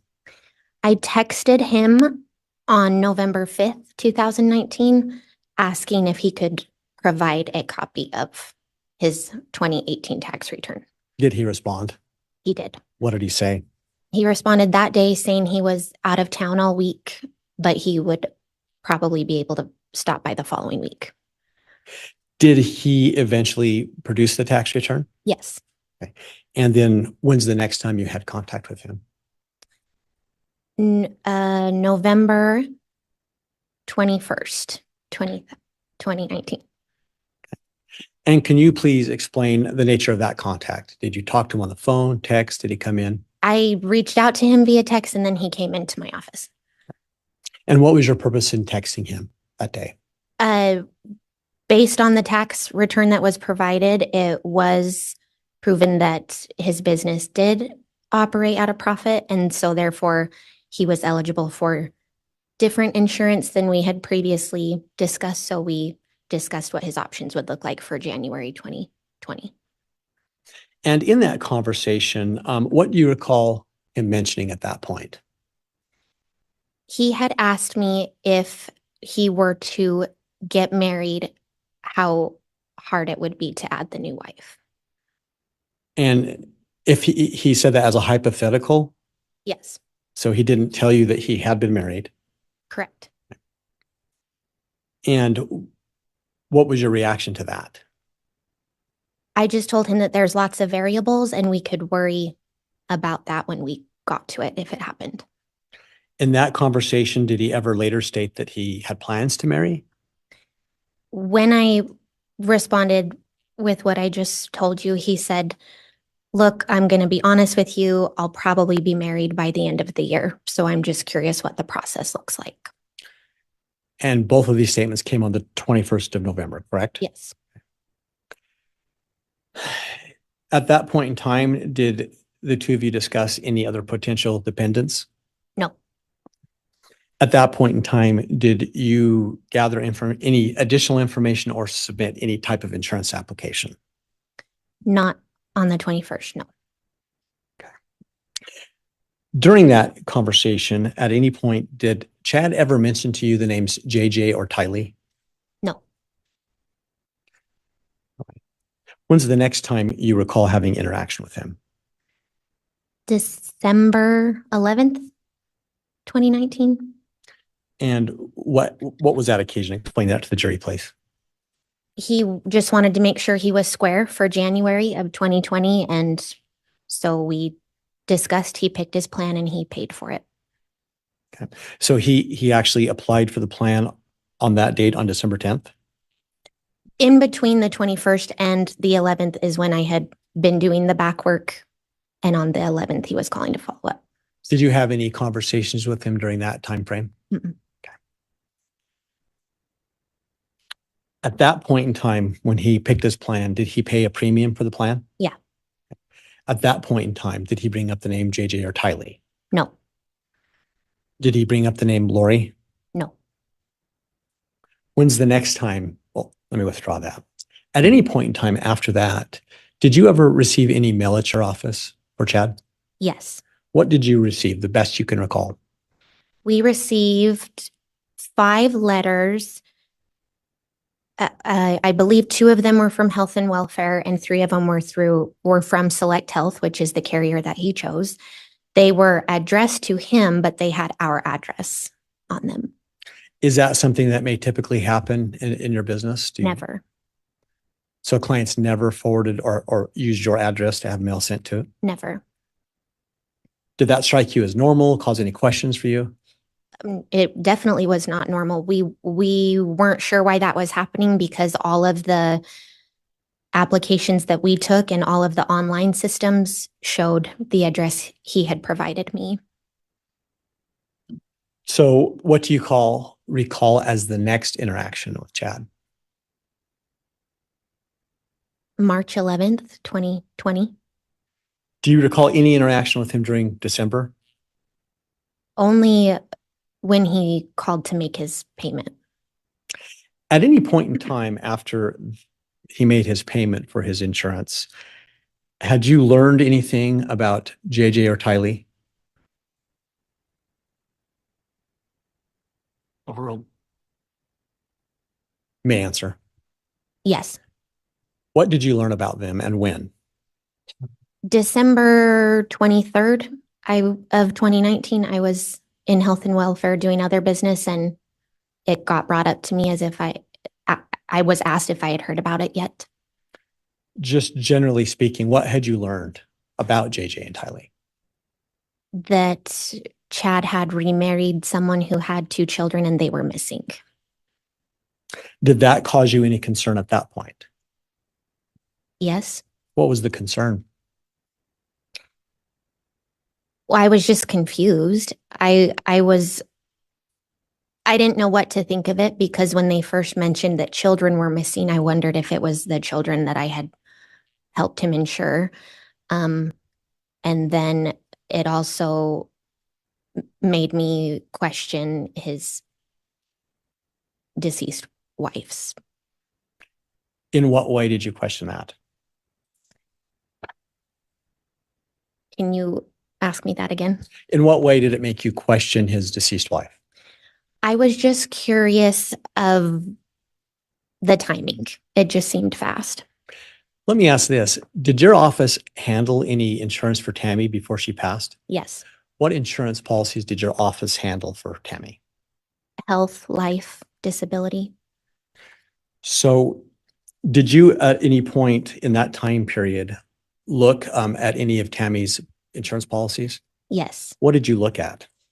I checked to see what her life insurance amount was and if it had been paid out yet. And what did you find? That it had been paid out and that her most recent open enrollment, which was in August for September 1st effective date, that she had upped it to the max. And is it normal for an insurance broker to look at those types of things? Yes. Why?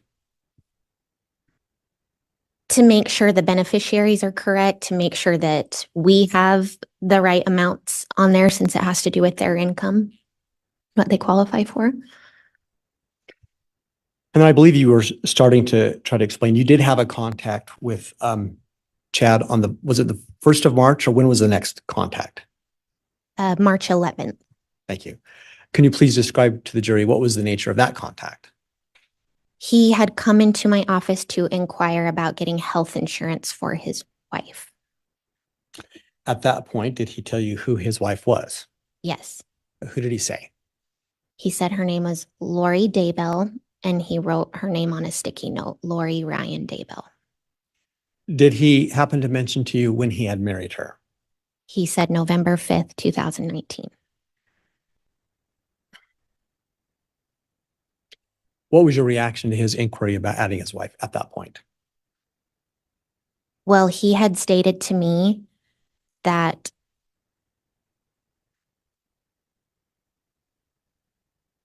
he had stated to me that she was incarcerated, and so I told him she wouldn't necessarily need insurance right now, but he was worried about something happening to her, and I told him she would be covered under the state as long as she was incarcerated.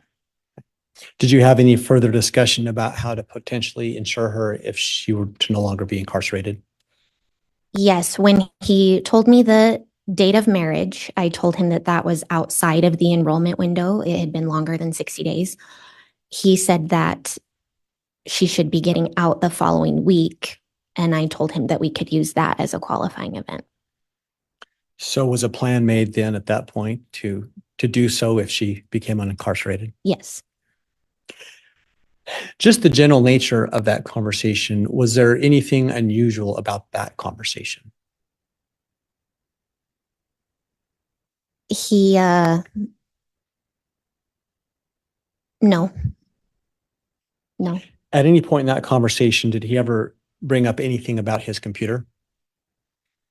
I was going through all of the information, confirming what was different and what was the same. And when we got to the income, he said, they confiscated my computer, so I haven't been able to pay myself yet. And what was your reaction to that? I said, they. Okay. And did he explain who he's talking about? He said, the FBI. Did he say anything else to you about the situation in that conversation? About the confiscation? Just his personal situation generally. Just that he was wanting to make sure that he, his wife, and his son, Mark, would be covered. And in that conversation, did you ask him any follow-up about adding dependents? I did. What did you ask him? Back then, the application states, is there anyone else in your household, whether they need coverage or not? Is there anyone on your tax return, whether they need coverage or not? And so I just went through those normal questions. And in that line of questioning with him, did he ever mention JJ or Tylee? No. Why did you go through the line of questions with him specifically? What was your reason? That's what I would do with anybody. It's the questions that are on the application. Having learned about JJ and Tylee's missing status, did that cause you any concern when you were processing this paperwork for Mr. Daybell at that point?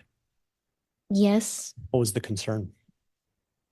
Just, I mean, it was all over the news that they were missing, and him saying that just validated that they were. What about concerns relative to the insurance policy? It made me think we may have a fraudulent life payout. Explain that, please. I was worried that Tammy's death may have not been an accident and that the life premiums may have been paid out when they shouldn't have been. You said premiums, the life premiums? Sorry, the life insurance money. Now, relative to the health or medical insurance he was seeking at that time, did his lack of bringing anything up about JJ and Tylee cause concerns about that health insurance coverage? Yes. What was that concern? To me, it seemed like they weren't going to need any insurance. All that he was asking about was him, Lori, and Mark. What happened next? Back then, everything used to take overnight to update. And so we parted ways that day. And I told him that I would reach out when the premium rates were ready the next day. And did you do that? Yes. How did you do that? Text message. Did he respond? Yes. How did he respond? Text message. Okay. Did you at some point talk to him again? Yes. What was the next conversation and when? March 16th, he reached out to me. He had gotten some notices saying that his wife Lori's identity was not verifying. They were notices from the health and welfare saying we can't verify her information. Can you provide us with more? Did he provide anything to you? Yes. What did he provide? Their marriage certificate and her driver's license. What happened next in terms of contact with Chad? Between, let's see, that was March 16th. We talked again on March 18th, letting him know it was resolved. Any further contact with him? A few days later, he reached out about another notice that he received. I let him know that it was taken care of, and I think that was March 26th, and that was the last time I talked to him. March 26th was the last time you said? Yeah. Okay. Yes. Anything come up in that conversation about his status or his dependence? No, not about the dependents. What did anything come up in the conversation at all? I mean, yes, we small talked. He mentioned, I told him to let me know if anything changed income wise or otherwise. And he said, I think it's going to be a pretty tight year. I don't see anything changing. At any point, did you ever send any follow-up text to him about his dependence? On March 12th, which would have been the next day when I let him know the rates, I just sent him a text message that said, all right, for a household of 3, this is what your rates are going to look like. This is what the insurance situation is. Did you have any reason for sending that besides just letting him know what the rate would be? Just to one final time make sure that there was no one else in the household we needed to count. And what was his response? He said, sounds good. That's great. Now, going back to the life insurance, do you normally, is it one of your roles in the office to work with Tammy's employer relative to the life insurance planning? Yes. And what role do you play in that? For her school district, I had done the presentation of the open enrollment presentation explaining the benefits, and I gave her life insurance election form. That was the extent. What do you explain in that open enrollment process? Just what the benefits look like for the upcoming contract year, health, life, disability, and we show them how to calculate how much life insurance they can elect voluntarily. Excuse me. At any point in time when Chad had come into the office, did you ever notice anything that he was wearing? Microphone, please.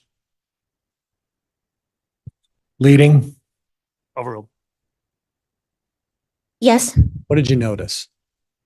When he was in my office on November 21st and inquired to me about if he were to get married again, my eye was drawn to his wedding finger and I noticed he was wearing a ring. And I wondered if that was his ring from Tammy or if it was an engagement ring for the new wife. Did you notice the color of the ring on that occasion? Yes. What was the color? Turquoise. Did you happen to observe or notice what type of ring it was? It just looked like a turquoise wedding ring. Okay. Later on, at any point in time, did you ever observe him to be wearing any other type of ring? Yes. When he was in my office on March 11th, first of all, he looked thinner and tanner. He looked quite happy, but his ring was black. It was different. And so my mind thought, okay, the turquoise one must have been from his marriage to Tammy, and this is his new one.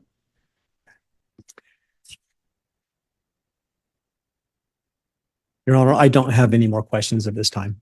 All right, thank you.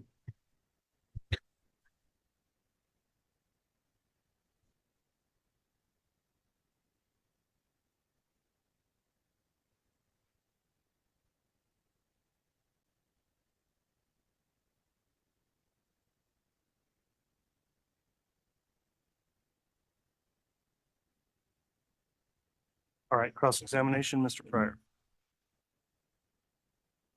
Good afternoon, Ms. Ballard.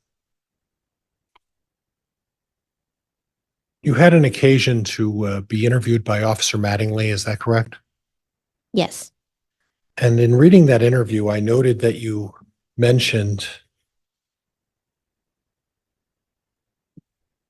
that one of the first times Chad approached you about insurance, he was referencing insurance for Seth, Leah, Mark, and just Chad. Is that correct? Yes. And that was on the 31st of October? Yes.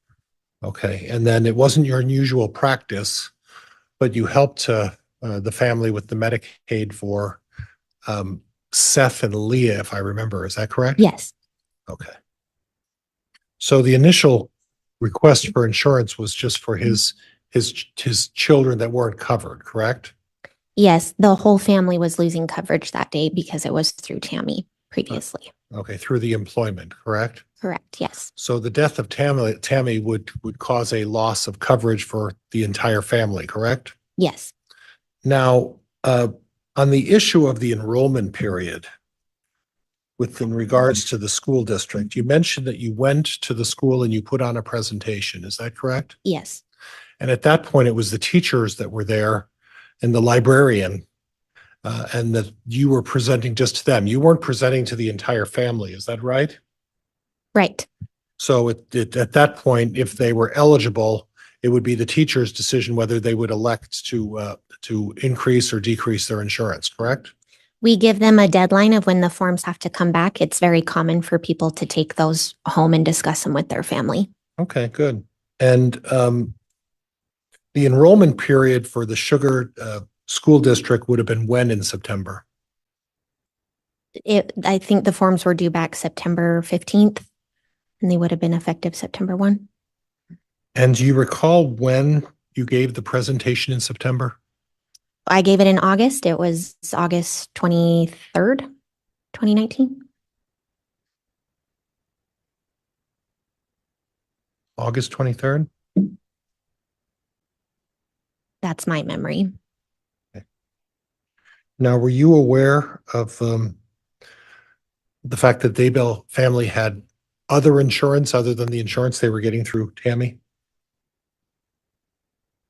As far, no. No Primera, you weren't aware of the Primerica policy that Tammy and Chad had prior to the school district insurance? Objection, Your Honor. Counsel's testifying.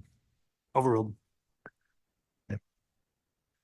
And the base insurance for a first-year teacher is set at what with the school district? I have no idea. Okay.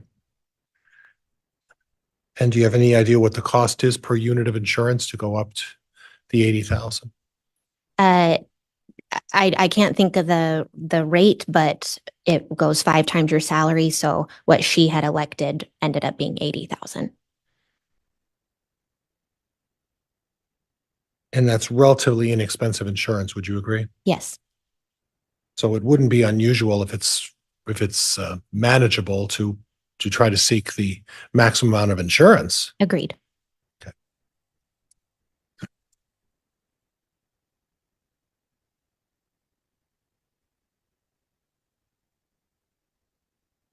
Was there any discussion about other insurance options on Lori Vallow's other children?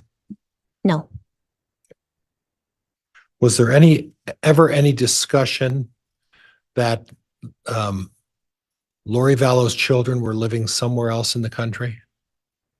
Lori Vallow's children never came up. And in any regard whatsoever? No, sir. Okay. All right, Judge, that's all I have. Thank you. All right. Thank you, Ms. Pryor.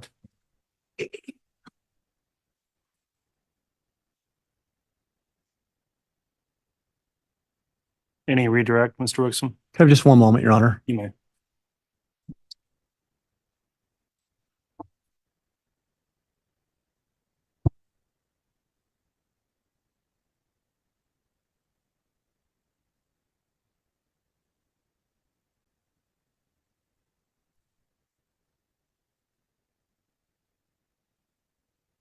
You know, at this time, we have no redirect. Okay, that'll conclude the testimony then of Ms. Ballard. Is there any intention to recall her from the state? Judge, at this point, the state's not prepared to release her from the subpoena. Okay, so Ms. Ballard, that means that moving forward, you may be recalled to testify again in this case. And because of that, I'm going to admonish you not to watch any of the trial testimony that's continuing because it is available for the public to view. That way you will be able to not violate an exclusionary order, have an issue if you are recalled to testify since you're still under subpoena. So with that in mind, thank you for coming in and testifying today, and you can be excused. Thank you. You're welcome.